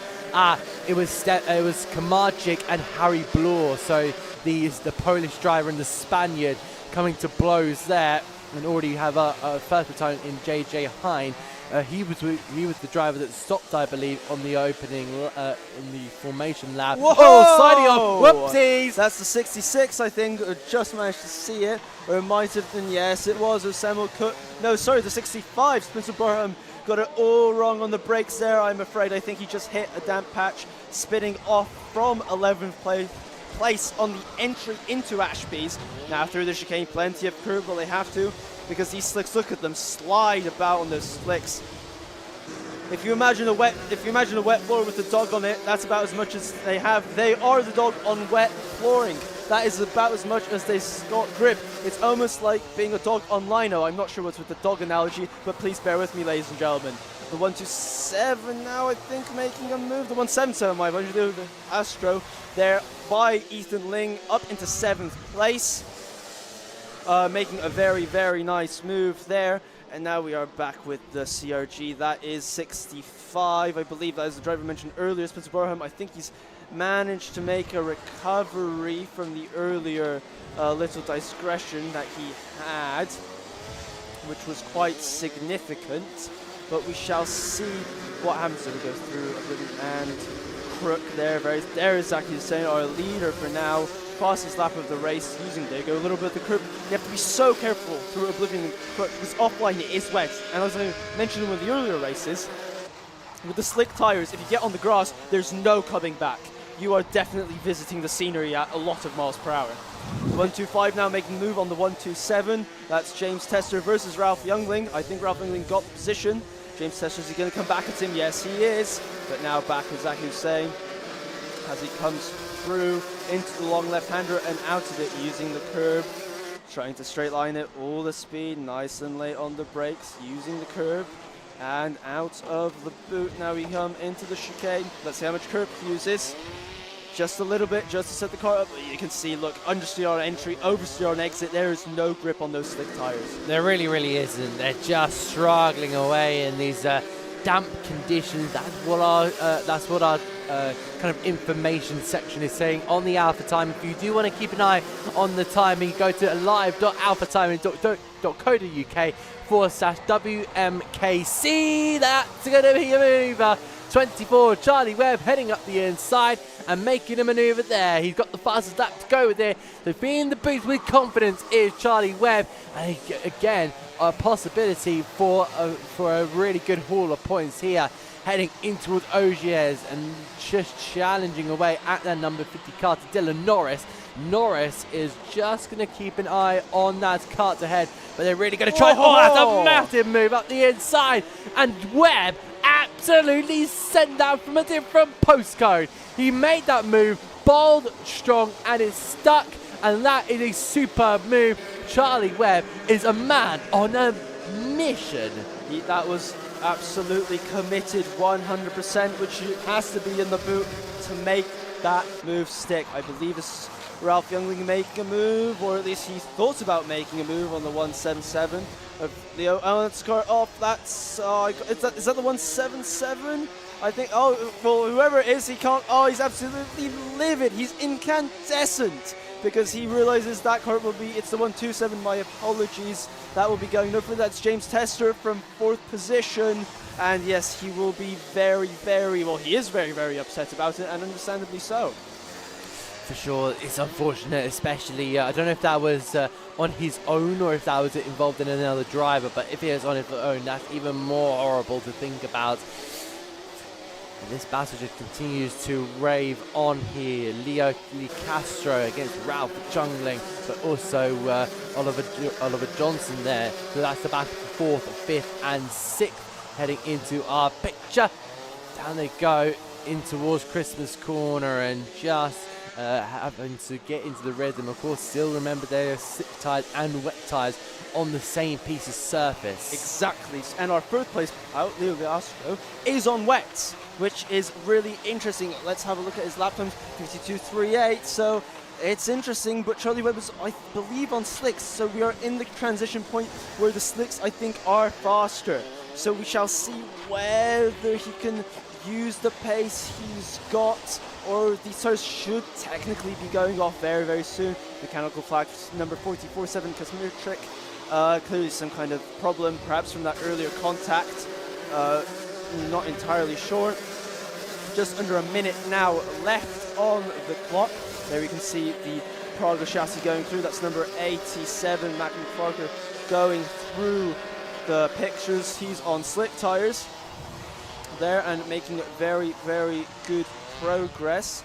That's the 71 leading that battle, going through our screens. The 71 of Stefan Hobaki with Samuel Cook right behind him, and our only novice driver in the field, which is Jack Roach, is in 13th position. Pretty good there from all these drivers, especially our novice Jack Wills, who's trying to make his way around the circuit. Big maneuver there, but we cut away now to this little tussle between Licastro and Jungling again, but they're not budging an inch in this little fight here, because Licastro is just building that little bit of a gap. Larson out there doing faster laps and faster laps and faster laps there, down to the 50s this time around. And looking at the time in that little tussle, it was Jungling faster than Licastro, but just not being able to do anything too much. Mac McFarquhar is your fastest lap holder. That's an inside maneuver. Brilliant stuff there. That's McFarquhar, in fact, on Ethan Ling.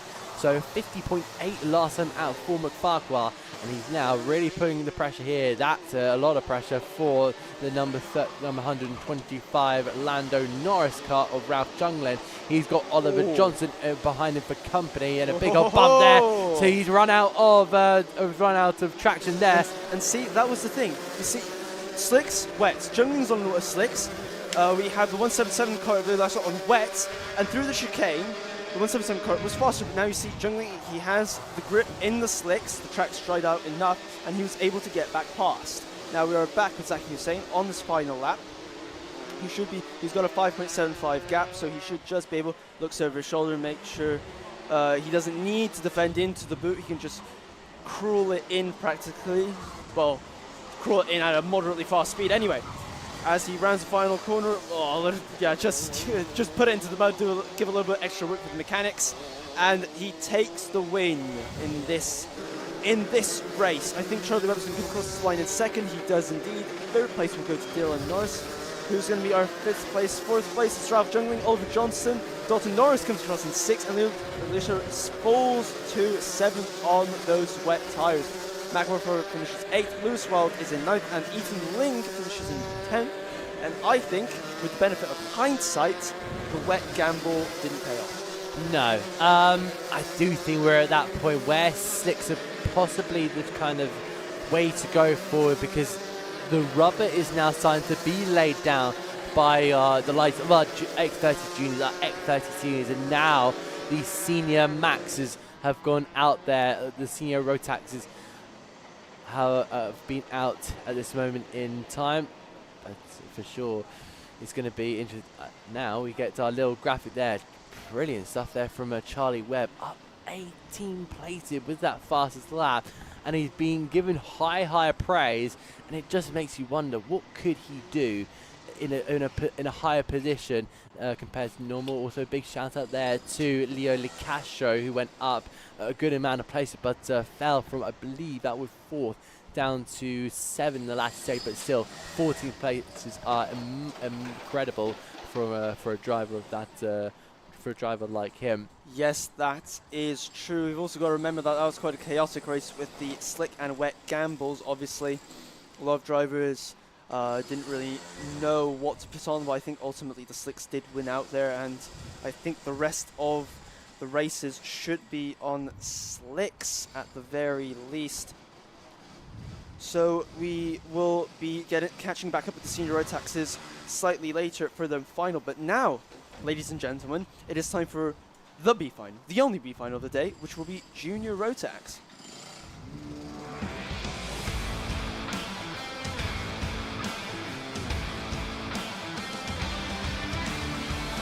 And now we are into our Junior Max B finals. So this is the first of 2 finals that we're going to be having. And it's going to be Ellis Snow on the front row of the grid. He's going to be alongside Toby Bedford, and he's going to try and make something happen alongside it. Autumn Hansford is going to be third against Highgriever Kokludnath in P4 with Harry Wills and Michael Dalton.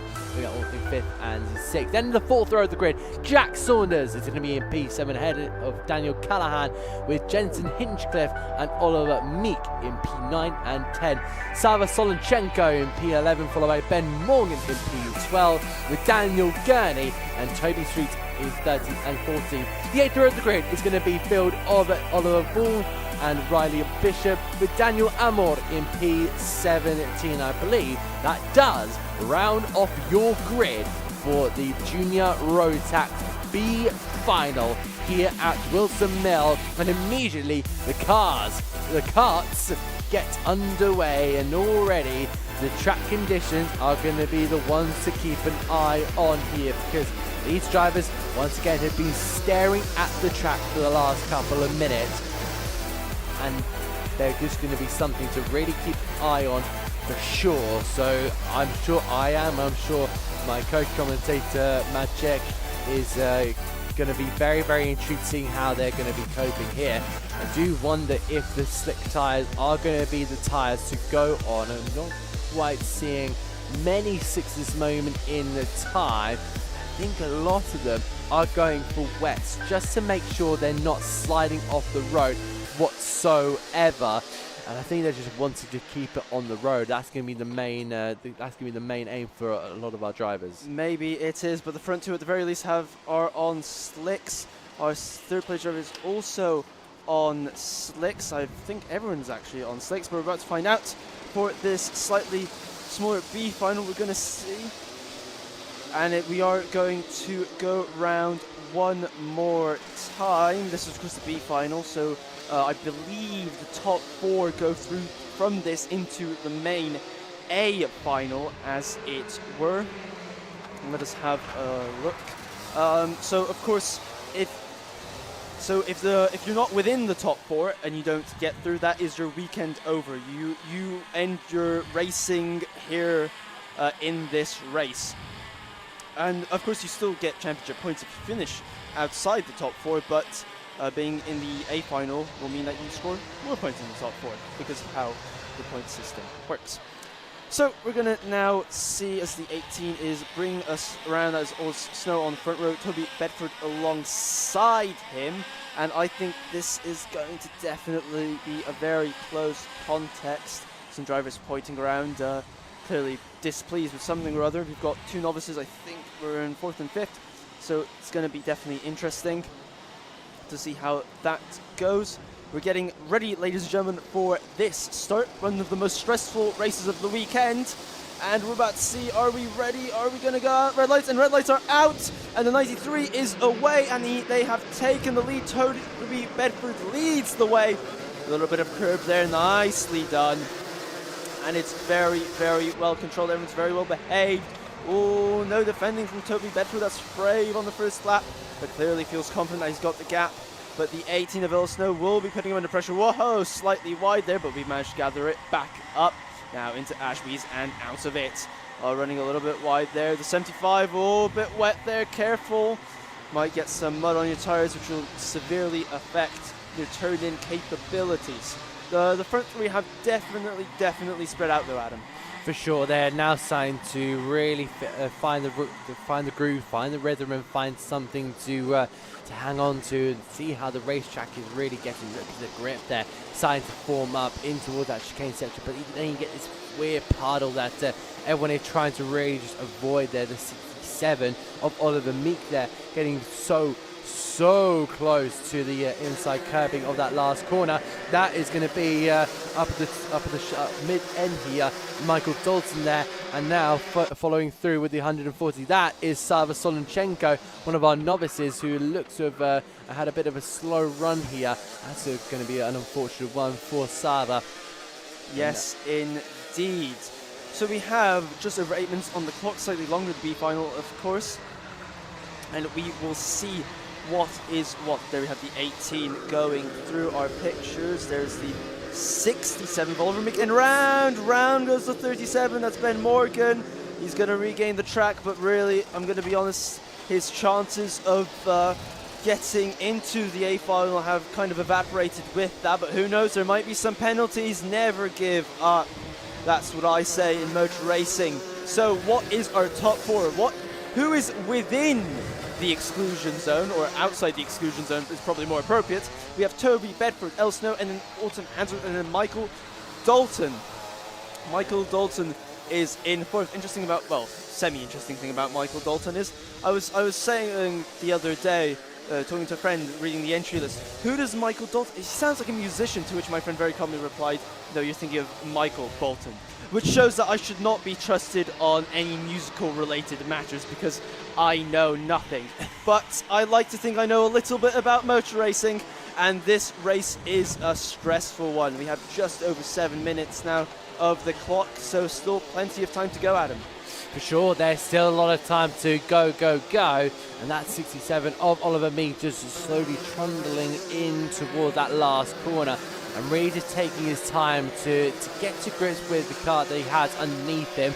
That is the 98 of Daniel Gurney trying to chase down Michael Dalton. But Toby Bedford with the fastest lap. This is all the way back at the end of the field here.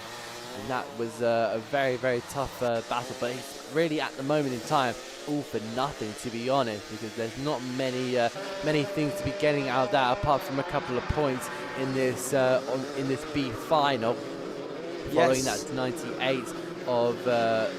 98 of Daniel Gurney, trying to chase down Michael Dalton, and the lap time just keep improving here. 52.55 from Toby Bedford last time out. Oliver Meek once again running through that little section. I think those tyres he has on just are not going to be suiting that condition through the middle section. But it does seem like the tyre grip is starting to increase here a little bit, because the rubber just continuing to be laid down, and that's just increasing the speed, the grip, and everything. Yes, definitely that could be a factor. I mean, everyone's on slicks, I think, by now, so everyone's in the same boat regarding the chicane and the first two corners.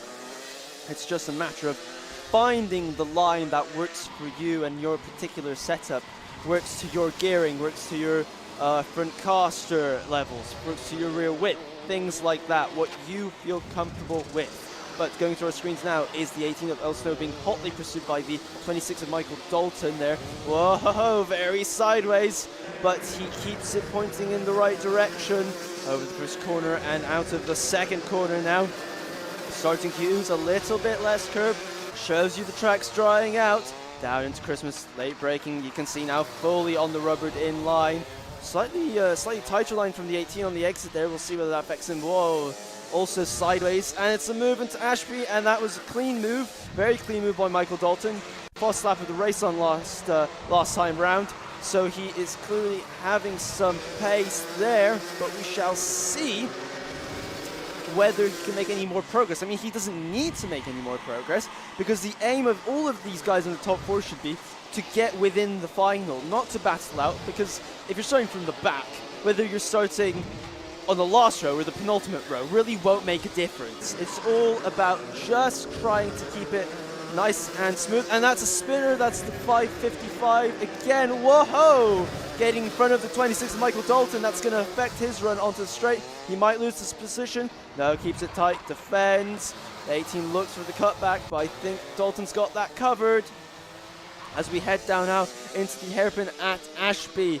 But I think Dalton, apart from that brief scare, Adam, I think he's just going to now pull away.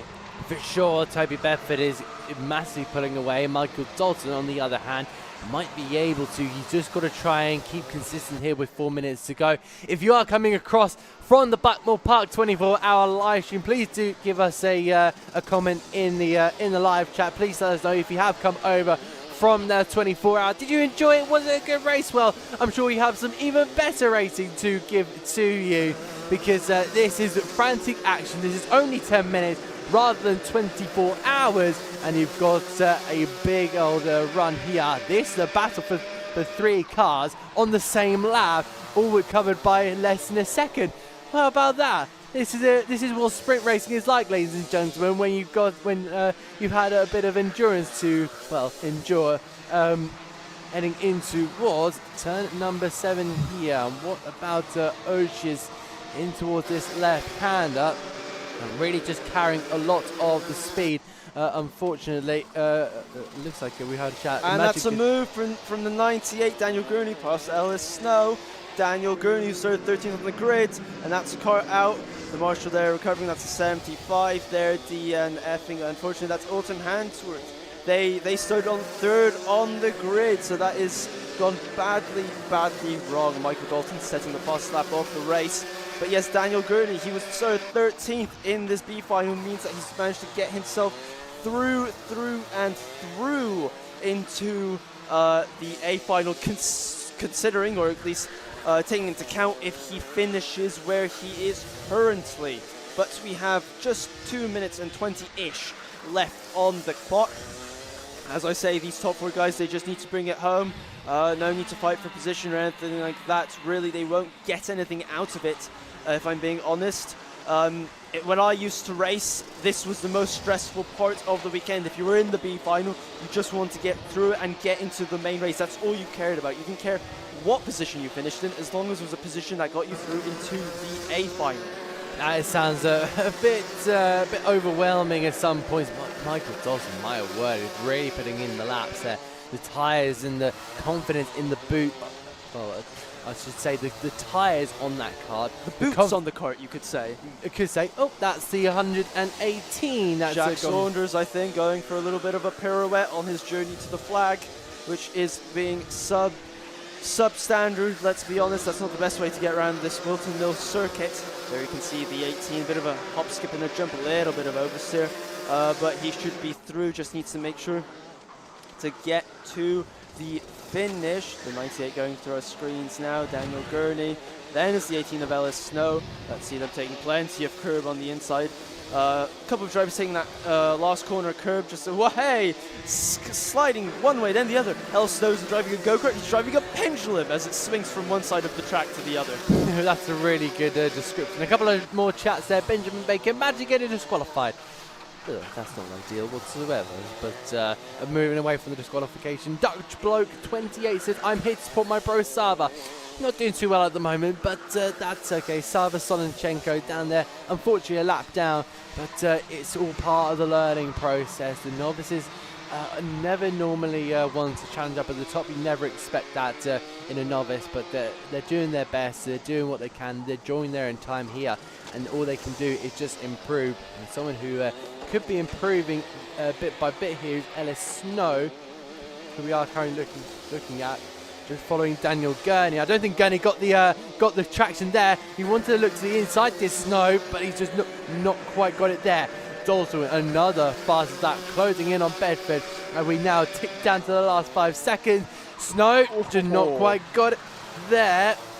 Plenty of locking, under braking there. The 98 kart got it, twitching sideways. I think we're going to have this half a lap and then another one on top of it. I mean, if I was Ellis Snow, I would just settle down now. He's got no one behind him. I mean, he could try to pull out the 5-second gap should he need it if he does have a nose cone. But I think he's actually already got the 5 seconds. No, not quite. He doesn't quite have the 5 seconds. But he doesn't need to fight for this position if all is well. He should just follow Gurney home. Well, speaking of following home, I believe this is the 26th. It's Michael Dalton going through our screens, starting his final lap. Tony Bedford has already obviously started his final lap. The 98 going through the screen there. Ellis Snow. Hopefully these guys just settle down into a rhythm. No need for any heroics. It just really is just about bringing the kart home, Adam. It really, really is. That's all you got to do at this moment in time. You've just got to keep it nice and calm and cool and collected and collect all the points that you possibly can. Daniel Gurney is doing exactly that. He is just making sure he is in fine tune with that car, not allowing Ellis Snow to get any sort of maneuver made anywhere. This is the 26th of Michael Dalton, but Toby Bedford will come across that time in B and will win the B Max final.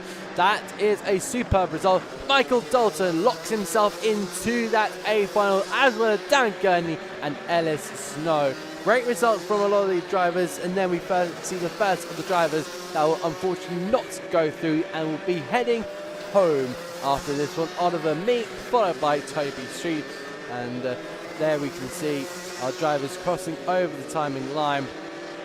And well, we've had a very, very dramatic race there. We head more in, we see into the last chicane. A couple more drivers. That is the 60-year-old Oliver Bowe, who's had a bit of a difficult weekend, but is still learning away here. He is past the 81 of Gokluthnath, who has also had a bit of a difficult race, and also one of our novices. So he's not done too bad for kind of a novice performance. No, he has definitely not done too shabbily, especially in these conditions. Whilton Mill is seen as quite a technical track, ladies and gentlemen. Really, it is not something you can pick up all that quickly. can see the carts coming through the pit lane. And we will see whether anyone has a nose cone. That's the 141. Getting the nose cone. We'll see whether anyone else has any nose cones. The 118 comes through. Perhaps we'll be fine. And we will see getting someone checking a nose cone. Oh, the 63 very helpfully pointing out he has a nose cone, which is great on great on him. Most helpful. I don't think I would do quite the same thing, but there we are. And then we have the 49 and then the 77.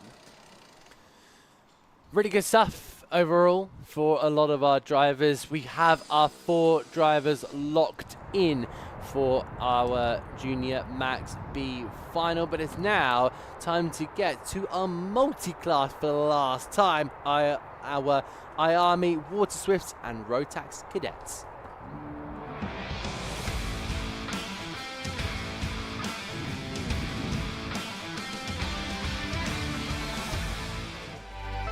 Right, ladies and gentlemen, we have the next class, the Waterswift. Let's have a look at what our grid is like.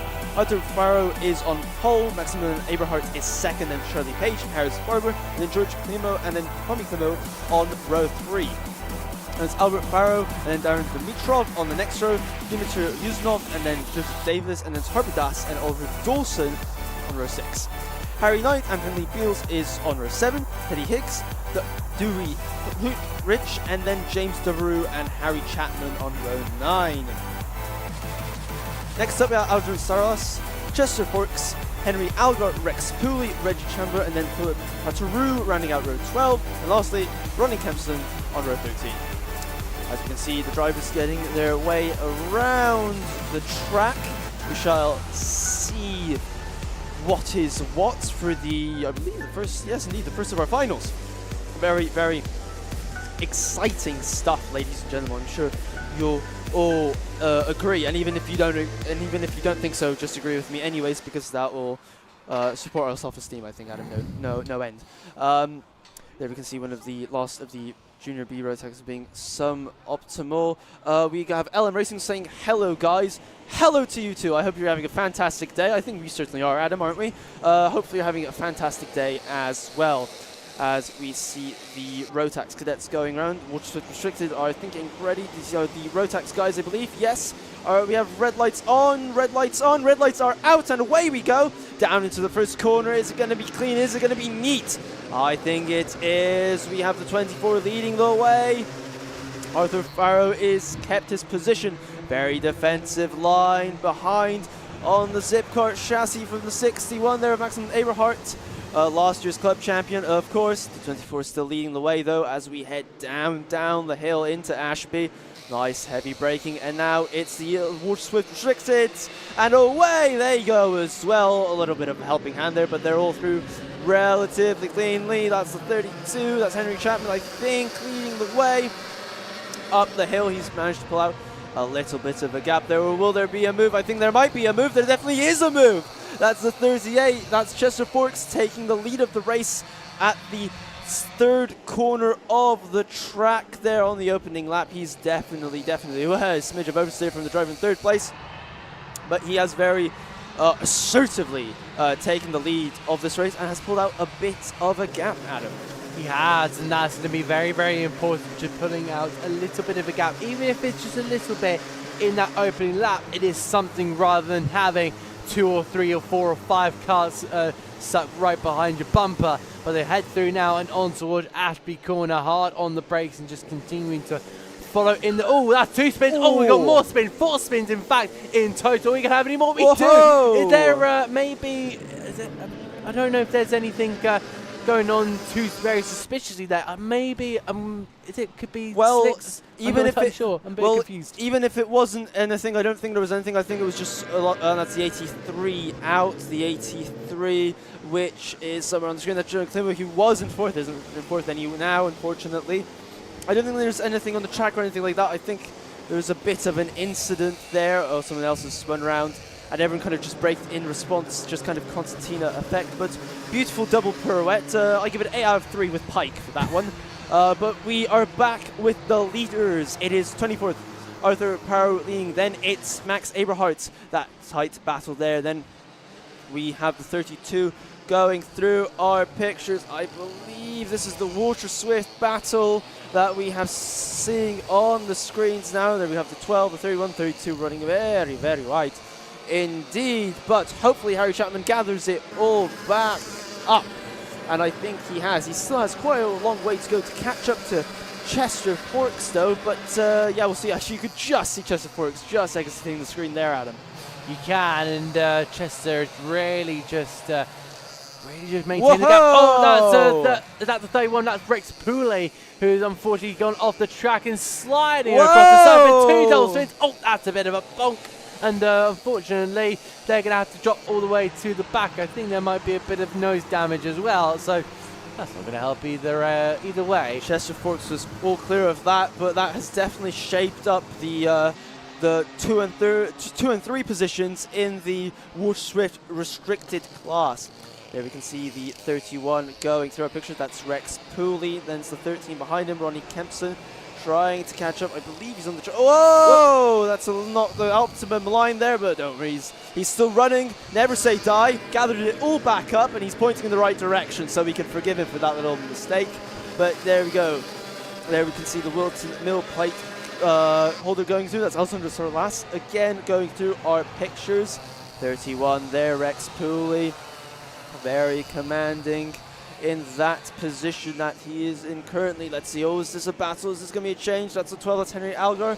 This is, I believe, the battle for second place in the Waterswift restricted category. Remember, the Rotaxes and the Waterswifts running in the same race here. But we should see, yes, it's the 12. He's Henry Algar being under pressure, more than pressure. He's actually being passed. Will he go through? Yes, nice and text, but lovely stuff. No shenanigans needed or anything like that. Just a simple pass on the brakes. Nice move there from Alessandro Salas. He managed to get the kart slowed down on the brakes and then just block that path from Henry Algar. He moves now up into second place, but he's got a massive lead to try and chase down. And Forks has just really racked up the speed, racked up the gap there, and it's going to be very, very difficult to in a way bridge. Arthur Farrow leads the way here. Maximilian Aberhart is in second place. That Lando Norris chassis, the Lando Norris caped card, is still leading the way, but Maximilian Aberhart is going to have none of it. He has still got 7 minutes to take the lead of this race, and look how close he is. That is the 17 of Philip Pateru, who had success earlier on in the morning, but not any in the afternoon, unfortunately. But will he be able to get something done here? That's a bit of a biff there from the 33 of Charlie Page. Page is being a little bit, the Brit is not quite happy with seeing that 61 right up in front of him. And for sure the action will just be very, very just constant. It's everywhere. There's 2 groups to bear in mind to keep on tabs with. If we look here, this is the battle for 5th, 6th and 7th with our camera just focusing there on Harris Barber. Meanwhile, Arthur Farrow is now being joined here. We now see, I think that is going to be Darwin Dimitrov looking to make something happen. Somebody's not happy. I think they were lapping the 17 actually. Philip Farrow, I think, was showing them which way he wanted to pass, and they were committed to passing on the inside because they didn't want to give their opponent track advantage. So going into this meeting, Max Aberhart was leading the championship. He won the last race here, round 1. He won that final. Seems, I'm not going to say unlikely because, you know, we still have 5 minutes of the race to go, but he is going to have to try a little bit. He's going to have to pull something out of a box, a magic box. That's the box he needs right now because he is losing a little bit of time. But we've got the 24 going through our shots now. Charlie Page has actually overtaken Max Aberhart on that last lap, so clearly not going his way in this race. But we've got the 24 going through our pictures this time around. We're going to see, oh, nice tight line. We're going to see this is the battle. This is the battle for the lead. I can't believe it. Is he going to lose the lead? We're about to find out, aren't we, I suppose? Because It is just so close. Let's see, into left-hander Parker's now, into the long left-hand sweeper at Chapman. Let's see the exit wall, plenty of curb usage there to try and straight line it. Nice and late on the brakes, nice and smooth it is, ladies and gentlemen. So close you could throw a blanket over all three of them, because Max Aberhart is also joining in with the fun. He's really looking to maybe make something happen here. Charlie Page wants to go to the outside, but how is this maneuver going to get set up here? Charlie Page has got a lot of time to make this maneuver, 4 minutes, and Pharaoh is going to just play the defensive card. He moves over, under the brakes they go. Is he going to try to switch back here? Switch through this section, corners. Now look to the outside, look to the inside. Is he going to make a move in towards Ashby? He doesn't pop out from the right-hand side, and Charlie Page has taken the lead of the race. But for how long is that going to be for? Through Oji as we go. The long left-hander followed by the curb up on the right-hand side. They go over it, back down they go, and head on down the road towards the boot section to see if there will be anything in the offering. Yes, we shall see how this progresses, this battle for the lead. We've got not very much time, I think, to wait for. Oh, and that's cart off. Can't quite see who it is exactly, but they've been. It's that I think that's just at the exit of Oblivion there, or Crook rather. Sorry, as you can see them in the background. So we've got the 33, the 32 being lapped. Then it's the 24 lapping the 32, and the 61. A little bit of a gap for Charlie Page now. I think he's got the pace. I think he's going to pull away with this one, if I am being honest, ladies and gentlemen. He's got this one quite under control. The real question, I think, is who's going to finish second, Adam? It is pretty much the question at hand, but I still wonder if there is a lead in the offering here. But it's just down to Pharaoh and Abraham. Do they want to push each other to the very limit, or do they want to work together? Because it's very rare, I believe, for a driver to work together in karting, unless you're teammates, unless you're really good friends, and you know what's on offer for the both of you, and it will benefit both of you. Then how many times do you have those drivers that actually want to work with you? You can't park there. The 78 being left there, but forget all that, because that's the 33 lapping the 13. The novice driver there, the Waterswift driver. Ronnie Kempson being lapped, then the 24 about to get past too. This traffic isn't going to help these guys out in their battles, but we are going to see what happens. Let's have a look. So the 33 is still playing away. He's got now a 0.5 second gap opened up. I think it's quite consistent. And someone's asking any tips to get higher up the grid. Drive faster. Yes, be better. That's my general advice. There is a very handy YouTube video actually that you can watch on Alpha Live. If you so wish to, you can have a look, and that will hopefully answer all the questions you could possibly think of. Cross-eyed Lion has just come into the chat and absolutely said we're about to say there's a video released by Alpha Live. Oh, that might help. Yes. That might be helpful for Yes. you. We'll send the check in the post. Don't worry about it. Anyway, we're gonna be back now because we've got just under an hour and 20. That would be a long race. A minute and 20 left of this race. Charlie Page still leading the way. Arthur Farrow is in second. Then it's Maximilian Aberhart in third. Everyone nice and smooth. No one's really close enough to have a move, or even to think about a move, if we're being really honest. It's starting to settle down now, to say the least. I wonder how our Waterswift competitors are getting on, because these guys are all a little bit of curb, a little bit of the nice and lovely water on your slicks there will not be helping his grip levels any good, let me tell you. But, well, hey, a little bit of sideways action, just four-wheel drift for the 24 car of Arthur Farrow in his pursuit, of his dogged pursuit of Charlie Page. But fastest lap by Arthur Farrow. He's definitely a man on the move. For sure, he is going to be really going for it, and I think Farrow might just have something up his back, back sleeve, up his sleeves. Really, I was going to say in the back pocket, but either one will do. Maybe he has both. Maybe he has something in the sleeves and pockets. Wow, that is some fashion tips from Adam Reid right there, if I ever heard them.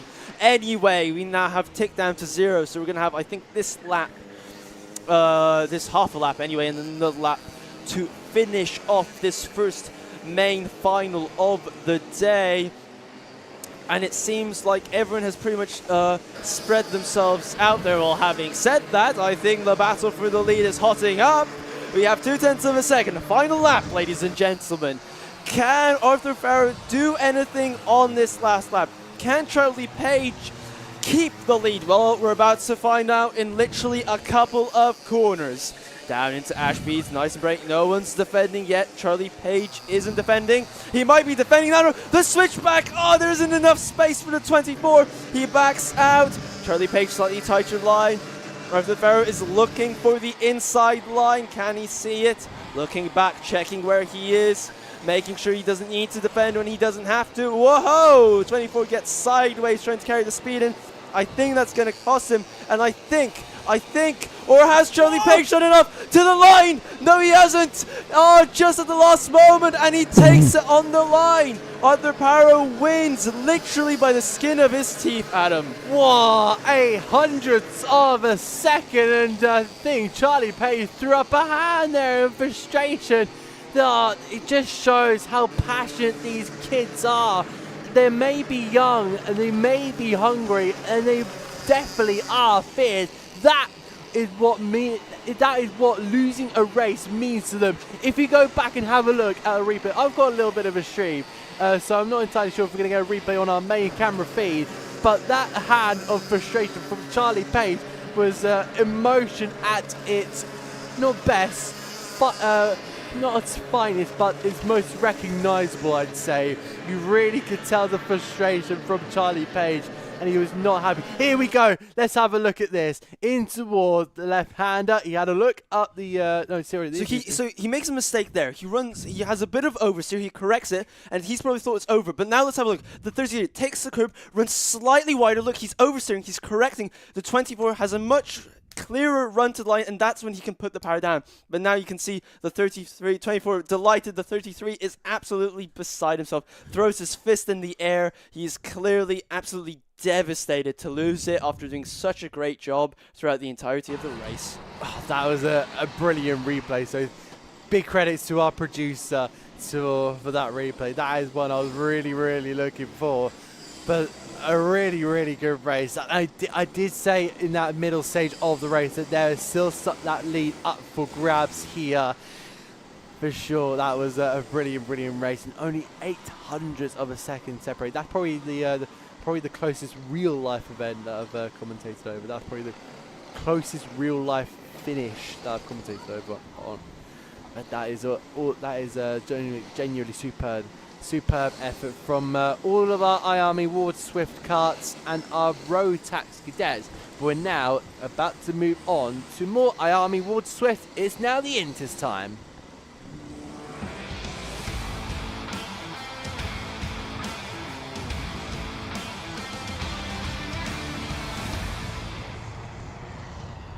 So now we move on to our IAME Waterswift Cadet, Inters, my apologies. Zach Chapney, who will be starting on the front row, along with Jan Nayar, and then Jonty Restrick will be alongside Enzo Butterazzi on the second row of the grid, with Milan Tomlinson in P5, Jensen Ackerman in P7, followed by Alfie Taylor, with Henry Johnson in P9, with Javier Fonge in P10, Knight Measures in P11, and Simeon Stone in P12. What about seventh row? It's going to be Johnson Stewart ahead of Thomas Rossi, with Andy Stewart and Clayton Sultan. Harry Davison and Jacob Narin in P18, and that should be the one to round off the grid. There you can see 18 drivers will take to the grid here for the IAME Waterswift Inter final. It's going to be 12 minutes plus 1 lap of racing speed, and is that a little bit of sunshine, my friend, my co-commentator? Have we finally seen the sun for the first time in a long time? I hope so, at last, because I've been sick of the weather, if I'm being honest, ladies and gentlemen. A little bit of sun will not go amiss, as we can now see all the drivers waiting to go out on the grid. Everyone very much looking forward to this one, all of them on with their new boots on, as you can see. They're slick tires, getting ready for this race. Let's see what happens there. We've got the Whilton Mill Zach Champ on there, waiting to go out. Obviously winning the Whilton Mill meeting, the Whilton Mill plate meeting last year, which coincidentally was held at Whilton Mill, whether you could believe that or not. Did rather well, definitely one to watch for this final, especially considering how high up he's starting. And we shall see what happens. What has been your favourite race so far, Adam? That's a tough one. I think that the races just go by so quickly. Can I tell you mine? Go on. My favourite was the lunch break race, where we had a race to the canteen, to the burger van. That was my favourite race. No, but in all honesty, that last race was an absolute cracker with that photo finish. Sure, that is definitely maybe sure a contender. I'll put it up there, but I'm not entirely sure if we've got our ultimate race of the week contender just yet. The viewers can tell us what they thought was their favourite race. I'm sure everyone's got an opinion. What they thoroughly enjoyed from the action so far today. Because don't forget, we still have plenty more races to go, ladies and gentlemen. Probably each one will be more exciting than the last, or maybe not. Let's stay with us and find out. That's what I'll say. Anything to add, Adam? Any interesting views you have on the upcoming races? I've just seen there it's just going to be some really entertaining races, and one people should stick around for, because of course sprint races are very exciting, maybe not favourable in a higher form of motorsport. But for sure, it does seem like a lot of our drivers are enjoying their time. Just having a look at this comment here. What Alpha Live is putting up better quality than the FIA karting broadcast. I don't mean any image quality. I think it's all up to us, really. I don't think it's actually I think it's the commentary. I'm going to take that as a compliment. I'm just going to take that for us, I think. No, the team here at Alpha Live do an absolute superb job. Everyone really, from the cameraman to the producer. I think we can include ourselves in that. I don't think we do. And the 36 has gone round. That's Johnson Stewart on the formation lap. And tandem spinning. Hey! Love a bit of tandem spinning. Yes, a little bit. You don't want to leave a friend out. Might as well join, have a bit of a chin wag while you're at it. But come on, guys. We have a race to think about. Slide up to you and be like, how was your race Yes, today? Adam, actually, you're standing a little bit too close to me. So if you could just... Apologies. Yes, personal space, please. Anyway, apart from the mild shenanigans here in the comms box, we're going to hopefully get ready for a race. I mean, these guys are coming up a little bit quickly to the line, but hopefully they all settle down.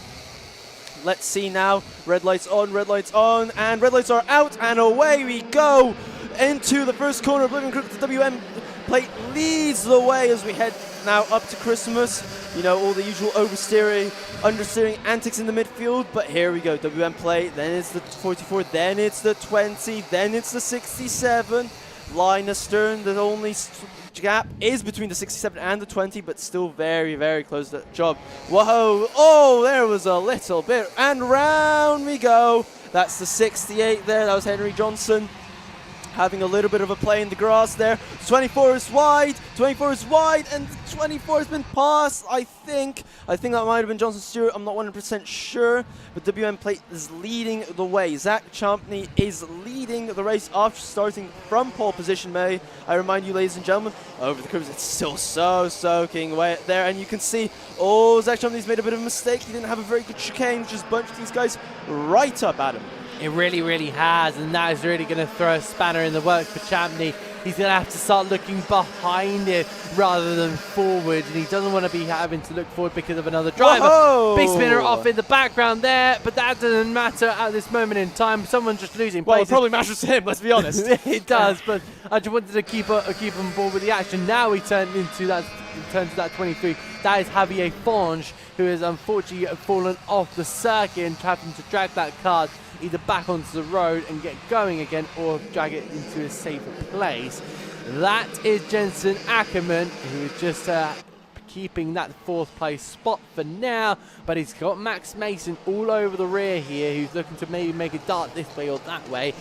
in towards the chicane. Oh, wide moment there for Ackerman, and Mace is going to flip straight past there. And it looks like he is going to go straight through and up into 4th place. Unfortunate there for Ackerman, but I think just a loss of grip forced him wide. Yes, I think that may be true. Perhaps it's a setup thing as well. Maybe Jensen Ackerman doesn't have his Ackerman set up correctly, because it changes the geometry and how it's steering. Never mind, Adam. I'll explain it to you later. I've been waiting all day to make that joke, and you don't even get it. That's what's really annoying about it. Anyway, ladies and gentlemen, we have the top one. My producer in my ear just saying that at least someone got the joke, which was excellent. Anyway, we have the just under 10 minutes on the clock, remaining. We can see the 20 going through the shot there. The Whilton Mill plate also leading the way. Again, these guys they had that moment where they all bunched up. Now they've all spread out a little bit, and it seems like we are going to have a very interesting dynamic here, as hopefully they work together, but we shall see what happens. They've pulled away a little bit to Max Mason. They've got quite a big gap, so I feel like they might sort this out amongst themselves, but again, we still have just under 9 minutes on the clock now. That's still a very long time in motor racing, especially in karting. So we shall see. Oh, we've got, I think, the 2 Burl Art gentlemen at play here. That's 24, just being nuzzled wide slightly by the 16. That was Alfie Taylor being passed by his teammate, Millen Thompson, very, very well. And they've got another kart now to come, and that's John D. Rustrick coming up to play with them to have a little bit of a battle, but boy, is it close, Adam. It is. I think at some point we're going to have to play Rank the Joke. So yeah. I think you'll enjoy that game of getting a mean score of 3. Apologies in that one. But this is the action we're looking at. John T. Restrick, who's looking to try and pass both BRL ARTs, heading in towards this section of a sweeping corner, down towards Ashby. That was a bit of a moment there. Sideways moment there. That was Nayar in the number 44, but just concentrated here with both the BRL ART still leading away from John T. Restrick. Restrick will just be looking at seeing where he can make that maneuver. I don't know what the BRL ART drivers will be thinking at this moment in time, just because they will not be aware, especially if you're Tomlinson, you'll not be aware of Restrick's kind of appearance. Oh, that's a wide moment. That's going to allow Restrick to try and hop on through, but nothing doing that time round. Alfie Taylor may actually now know that there is a kart behind him, and they've got to start going with each other. But how would you approach this kind of situation? Well, it is a difficult one, isn't it? Because obviously they want to pass each other, because obviously they want to gain position, but also in these classes, working together can make all the difference to catch up to the pack in front. But they really need to work together for quite a long while, because they have a big gap to Max Mason. So we'll see what they decide to do ultimately, but working together, I'd say, when you've got 6.5 minutes still left, isn't an entirely bad plan, and that's a very slow car in the apex. So not 100% sure who that was crawling through the chicane, with the entry to the chicane rather. There we had, I believe that was the 71, was it? No, that was the driver in front. That was Jensen Ackerman pointing in front. Let's go, work with me. I want to catch the guy in the front, which would be Enzo Battarazzi. Indeed, and that's the 18 who's gone a little bit, well, quite heavy aquapaddling. Let's be honest, that car is almost submerged, the 18 there. That was Simon Stone. Yes, I think they might need to kind of pump the water away before they try to get that kart out of there, if I'm being honest. Not ideal scenario whatsoever. That was a big old pool of water right next to the circuit and right next to the cars. Having a look at this battle here, once again, it is Jensen Ackerman still feeling the wrath of Max Mason in behind. That number 71 really starting to fill up the, I was just saying the wing mirrors, but of course you don't have wing mirrors, starting to fill up the vision, the point of view of Ackerman, and of course getting through. He's now going to be looking at the rear bumper, both heading a little bit too wide. Human DRS for Mason on his way down towards Christmas Corner, and that has just about kept him ahead. Looking back now, Tomlinson, Taylor, Restrick, That's the 6th, 7th, and 8th place here in their little tussle. It looks like Tomlinson's trying to head down the road just a little bit and leave Taylor in the dust. I wonder if Restrick is going to go for the move very soon, but unfortunately gets caught out into Ashby, and it's all over. Had to do it all over again. 4 minutes and 50 seconds left on the clock. They're really starting to chase down the times here. They look to now close in on the win of, or the eventual checker flag. Yes, they are, Adam. As you can see now, going through our pictures, that's Aaron Nayar going through Enzo Petrozzi, and then this battle, this everlasting battle between Max Mason and Jensen Ackerman. I think Jensen is getting a little bit frustrated because he wants to work with Max Mason and not constantly fight him for position. But now that we've got just below 4.5 minutes left on the clock, it really is not a lot of time to be working together. But who knows? Who knows? We still have plenty of laps to see what there is to see, as they say. But we still have the 18 going through a shot, and that is, I believe, just trying to see who that is, but it's the WM plate in front of him. I think the 18 was the driver early off into the pole. That was Simon Stone, who's keeping up with the WM plate. So he has managed to swim his way out of that puddle and has now rejoined the race, but that's changed for position. That was Enzo Petrozzi getting past Aaron Nayar up into second position. So maybe, just maybe, if Max Mason and Jensen Ackerman work together, they can catch up to this squabble for the remaining spots on the podium. And that's a 23 round. That was Harvey Fonch there, who's really not having a great final race, it must be said, but he has at least rejoined the race. So coming through our screens, that is again the 20, that is Enzo Petrozzi, who's managed to pull away now. And they are, clearly has a little bit of a pace advantage out on the racetrack through the corners and down the straight. Basically the points comprising the racetrack, if I'm being honest. That's what I'm trying to get at, ladies and gentlemen. Hop, skippity, jump over the curb again. The 20 trying, I think he lost out a little bit there, clearly. Nayar had a little bit of a smoother line there. Again, through this lovely sequence of corners, which is Oblivion and Crook, which all the drivers love to go and even to watch, because it must be said, standing by the side of the track and watching the karts go through there, it can be quite a spectacle, Adam. Well, I haven't tried it myself, so I might have to get down here at some point. So if Adam randomly leaves, ladies and gentlemen, in the middle of the races, you know why. I'm not going to do that. I'm going to stick on today. Maybe another time where I'm actually not doing any commentary, or maybe if there's a British Kart Championship round here at some point, maybe I'll come down and just have a look. But look at the race here, 2 minutes remaining, and that 71 on Max Mason just continuously building up the speed here. That is the 20 of Enzo Petrozzi, who's got the Birol ART 47 of Harry Davidson blocking the way of Nayar. Oh my goodness me. Max Mason up the inside of Nayar, and now the 71 is going to go through onto the podium spots here. The half British, half Indian racer in the number 44 card is really starting to try and apply the pressure once again here, but he's finding it a little bit difficult, especially with Jensen Ackerman right in behind him. He could find himself down yet another place if he's not careful. With 1 minute and 15 seconds left on the clock, we're really closing in onto a really, really good race.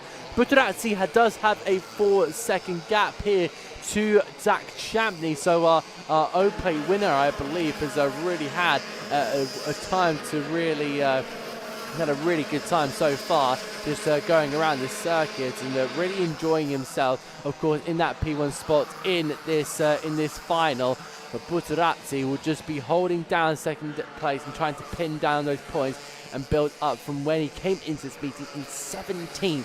He's most likely going to be in a really good position, and I'm going to be very much looking forward to seeing what that's going to be once we get into those stages where the standards are finally complete. Yes, we shall see, but that is all to come, ladies and gentlemen. We have now 20 seconds left on the clock. I'm not sure whether Zach Champney has had a chance to cross that lap I think we may be getting one more actually. So yes, we will have 2 laps left of this final. And we shall see Max Mason is on a charge to try and close up Enzo Buttarazzi. We'll see whether he'll have enough time to grab that 2nd position. But behind them, that is, I think that was Jensen Ackerman having a go at Aaron Nayar for 4th position. 4th position, I think, changing hands. And as he passes, yes, he is through. Jensen Ackerman up into 4th position. Really good stuff there for Jensen Ackerman. He was applying the pressure as much as possible, and that's exactly what he needed to do. And he's found his way up into that 4th place spot, taking that away and nabbing it away from Nawar. So that is a brilliant effort for a lot of our drivers, really applying the pressure, but wide there, going over the skitty bumps there for Jensen Ackerman, and hopefully there's no damage on that car. I'm sure it would be noticeable already if there was something there, but Max Mason taking that fastest lap, trying to close in on Enzo Buttarazzi, but I don't know if he's going to have any time left because, of course, Zach Champney has entered the last lap. He's halfway around the circuit, and Max Mason's just made a little bit of an error. Yes, unfortunately, but the final lap is now, ladies and gentlemen, upon us, as we have said. Hopefully, we will see Zach Champney finish, because no one wants to see a driver lose out on a win just because of a mechanical failure, just because of unreliability. If they've done a good performance, we want them to deliver that performance to a flag, and I think Zach Champney will deliver that. Yes, you can see shaking his fist there in delight. He has won this one, has it in the bag, and I think, yes, Enzo Buttarazzi is 2nd. Max Mason completes the top 3. Jensen Ackerman 5th, and who will be 6th? I believe it will be John T. Restrick. Yes, he does. But Alfie Taylor takes 7th. Millen Tomlinson is in 8th. And 9th will be, I believe, Thomas Rossi. We're just going to wait and see. Yes, indeed. And then our final top 10 position will be going to Johnson Stewart. Wow, that was quite a thrilling first final of the day, I think, or the 2nd final even. For sure, it was an incredible final there. Zach Champney really just dominating the race, but we saw some really good stuff there in the mid-pack with Buttarazzi, Mason on the push, of course Ackerman getting past Nawar, as well as John T. Restrick getting past both of the Birrell ARTs whilst all that was happening. He finishes home in 6th in that number 67 kart with Alfie Taylor and Millen Tomlinson, Thomas Rossi and Johnson Stewart rounding off that top 10. And of course, I believe the majority of our 17 carts did finish. We unfortunately lost one.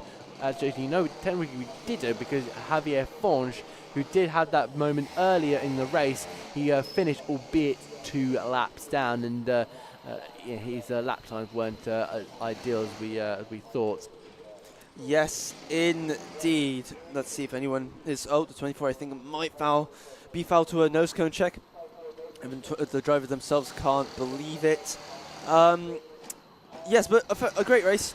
We're going to see, I believe it is the Rotax Inters up next, so that's going to be something to look forward to, ladies and gentlemen, as we just wait and see whether anyone else gets any nose cones.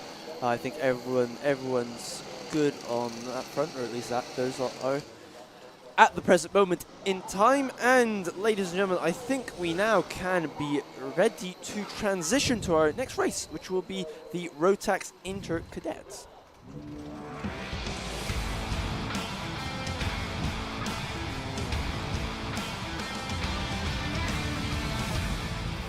Right, ladies and gentlemen, let us have a look at the next grid for the Rotax Inter. So we have Finley Lines on pole position, then Luca Ungsplank. 2nd, row 2 is Finley Hines and Leo Livings. Then we have Jack Baker and Benjamin Lorne. Then it's Max Wheatley and Devin Taylor on row 4. Warwick Millam and Otis Cleary on row 5. George Fountain, I believe, are top novice. And Ivan Belko is on row 6. Then we have Oliver Barton, Nathan Rond on row 7, Stanley Stafford and Ayrton Rye on row 8, and then it's Stephen Coslings and Daniel Vindersmith. Then it's Ari Kallenberg and Adam Jonovitz. then it's Layla Bell, Harry Bell, Noah Hobson, and then Ralph Racketit. La Portielle is next, and Akinola Giono, Russian Brett, Joshua McCucken, William Horton, and Arthur Brooker. And rounding out our grid will be Ruben Jenkins and Jensen Smith. All the drivers, ladies and gentlemen, getting round for the start. Everyone you can see nice weaving, very hard tires on these younger classes, very much harder to compound than, for example, on senior X30 or senior Rotax kart. So they need to be a little bit more aggressive with their tire warming technique to make sure that they are working those tires in. But everyone seems to be pretty steady. We're gonna see whether we're gonna go for a start. The line's saying to his teammate, work with me for this race. We'll see how long that lasts. But the red lights are on. Are they still on? No, they are out now. And ladies and gentlemen, we go through into the first corner. There we go, Finley lines. Plenty of curb there, plenty of curb on the exit.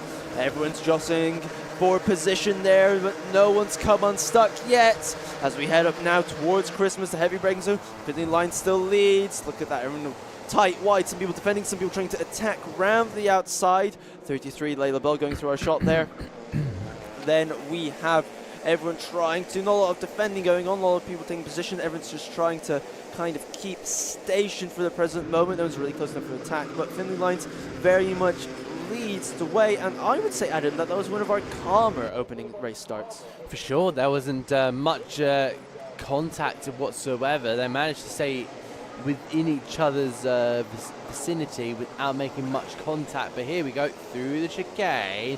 Everyone seems to be a little bit more raggedy through there. They're trying to open up the aggression and then find the confidence as they build upon these next 12 minutes, because this is going to be one of those long races compared to our 8-minute sprints that we had earlier on in the day.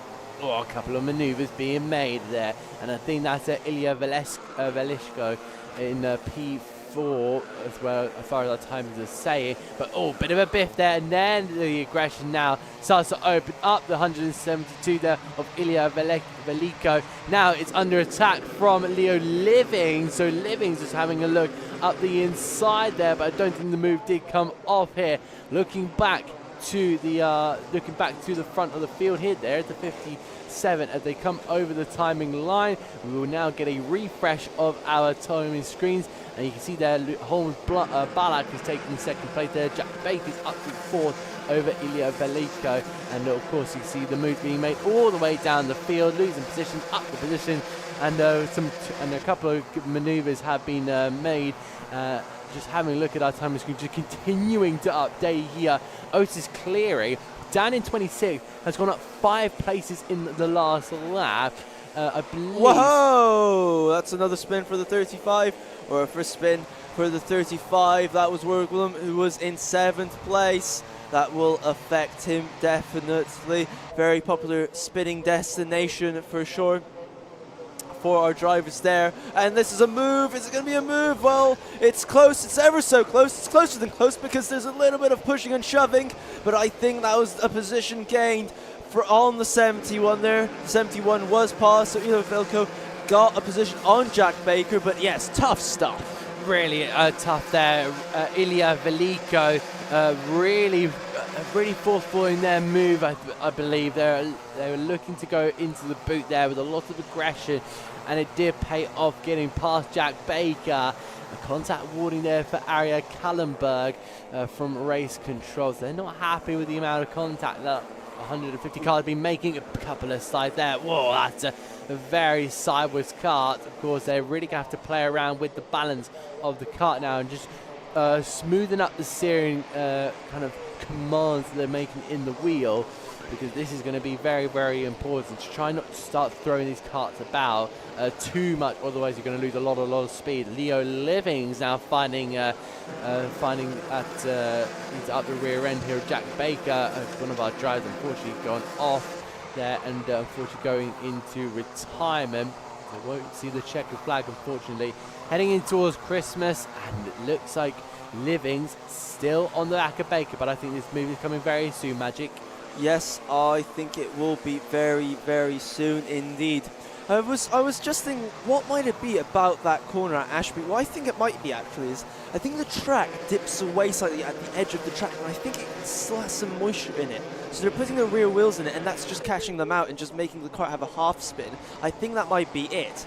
Anyway, this battle between the 71 and the 77, Jack Baker versus Leo Livings, is definitely heating up. Whoa, a little bit wide from the 71 there. Side by side now into the first corner. Who's going to have the track position? It's going to be Jack Baker taking the initiative there. First to the corner and out of it, but now back down the back straight. Jack Baker still leads. I think Leo had a bit of a look there, but decided better of it. Decided to bide his time. We're going to go down the hill. We're going to have a move into Ashby. Yes, we are. On the brakes. Awesome spin in front of them. Well avoided, gentlemen. That was absolutely superb evasive action to get away with that one. The track got considerably narrower at that point in time, but they all managed to get through. So now we have the 71 on our screens. There we are, coming through our picture. In the 77, Jack Baker and Leo Livings. Leo a little bit unlucky there with that spinning cart, I must say. It seemed like everything was against him at that point in time. But all he needs to do is now catch back up to Jack Baker, but that's easier said than done. I did have it in my mind, and it was Ilya Veliko who went around that 172. And as you said, the track got very, very compact there. Not a lot of space to go through. Both the drivers were committed into Ashby Corner, so they had to just take that lie. If they hit Veliko, well, they've unfortunately gone into them. So they're lucky not to and avoid it. And they'll continue on their way in their little battle for forward. But I don't think they're gaining whatsoever on the likes of Finley Hines and Combs Balak, because they are far away up the field. Having a look at the gaps just on our screens here. Yeah, it looks like they come over the timing lines. Having a look there at Leo Livings hopping and skipping and jumping over that chicane. Jack Baker crossed the line 3 seconds behind Finley Hines, and it doesn't help that Luca Holmes Balak has gone and done the fastest lap as well. Holmes Balak is going to try and now have a look and see if he can gain that 1.1 seconds he needs to get onto the rear tail of Finley Lyons, and then we're going to have a proper fight on our hands for the lead of this race and maximum points, which is what every single driver on the grid is going to want, especially when they're in that exact position. If you're Finley Lyons, Holmes Balak, maybe even Finley Hines if you've maybe got the race pace, but it just doesn't seem like he has it whatsoever. Finley Hines, in all honesty, last time out was about 9/10 behind Holmes Balak in terms of timing here. This battle just continuously going on. Whoa, sideways. That was a mistake. The 71 is right up with him. Just apex a little bit too late. That caught out the back end of the cart, put him into an oversteer scenario, which completely put him on the wrong part of the track for the final corner, which has allowed Leo Livings to close up behind him. It's what has allowed Leo Livings to position himself back in the spot where he was a couple of laps before. Is he going to go into Ashby? No, he's decided not to this time. Slightly different lines there from the two carts. One slightly wider, one slightly tighter. We're going to see what comes out of this automotive ballet almost. Who will really gain track position? Is he going to have a move here? Yes, he is. Side by side. Oh, no, my friend. Back you go. Who do you think you are? Says Jack Baker. Slams the door in his face. We are not taking any customers today. We are closed for business. But Jack Baker lives to fight another day in that fourth position. Yellow flag's out. Through 1 and 2. I think they've been out for a couple of laps now, though, to be fair.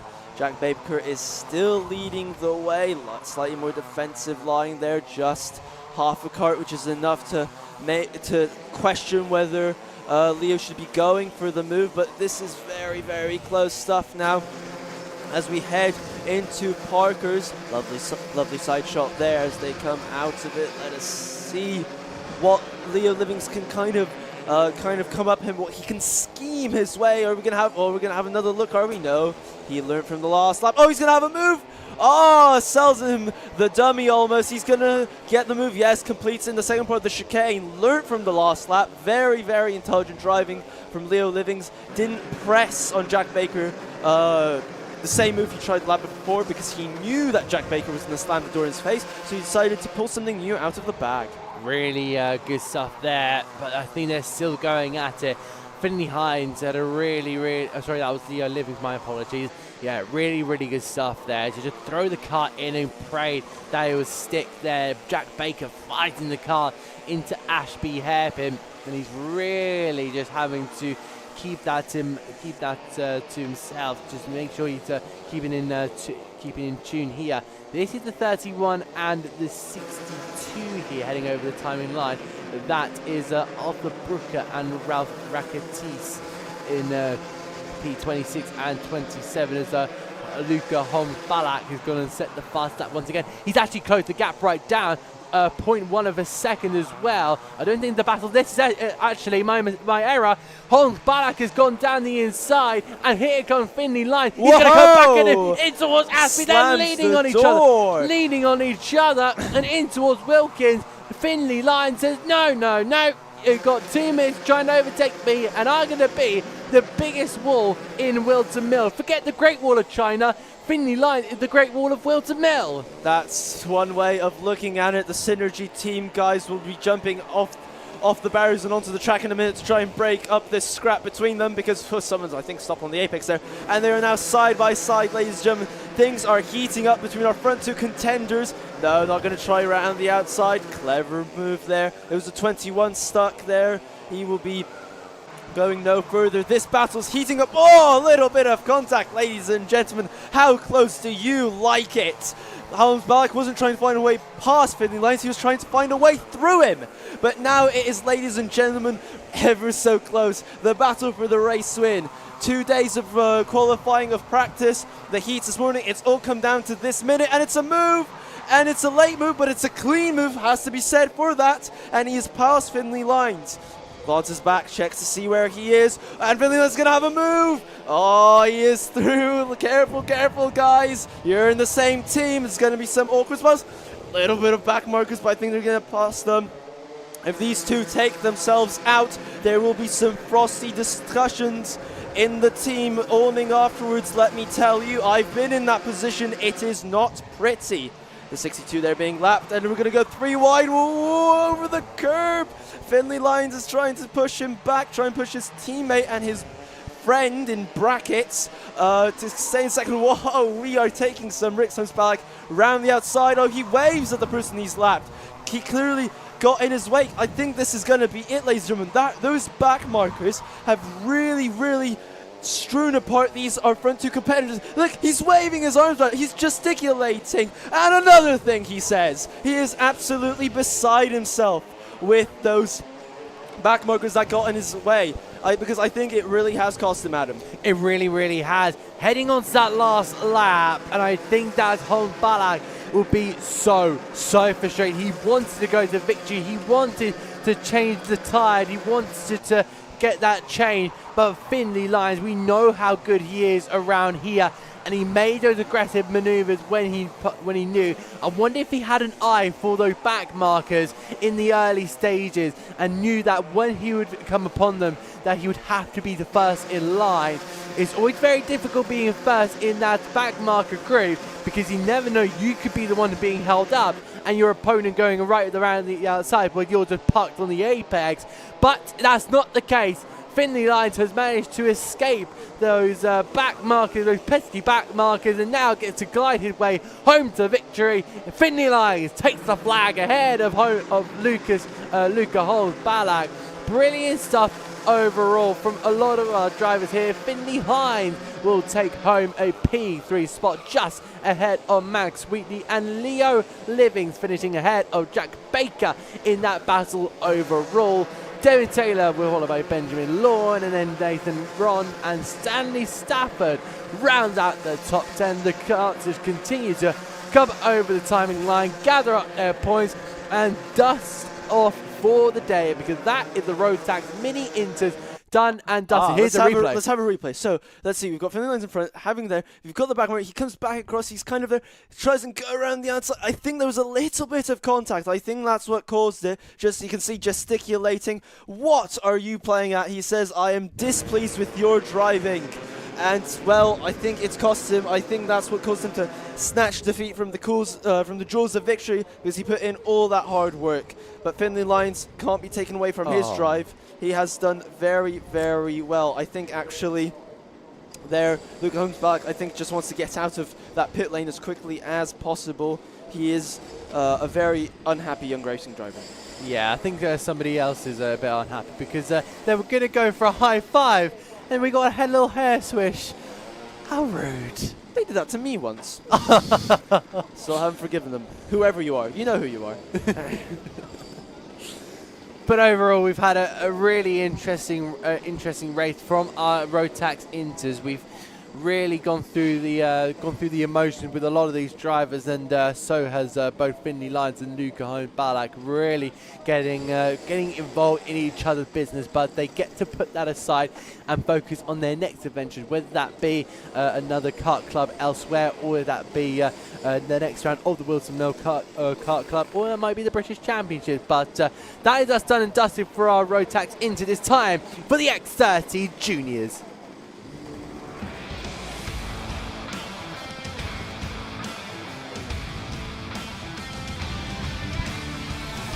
And we're now into our final for the Junior X30, and you see there the beautiful Whilton Mill now starting to dry up. It's going to be Taylor Aldridge in pole position with Lewis Insolent in that Beryl ART.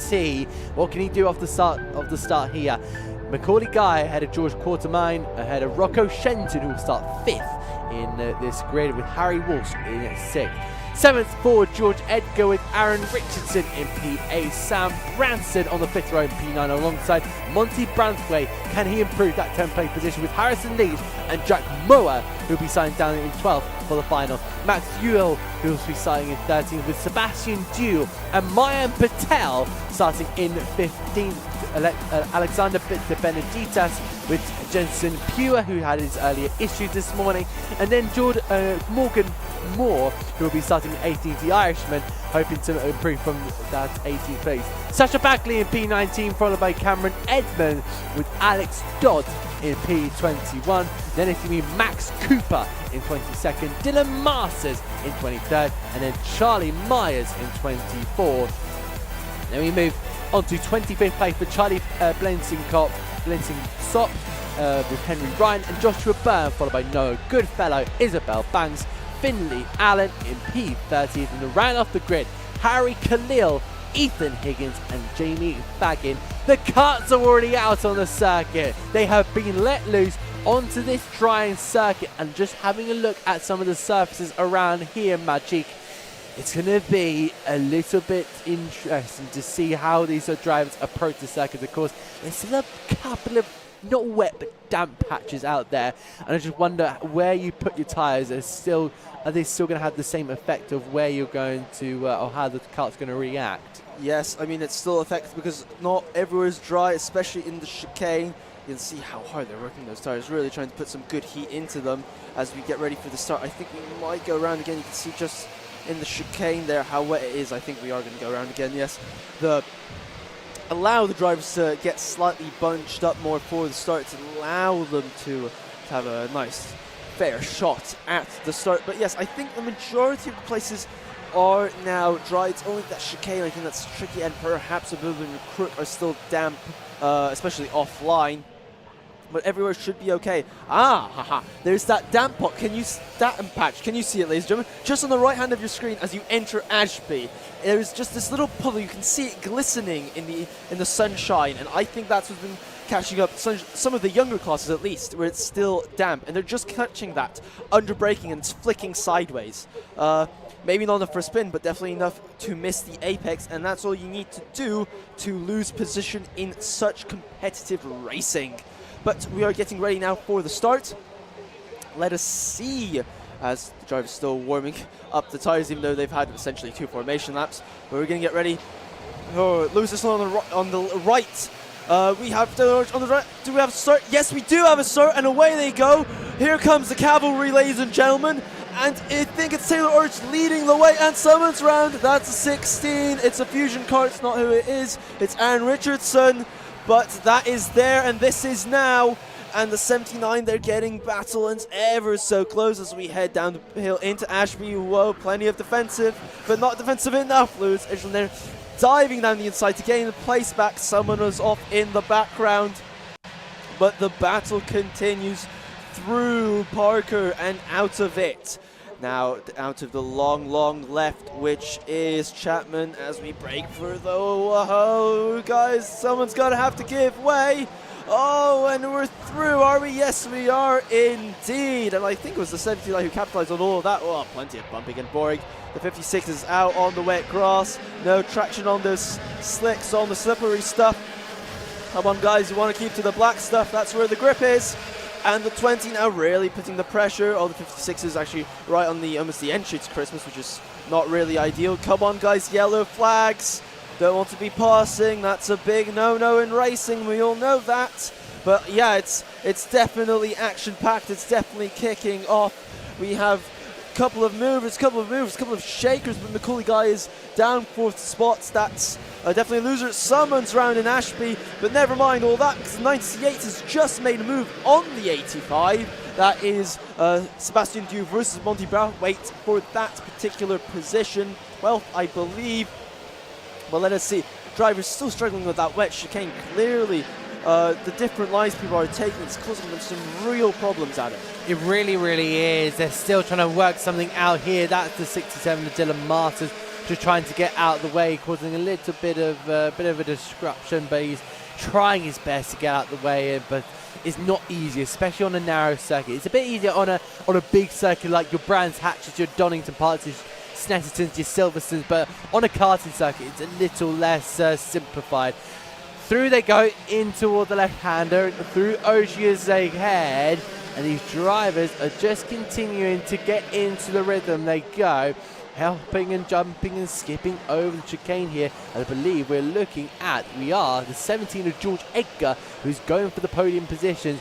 He's going to be the next one in the Edgar family to be up there in racing, hopefully in cars very, very soon. So another one to remember the name, George Edgar, to the list of ones to watch out for. He is on the brakes there, looking at attacking Harrison Leach. There's Macaulay Guy, and more manoeuvres at the back of the field. I think that was around about George Quartamane or Jack Moat sliding through. That's Lewis Inslin, who's gone through on Rocco Shenton, it looks like. So the 86 have gone below the 12 there, and that's going to be a good move from Lewis Inslin for the Birrell ART team. Yes, it is for sure, as we can see now as they go into booth. Taylor Orridge is pulling out a bit of a gap. It's already 1.7 seconds, ladies and gentlemen, so way. And that's the 46 out and going no further. Points to where to push the car, I think. But yes, that is bad news. That is a tough cookie, as they say in the States. But now back to our top two, or our second and third place drivers, ladies and gentlemen.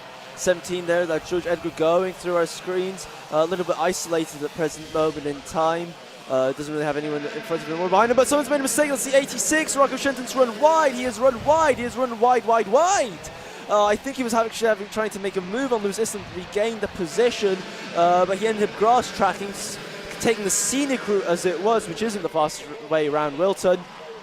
But he has at least held on to some sort of place in the pecking order. I think he's lost about 2 positions. I think he's dropped down to 5th. We're about to get confirmation over the timing line.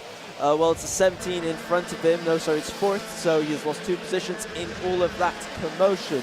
Taylor Orridge delivers another fastest lap. He really is trying to pull away from these guys. And you can see the cars moving, ducking and diving under, braking one way then the other as the drivers try to get the kart stopped for the challenging Christmas corner. That's a move, but not quite through. I don't think that really changed anything.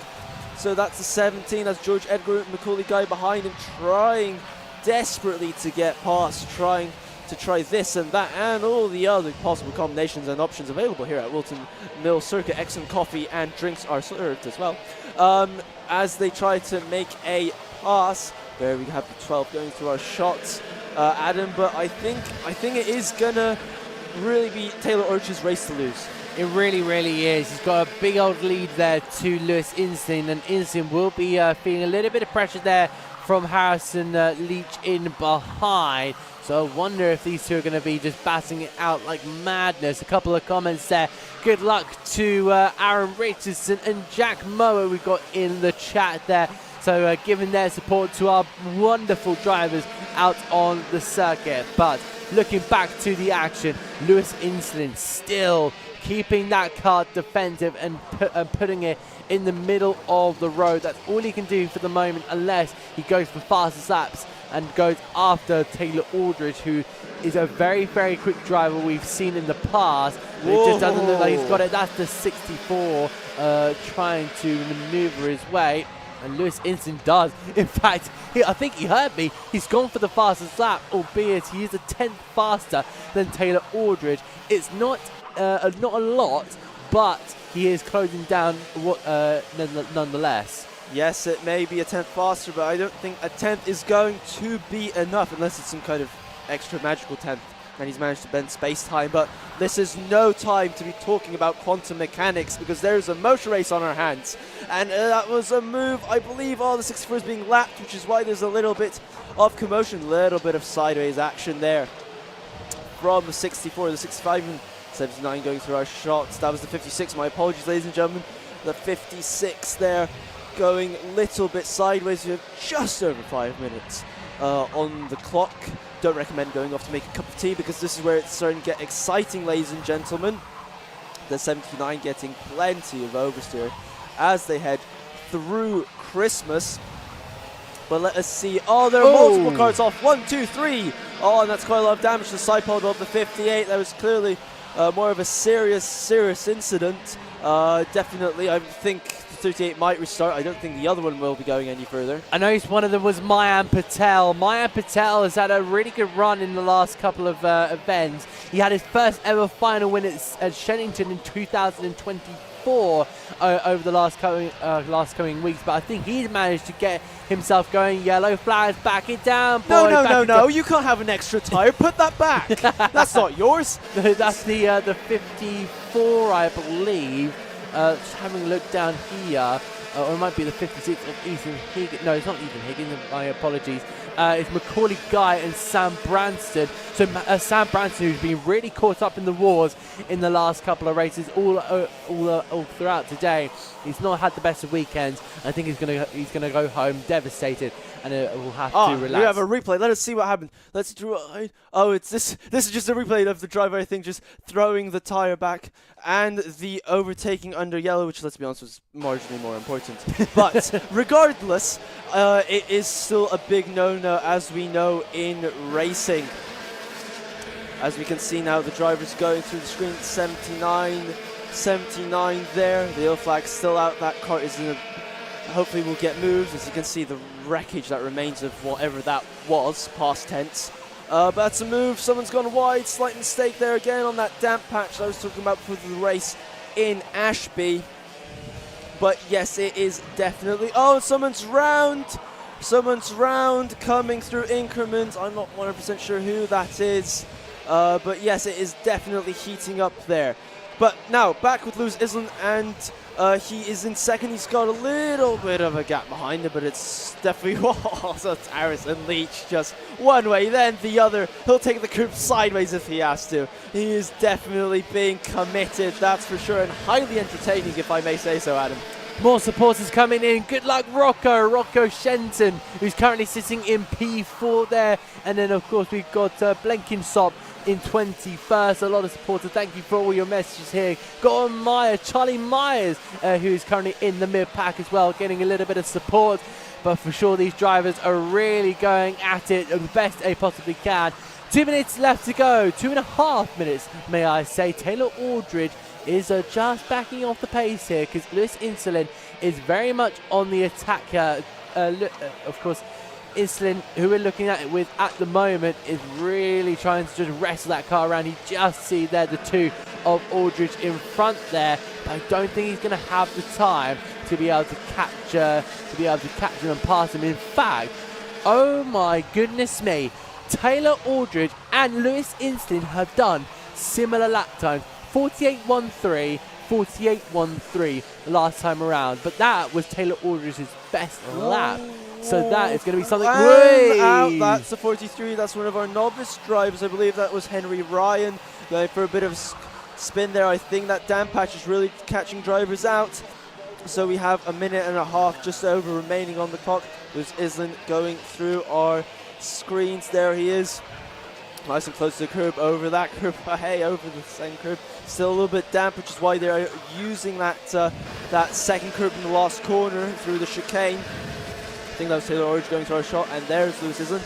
And then is our third and fourth place drivers. Rocco Shenton closing in on Harrison Leach, maybe thinking about a move, but he doesn't have a lot of time to really do it. Let's be honest, we are fast running out of time here. Whoa, very well held, sir. Again, that damp patch, again catching another driver out. It is getting quite interesting. The 79 there of Harrison Leach. Then it's Rocco Shenton using the curb on the exit. Let us see, ladies and gentlemen, what happens here. Over the curb there, a little bit of curb there. This is Taylor Orridge going to be lapping some drivers. He's got to be careful here, Adam. He really, really does. He's not. He's got to be careful. He's not allowing too much. Rocco Shenton took the fastest lap. He's going to pass, in fact, Harrison Leach there. So up to third place for the 86. But then Taylor Aldridge has taken it back. So he is up in the pace. So Lewis Islin. And they're both going right at it. I think that is one of the Birrell ART cards being overtaken there. I'm not entirely sure who that was. In fact, that's the number 20, I believe, of Mayan Patel. So Mayan Patel getting in the way here of Taylor Aldridge. And there he goes, darting through the traffic. Now, Aldridge has got a multitude of carts, I should say, between him and Isin. So creating a bit of a barrier here, and we head on towards this final lap here. Yes, we are. I think Taylor Orridge has given us a little bit of breathing space with those carts especially. I think he can pretty much cruise at home now. Loses and still has to find his way past this lot, and we'll see how he manages to do that.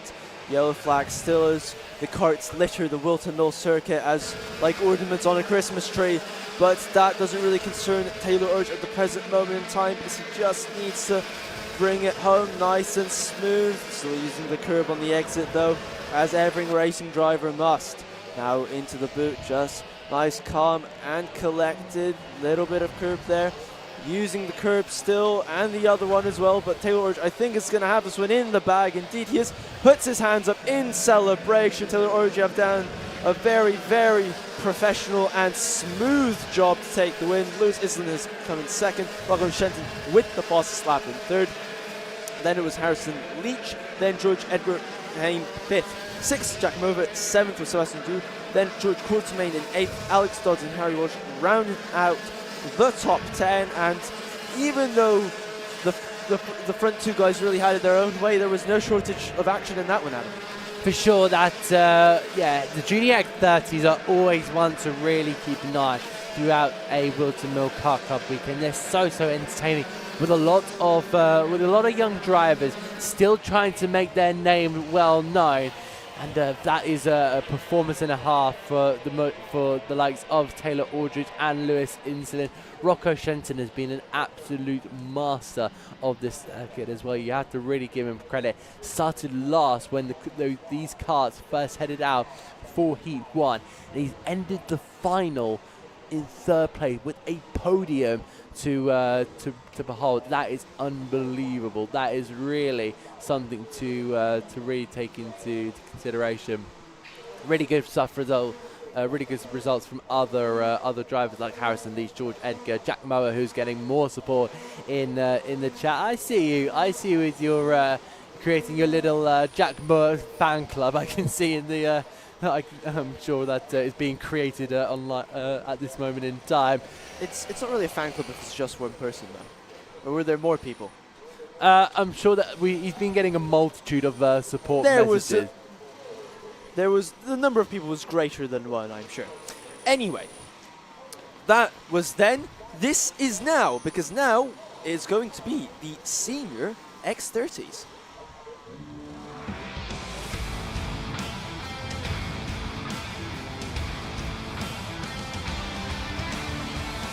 So we're now into our Senior X30, so we just get that little cart away from the wreckage. But this is the starting grid. Henry Gregory is going to line up on pole position for the final of the Senior X30 with Jack Cox alongside him. Ryland Ekberg will be starting in third with Joe Cheek in fourth.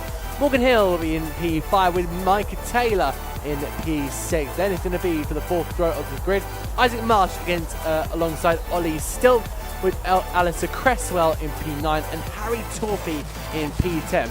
Row 6 will be Katie Ashman alongside Macy Hitter, an all-female sixth row with Josh Palfreyman in P13 and Harry Pears in P14. Harry's had a very up and down weekend so far. Let's see what he can do in the final. Harrison Morrow in P15 with Dovey Das Dayglow in P16 with Archie Heron in 17th and Jaden Gregg in P18. Josh Jones will be in 19th.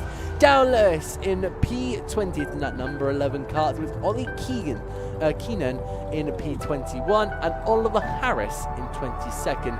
Eddie Dimbleby in 23rd alongside Kian Leon Gamiao in that beautiful kart. He's named Valentino. Ollie Cook in P25. Natia Dabek alongside in row 13. Row 14 is going to be Peter Uizwi in P27, my apologies, and Kieran Barber in 28. Then it's going to be Jensen Buckingham and Dawid Marzal in 30th position with Harry Maynard rounding off the 31 kart grid we have lining up for the final of the Senior X30s for round 2 of the Whilton Mill Kart Club.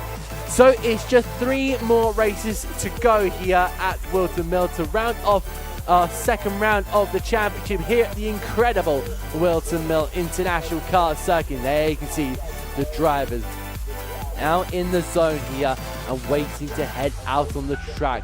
The slick tyres are fully out in force here.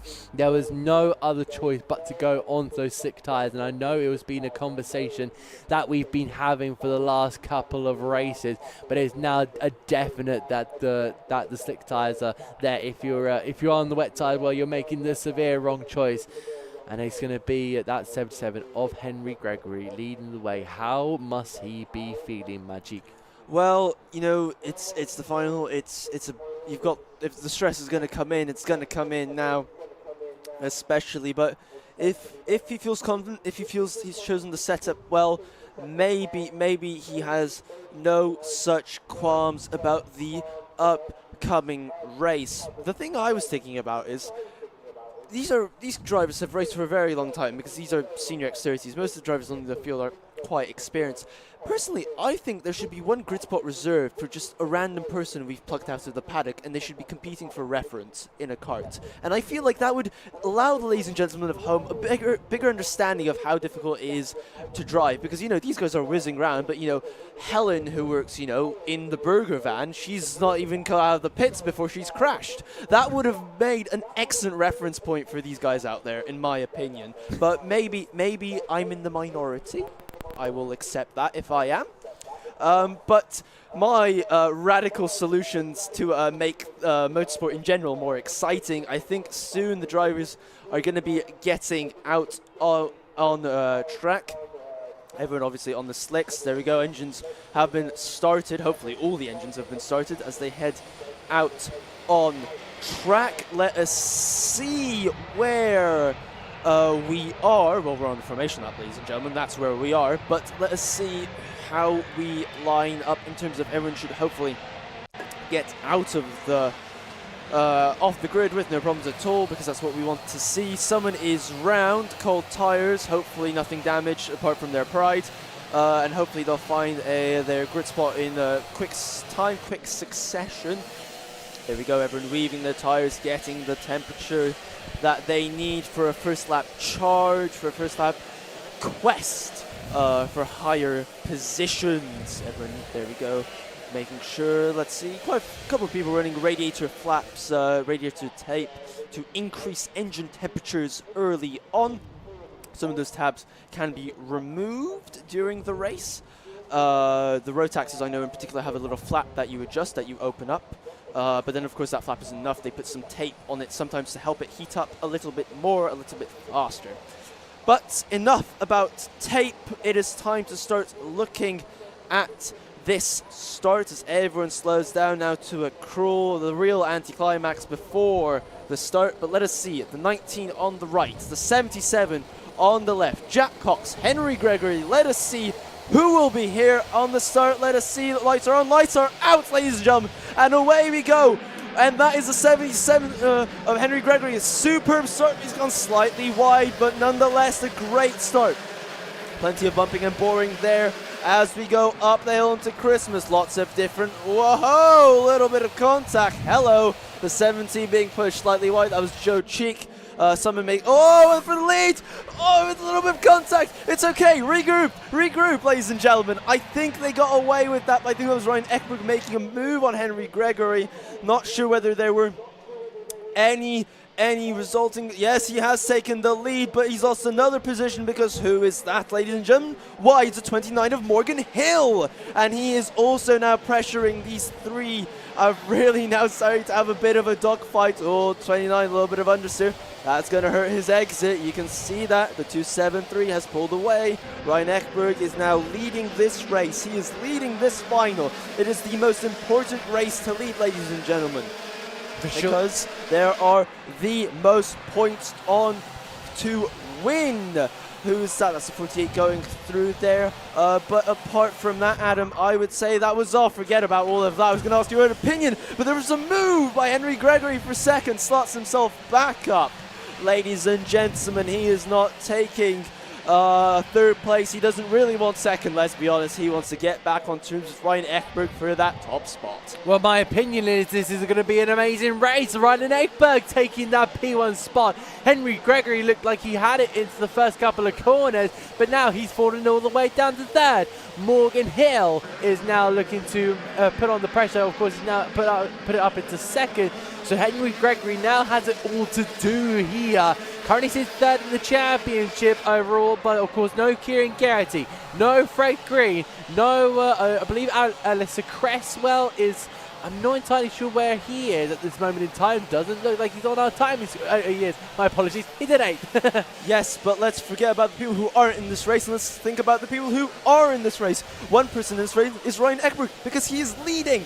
Lots of people there getting a little bit sideways. I don't think it's still dried up, that damp patch, rather annoyingly. And that's a move. 70. That was, again, Joe Cheek. I think he's been passed by the 34 of Jaden Gregg. Yes, indeed. And he's going to lose, I think, another spot there. I think the 59 might have snuck his way through. The 159, my apologies, Archie Heron, I think, found a way through. Still using that agricultural line, a mechanical flag for Katie Ashford. Not sure what's happened. Whoa, a little bit sideways there, but it's okay. We've managed to sort it out. Don't worry, don't worry. Now up to Christmas. Let's see everyone nice, braking nice and smooth. 70 there of Joe Cheek going through our pictures. Ryan Ekberg still leads. Henry Gregory. The gap has opened up from the top three to Harry Trophy, who is in 4th position. But it looks like this is going to be a great race. For sure, it is going to be one of those fantastic races, but we're just having a look and seeing if that 150 kart can make its way through. I think that's 159, my apologies, Archie Heron chasing down that at the 70. So we're looking pretty far down the field, in fact. But Ryan Ekberg taking that fastest lap. The group of cars continue to be pretty in close, pretty close in kind of almost in a. I'm not entirely sure how to describe it. They're just in close proximity. Is that what I was trying to say? Manoeuvres being made there. That's the 53. You can't park there, sir.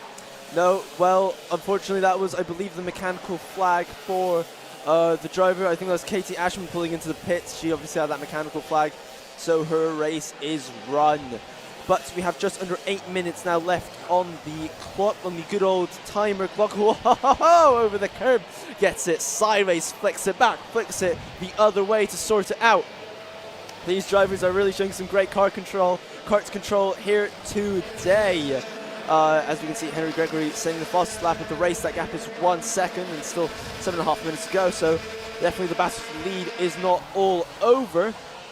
As we can see now, the run down to Christmas, I believe that's the 91 kart going through it. That's Eddie Dimbleby going through our pictures, leading this pack for the present moment in time. We will see whether anyone's going to make any moves into Ashby. No, everyone thinks better of it. They think they will try it slightly later. So, there we go. That is 70, that's Joe Cheek.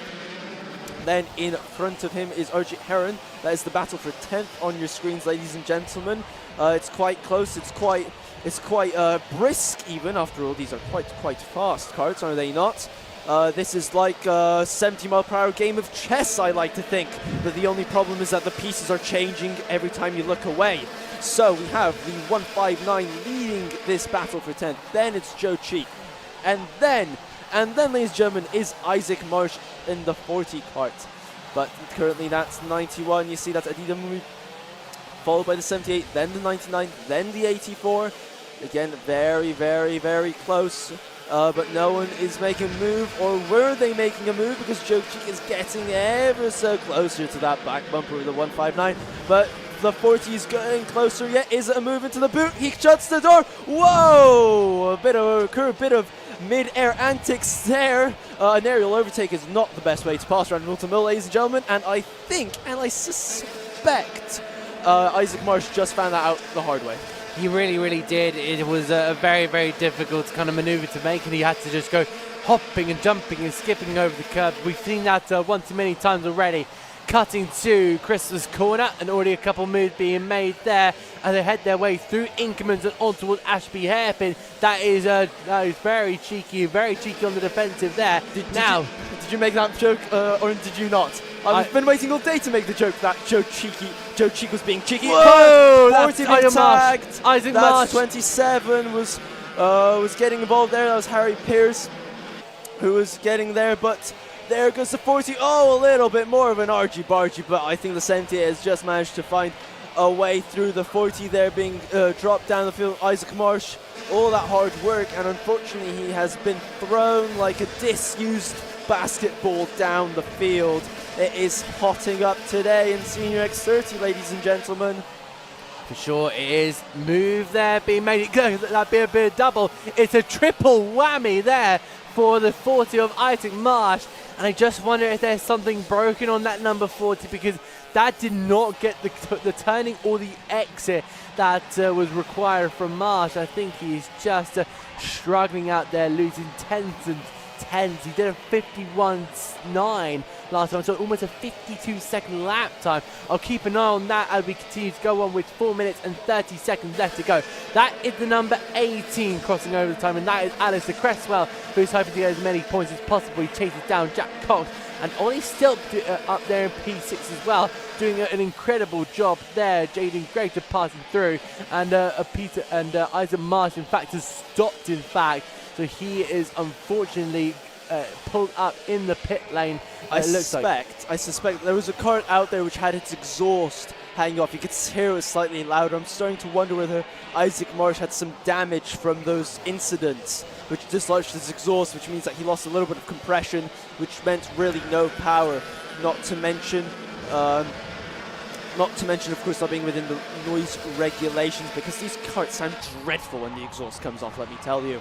Anyway, we have the 77 now going through the pictures. There it is ever so close. The 77 is a second place man of Henry Gregory.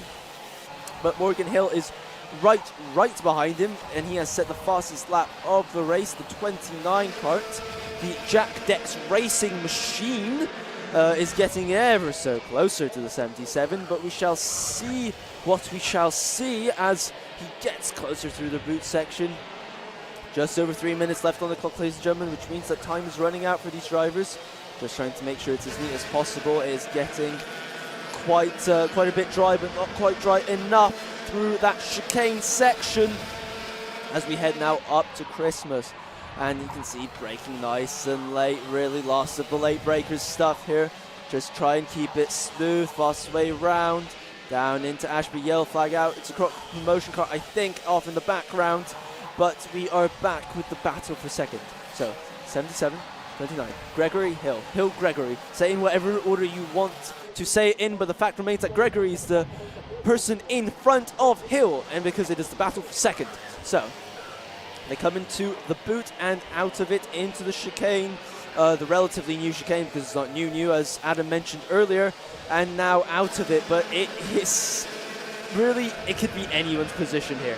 For sure it could be. I think Morgan Hill might have a little bit of an advantage. He does indeed, putting in a 47.0, really piling on the pressure, and was in fact 13 hundredths of a second faster than Henry Gregory. So really just applying the pressure, and that's all you can really do. But it's all about making that move and trying to get the best points imagined, stealing them as late as possible away from the grasp of that 77 of Henry Gregory, heading their way through Ogiers and then in towards the boot they go. Is Hill going to make the move here? No, it doesn't look like it. Switching our focus here to Ekberg, who has really had a great race so far. He was in the mid-pack going into these heats in the opening stages, but he's remained consistent, and it's exactly what he needs to do. Henry Gregory now is starting to go and gain here a little bit. He was in fact 0.3 faster than Ryland Ekberg, so Ekberg has to lift himself off the throttle just that little bit. And Gregory might be able to go after him now, but he's bringing in Morgan Hill with him. Back markers coming into play. Ladies and gentlemen, it is starting to heat up with just a minute left. 0.3 of a second, that's quite a lot in karting. And we are set for a very exciting finish. There he is, you can see it in the screen now. A back marker is in the way. That gap is going to become infinitesimal. Oh, 77 had to lift off. Ryan Ekberg said, get that boy out of my way. Oh, he's still in the way. Ladies and gentlemen, the blue flag does not mean you have to give way. It just means you have to be aware. But they are now. 3 has become 1, and the move for the lead. He shuts the door. Will they make it round? And it's changed. It's all changed in the blinking of an eye. Ryan Ekberg has gone from first to third just like that. Down the inside. And again. Oh, I can't keep up with this. But I believe, over the grass. He's gone from first to third, I think. No, he hasn't. Morgan Hill went for the move, got a bit of grass there. That happened ever so fast. But the fact now remains that we have Henry Gregory leading. Morgan Hill is in second, and Ryan Ekberg is third. It is still anyone's race, because I think we are just going to have one lap left, ladies and gentlemen. The last lap of the senior X30s. Morgan Hill points in front. That's the man I'm after, he says. But will Ryan Ekberg cooperate? We shall wait and see. Oh, clip the water. That was a mistake. Not working together now, though. Henry Gregory can escape now because Morgan Hill is defending. He just wants to keep second. Dives to the inside.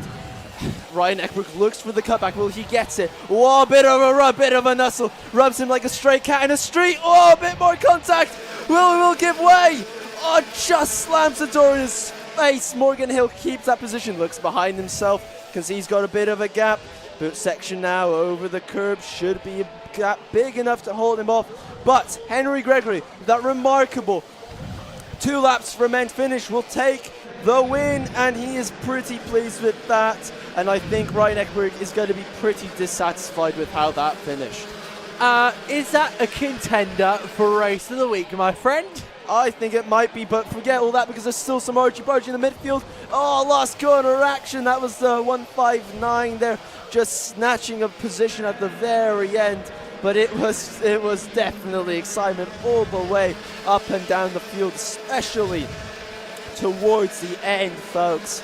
I think that was definitely one of the better races today. Oh, for sure. It's been awesome to watch these guys battling away, and this is the excitement of the Whilton Mill Kart Club.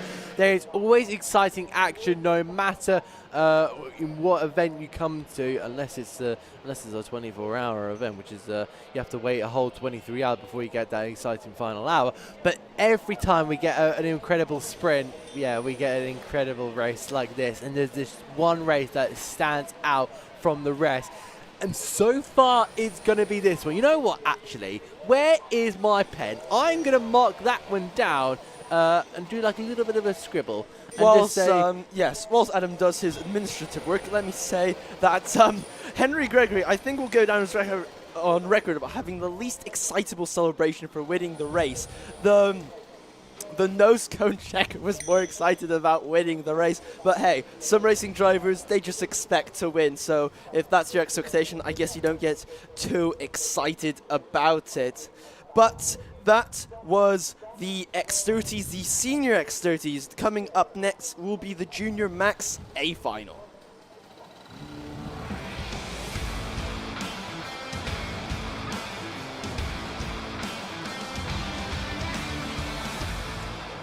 Right, ladies and gentlemen, a packed grid for this one, a full grid. As you remember, we had our B final earlier, so here's our A final. Harry Freeman and Jack Parker on row 1, then Joel Dixon Cohen and Charlie Neve on the row following that. Then it's Zach McDonald and Charlie Cox. Then Stephen Nolan, Alfie Thompson, Dejan Bennett, Logan Mulder, Thomas Hill and Oliver Smith. Then row 7 is Lucy Wilton, then Callum Sims, Dominic Powerbook, Ollie Urtu, Jensen Powers and William Webb.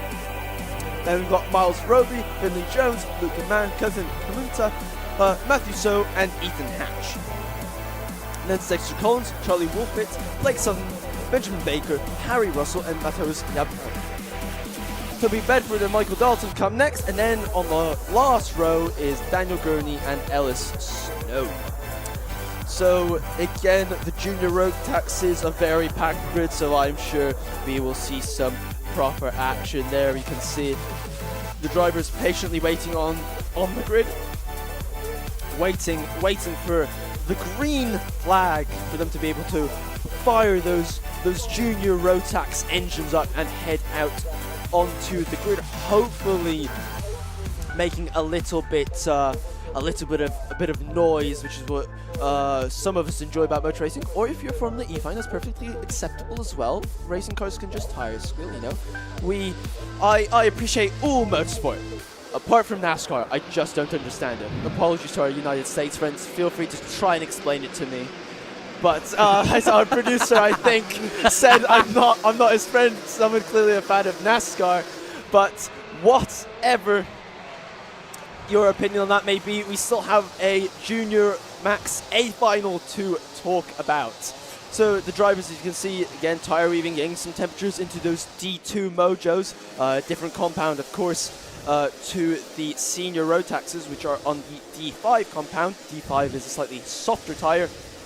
D2s are slightly harder compound, but still need obviously to be within their optimum operating window in terms of temperature. Oh, there you go, everyone do the wiggle, as they say, or do they say that? I thought that was a song, wasn't it? Whatever it was, they're all trying to weave their tires up to get some heat into them, and we shall see what will happen in the next 12 minutes plus one lap, of course, and see where we end up. 152 there on the right, the 78 there. We're gonna get ready for a start, ladies and gentlemen. The red lights are on, the red lights are on, the red lights are out, and we are racing into the first corner there. Oh, everyone's getting line astern pretty much. Plenty of pushing and shoving there, and someone's round, The 132 is round, but I think they have recovered into Christmas now.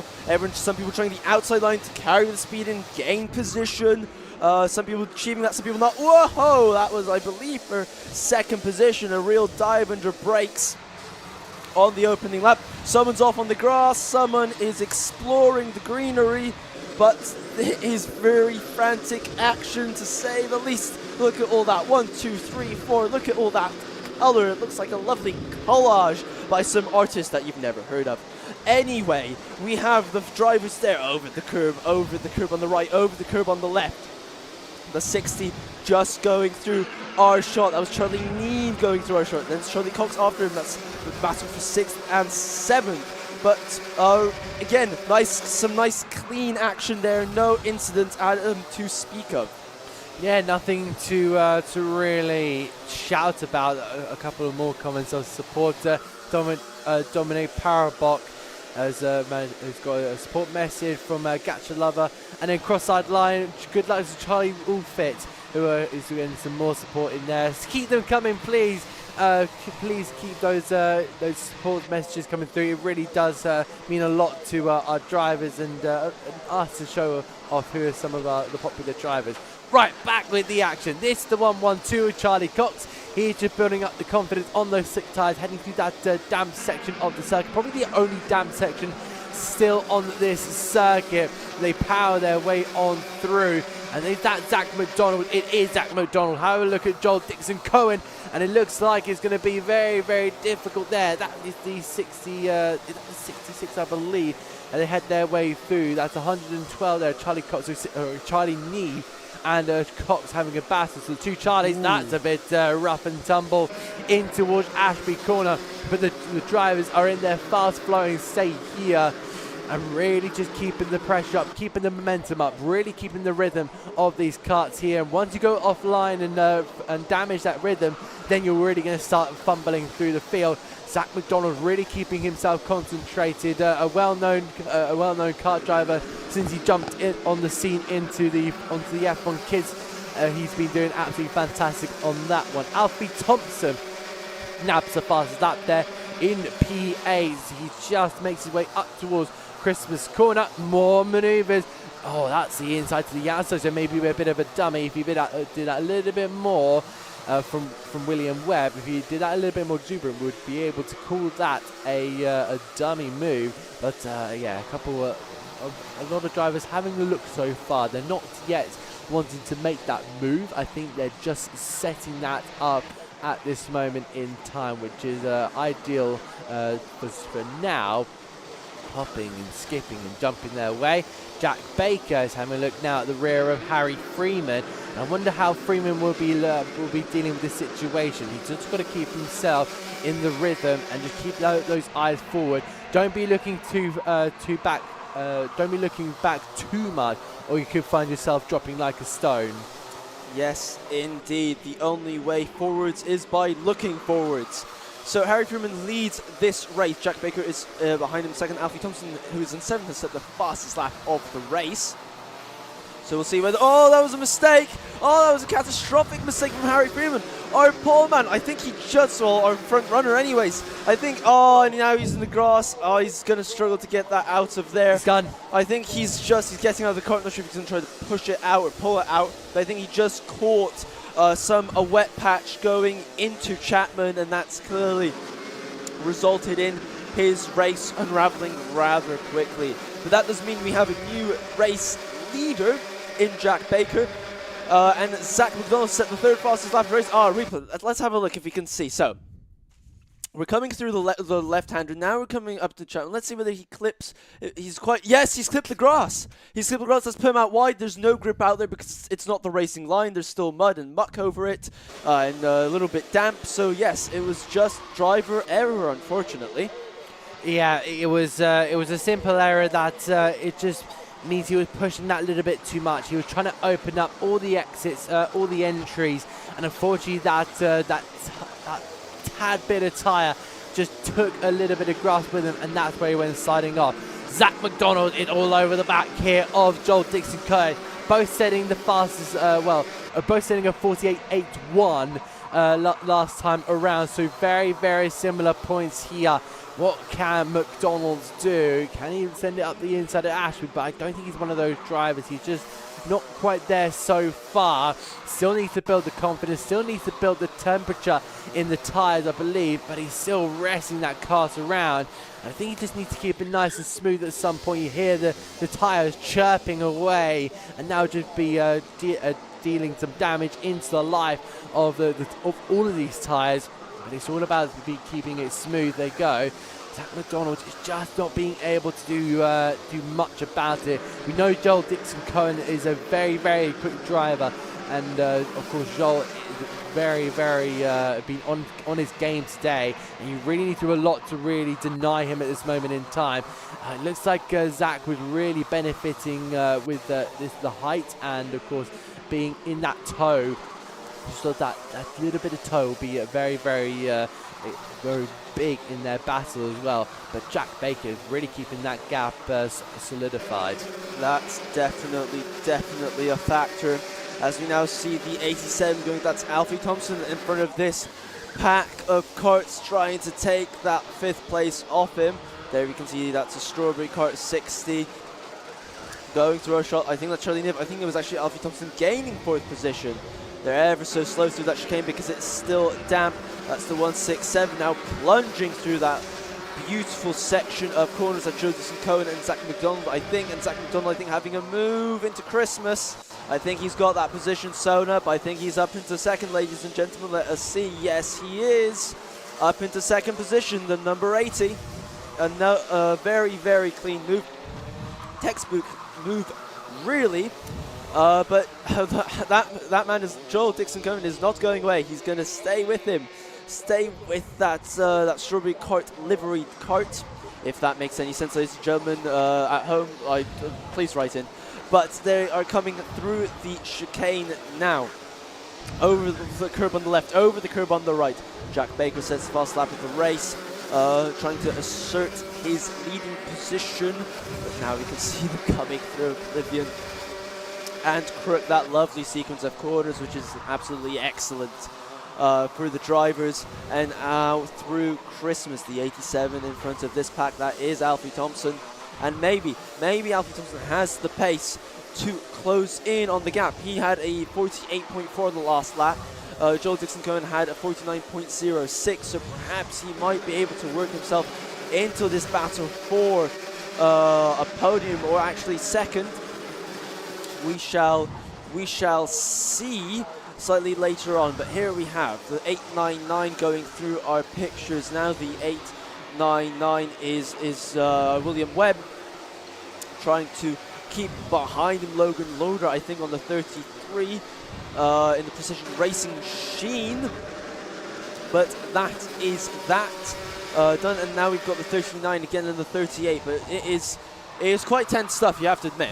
It is very tense at this moment in time. A lot of tension, a lot of adrenaline running through the veins of our young drivers. With 3 minutes and 20 seconds to go, they'll just have to keep up the performance here, and don't let them drop off now. That is the 60 getting past. That's Devon Nolan on Charlie Neve.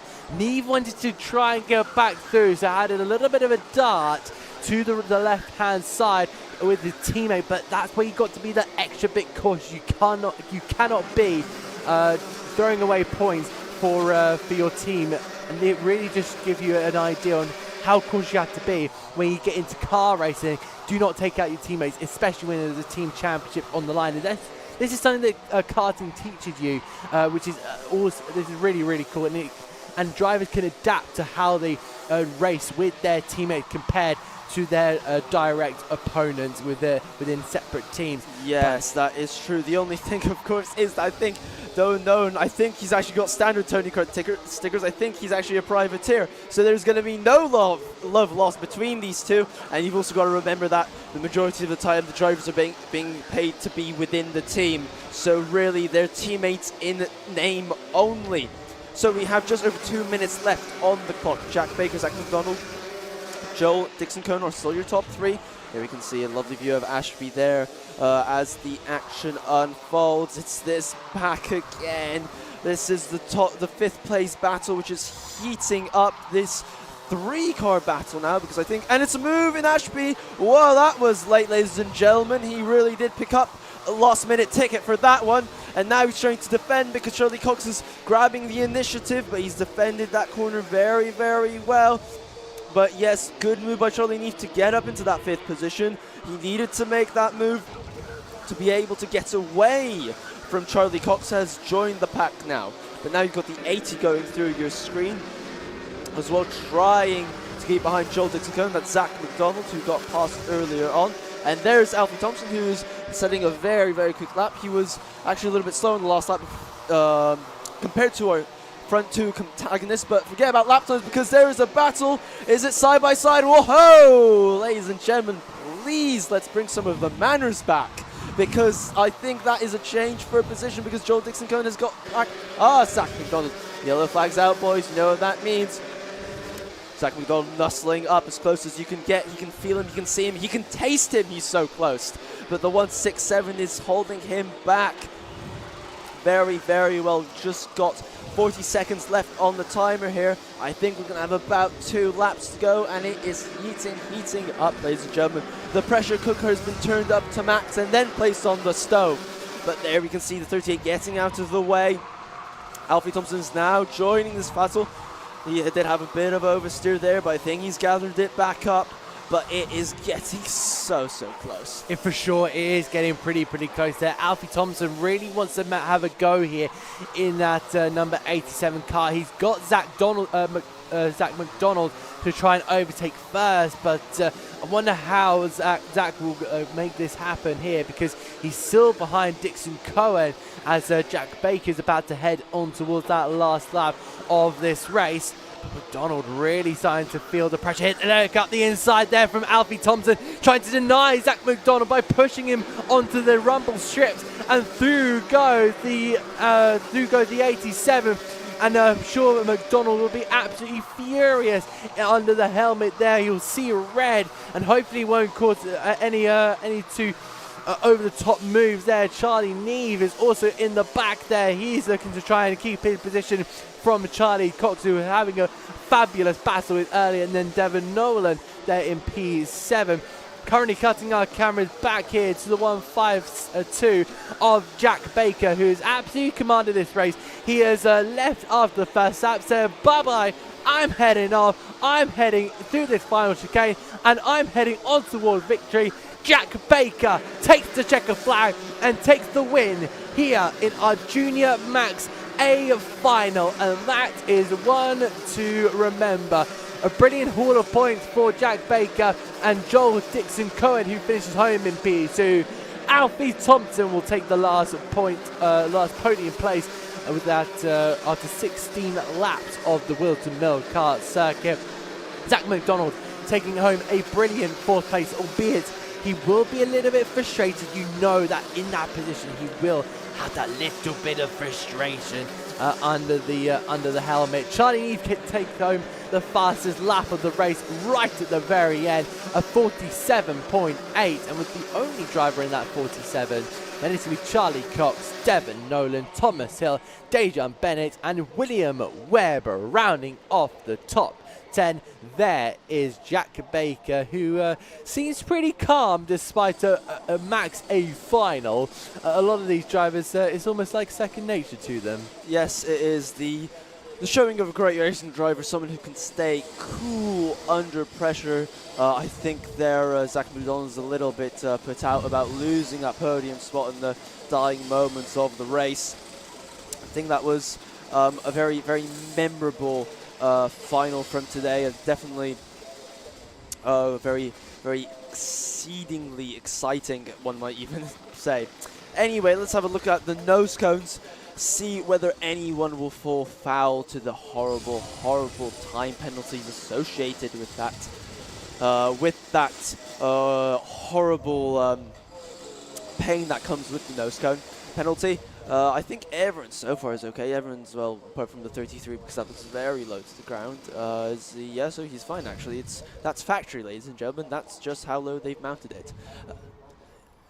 And as we can see, the rest of the carts now trickling through, I believe, ladies and gentlemen, as it's been a great day. It's been a fantastic day, but don't go away, because we have our last race of the day coming up, and it is the Senior Rotax Final, which I'm sure will be superb.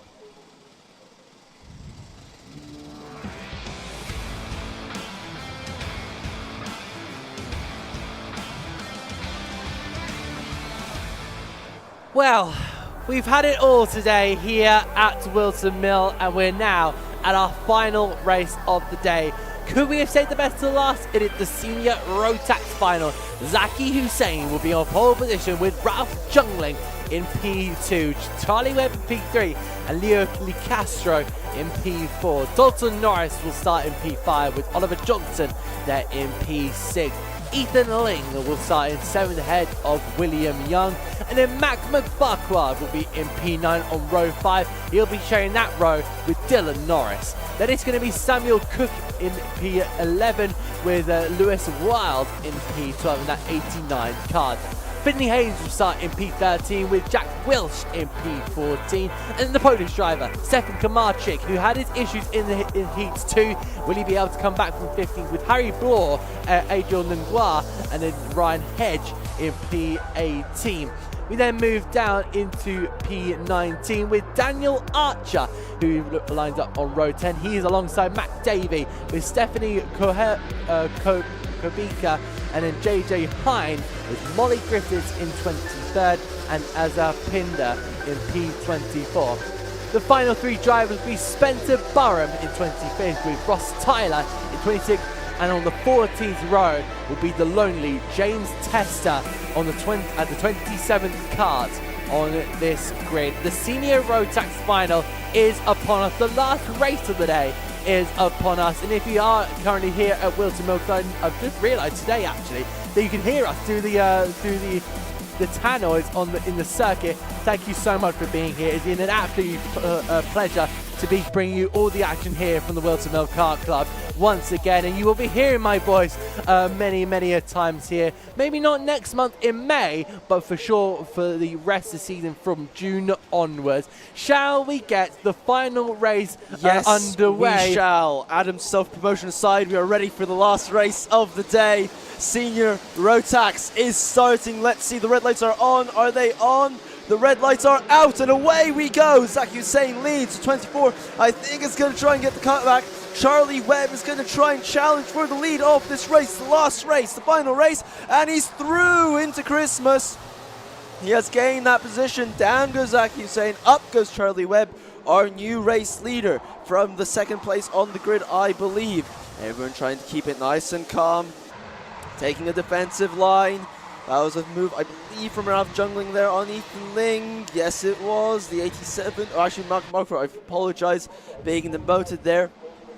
I believe there are two CRGs on the grid. That's the 177 making a move on the 17. There's versus Dalton Norris there through the chicane. Still wet patches, still over the curb. Still hasn't really dried out, but I think that Charlie Webb is pulling away, and I think Zach Hussein is falling back because I think Ethan Ling's going to have a go here. Ethan Ling, a regular of the Whilton Mill Kart Club. Yes, he is. Up into second, and that's the 125 making a move. That's, I believe, Ralph Jungling getting past the 17 of Dalton Norris. Up a position, up to 5th to be more precise, ladies and gentlemen. And yes, but a nice and collected start from our senior Rotaxes so far. For sure, it's getting pretty close there. You see the Inzuogias of, I believe, turn 8 on the circuit. Getting pretty close there. That is Zaki Hussein. He wants to lead back away from Charlie Webb, I believe. But they hop, skip, and jump over the chicane they go. And, of course, that 24 of Charlie Webb now leads the way. So it's Ethan Ling, the car in between him and Zaki Hussein, who say would love to have that lead back, but at the moment in time, he's looking backwards. Car on the grass there, and I think that might be, I'm going to say Dalton Norris. A little bit funny that Dalton Norris, I've called out Dalton Norris, and he's in the Lando Norris Kate's kart. But leaving that aside, whoa, that's a 76 of Ethan Ling. Ethan Ling up the inside, and he has managed to stick that through, I think. Oh, Ethan Ling is pointing to him. Whoa, around the outside. Will this work? Is there space? He's been fourth wide. No, there is not, says Charlie Webb. You can go right back. Look at the side pod on the stay on that 76 car. It is noticeably higher than it was before that contact, but he has dropped now to 4th position. I think that was Ralph Jungling actually falling down the field with that off-track excursion coming out of Crook. But so we have Charlie Webb leading. Leon is in 2nd position then. Zaki Hussein, our pole sitter. And then Ethan Ling. Past that goes to Mac McFarrer in 5th position. But we have still just over 9 minutes now left on the clock. Let us see. The 177 kart pressuring the 24.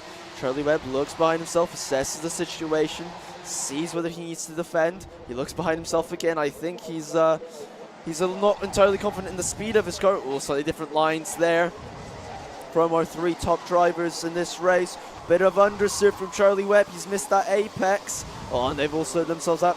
Oh, a little bit of a defensive line, but cuts back to the right to have the Optimum Racing line through Oblivion and Crook. Now up to Christmas. We're defending already, ladies and gentlemen. This is too early. We still have 8.5 minutes. Zaki Hussein line just down the inside. This is getting too complicated for words, ladies and gentlemen. The 76 of Ethan Ling trying to make a move. Whoa, careful guys, into Ashby and out of it. 1, 2, 3, 4, 5 carts in it now. Ethan Ling round the outside, that's going to work. Oops. Ethan Ling is going grass tracking because Charlie Webb is doing everything he can to hold on to this lead. For sure, he's getting pretty close there. Ethan Ling, unfortunately, doing a little bit of lawn mowing, so he's taking up lawn mowing instead of go-karting. You should get sponsorship from Flymo. I think they'd be right for it. I'd love that. There goes the 17 of Dalton Norris. So it was not Dalton Norris that went off, I believe. I'm not going to go and say who that was that went off early, because that was a couple laps ago. We focus on the here, we focus on the now, and this is Leo Castro who's going up the inside there of Zaki Hussein. Zaki Hussein will not be happy about that. He won't want to take that line down.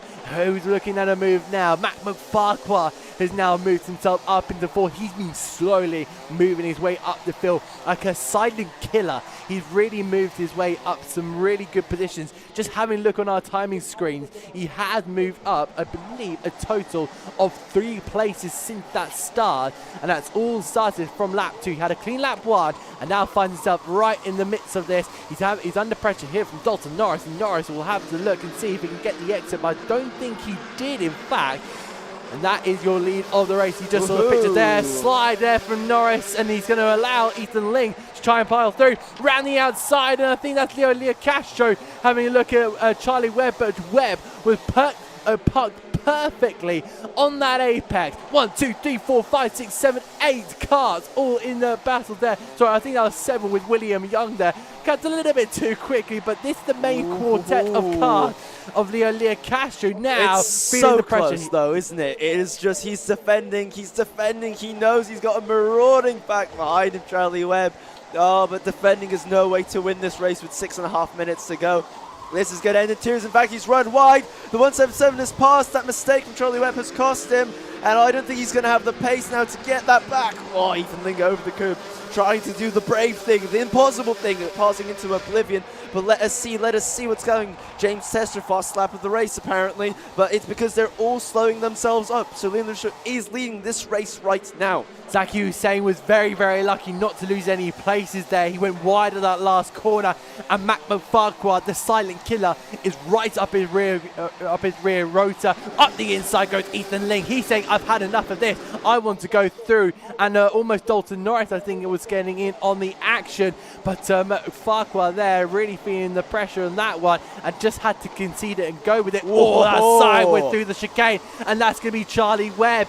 Webb was very much sideways, and now it's going to be Zaki Hussein who's going to have a keep an eye here on everything going on here. Yes, he will, 100%. I think Charlie Webb is the cork in the bottle currently. He's defending, he's slowing his eyes up. You can see that Charlie Webb isn't entirely happy with the handling of his car. He's sliding, especially in that chicane section. Whoa, someone's on the grass, someone's wide, and he's lost it. The 17 has lost it. Careful, guys! Someone has been caught out with that. Hopefully everyone keeps their wits about them. The 17 there just got a little bit wide, lost on the grass. That was Dalton Norris, and he has paid the price for that mistake. Not entirely sure who's caught up in with him. But now we have Charlie Webb going through the pictures now. That's 22. Oh, it's William Young. Oh, I can't believe it. Poor Will, not really having luck today. So we have the first lap, the 177 Lustro pulling out a lead now. Charlie Webb just managed to now have a little bit of a gap to Zaki Hussein. The yellow flags are out. I'm assuming it's for William Young on the exit of Ashby's. There. Oh no, I apologize, Benjamin. It's full Battenberg out. Clearly we need to recover the kart from a slightly more dangerous position. We'll see. Leo the Austro will not be happy about that. Oh, we're about to see a replay. So let's see. So where is, you see, he gets sideways on the grass, kicks him up. That's what really unsettles him. It was the kick up, spins it around, and then poor William Young is completely unsighted, tries to pull right, and just catches him. That'd probably be a bent axle or something like that. So unfortunately, just one of the things, just unsighted by the kart in front of him. But we are now in Battenberg conditions. We are fast running out of time here, Adam, I've got to say, but hopefully they'll clear these carts up. For sure, I was just having a look at the time. I was really going to mention that 3 minutes and 40 seconds left to go on the clock, still with that Battenberg flag out. We've actually got someone stopped, in fact.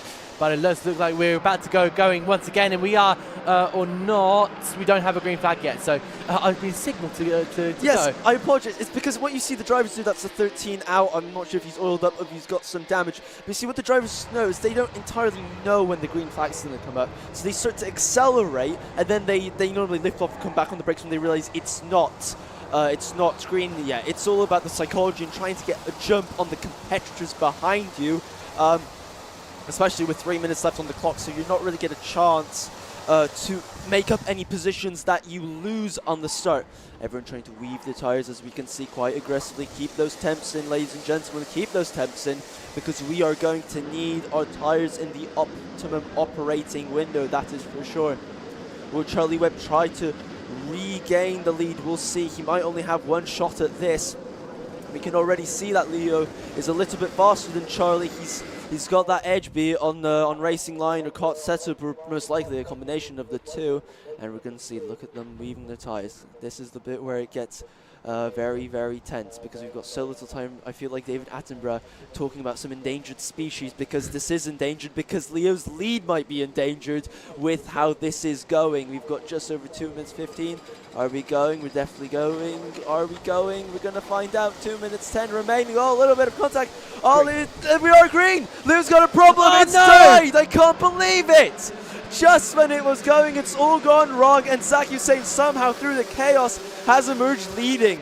I can't believe that. I did hear a bit of a whirl from a cut, but I was like, there's not going to be a cut in the dummy grid. I didn't even know the race leader. Now we see Zaki Hussein somehow finding his way up into the lead. Mac McFarquhar into third place. I think Charlie Webb is also keeping the pressure on. Look at this. They're all over the shop here, trying to find moves this way, that way, this way, that way. Ethan Ling is also up the order now, and they head their way in towards the boot once again. Charlie Webb must be feeling pressure there from the 86 in behind. I believe that is. I'll double check. It's the 65. My apologies. So that is Spencer Byron. So Mac McFarquhar has fallen down the field. In fact, he's fallen right down the field down to P9. He has indeed. Zaki Hussein, they're running a little bit wide, getting a little bit of water on his tires. Oh, I think he's got back up the inside, back into second place. Charlie Webb clearly doesn't want to go after leaders. Zaki Hussein doesn't want to work together. He's not defending though, and Ethan Ling's going to lose another spot to Spencer Burham, the other man on the C. On that particular orange brand of chassis, the CRG chassis. But yes, this is the battle. I think Zach Hussain's got a little bit of breathing space. There you can see, I think that's Spencer Burham desperately pointing off. For goodness sake, man, drive forwards. Don't worry about me. But I don't think Charlie Webb is too interested, because he's not quite quick enough, I don't think. In this stage of the race, we only have 26 seconds left on the clock. Realistically, ladies and gentlemen, that is 2 laps left. Zach Hussain looks behind himself. Then we've got Charlie Webb. Then we've got Spencer Burham. Then Spencer Burham for second place. Past he goes on Charlie Webb. And this will mean that he has a lap and a half to catch Zach Hussain if he's got the pace, which he might do. Time will tell, ladies and gentlemen. So, Zach Hussain. Then you've got 65 Spencer Burham. Then it's Charlie Webb. Then it's Ethan Ling. And then you've got the 125 of Ralph Jungling coming up in 5th. Looks behind himself. Is he going to lose a spot? No, he's not. Charlie Webb is hanging on to that 3rd place. Look at them through that corner. That beautiful CRG chassis reflecting. Whoa, a bit of contact, I think. Whoa! Careful, guys. There was quite a bit of contact there, I think. But the 125 has gained position, at least on one of the CRG chassis. Yes, he has indeed. Now he's directly behind Charlie Webb. We are on the final lap. And the battle for the lead. Zach Hussain on the inside, trying to get the cut back, and Spencer Burham. It's all coming down side by side. He's got the lead into increments. Fantastic move. He's got to come across. He defends. Lovely job. He's got to get around the outside. No way, Jose. You're going to have to go back. And he has. Zach Hussain has lost out in that. And through, I think that was for third, fourth, one of those positions. It was for 3rd, ladies and gentlemen. Ralph Jungling getting past Charlie Webb on this last lap, but Spencer Burham just has to bring it home. The 65 kart driver just needs to keep him up, and he's gone. He's dropped back to 4th? Has he? No, he's not. He's come back into 3rd. I can barely keep up, ladies and gentlemen. I'm completely out of breath, but the winner will be Spencer Burham. Is absolutely delighted. Then will be Zach Hussain, and Charlie Webb did manage to get that podium back, ladies and gentlemen. That's it. That is an absolute thriller, and I think that might be another contender for our race of the week. Would you agree with that one? It was absolutely fantastic, ladies and gentlemen. I think everyone can agree. It was scintillating to watch.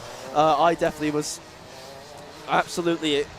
I didn't know where to look, and I didn't know who was going to win.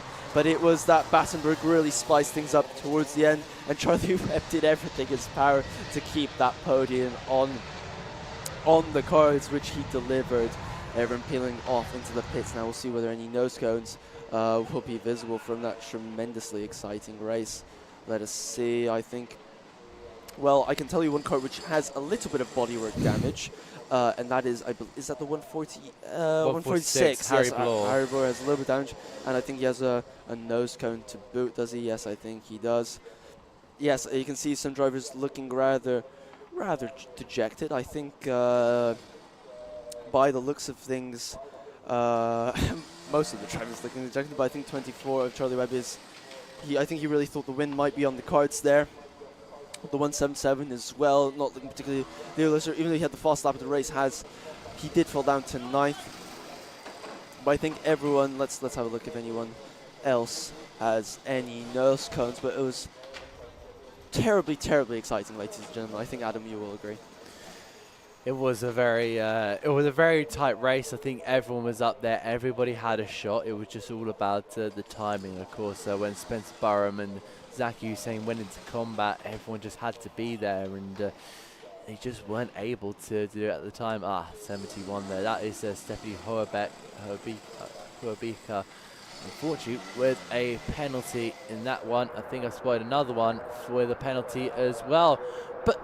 But there is the day done and dusted. Another round of the Whilton Mill Kart Club done and dusted. And you'll, if you missed round one, then for sure you'll be happy to know that John Ratcliffe will be back doing the. What are you trying to say? Oh yes, you'll all be delighted that John Ratcliffe. Okay, fine. I've done such a terrible job, have I? Ladies and gentlemen, I can confirm that John Ratcliffe will be back from the next round if everyone found my voice. Apparently, according to our producer, it sounded exactly like John Ratcliffe. So I guess no one could tell the difference. Anyway, ladies and gentlemen, it has absolutely been a superb day of racing. I'd like to say thank you all very much for watching, both from me, Maciej Hamera, and Adam Reid, and I hope you very much join us at the next round of the Whilton Mill Kart Championship. Until then, see you all, and have a safe journey home if you are here at the track.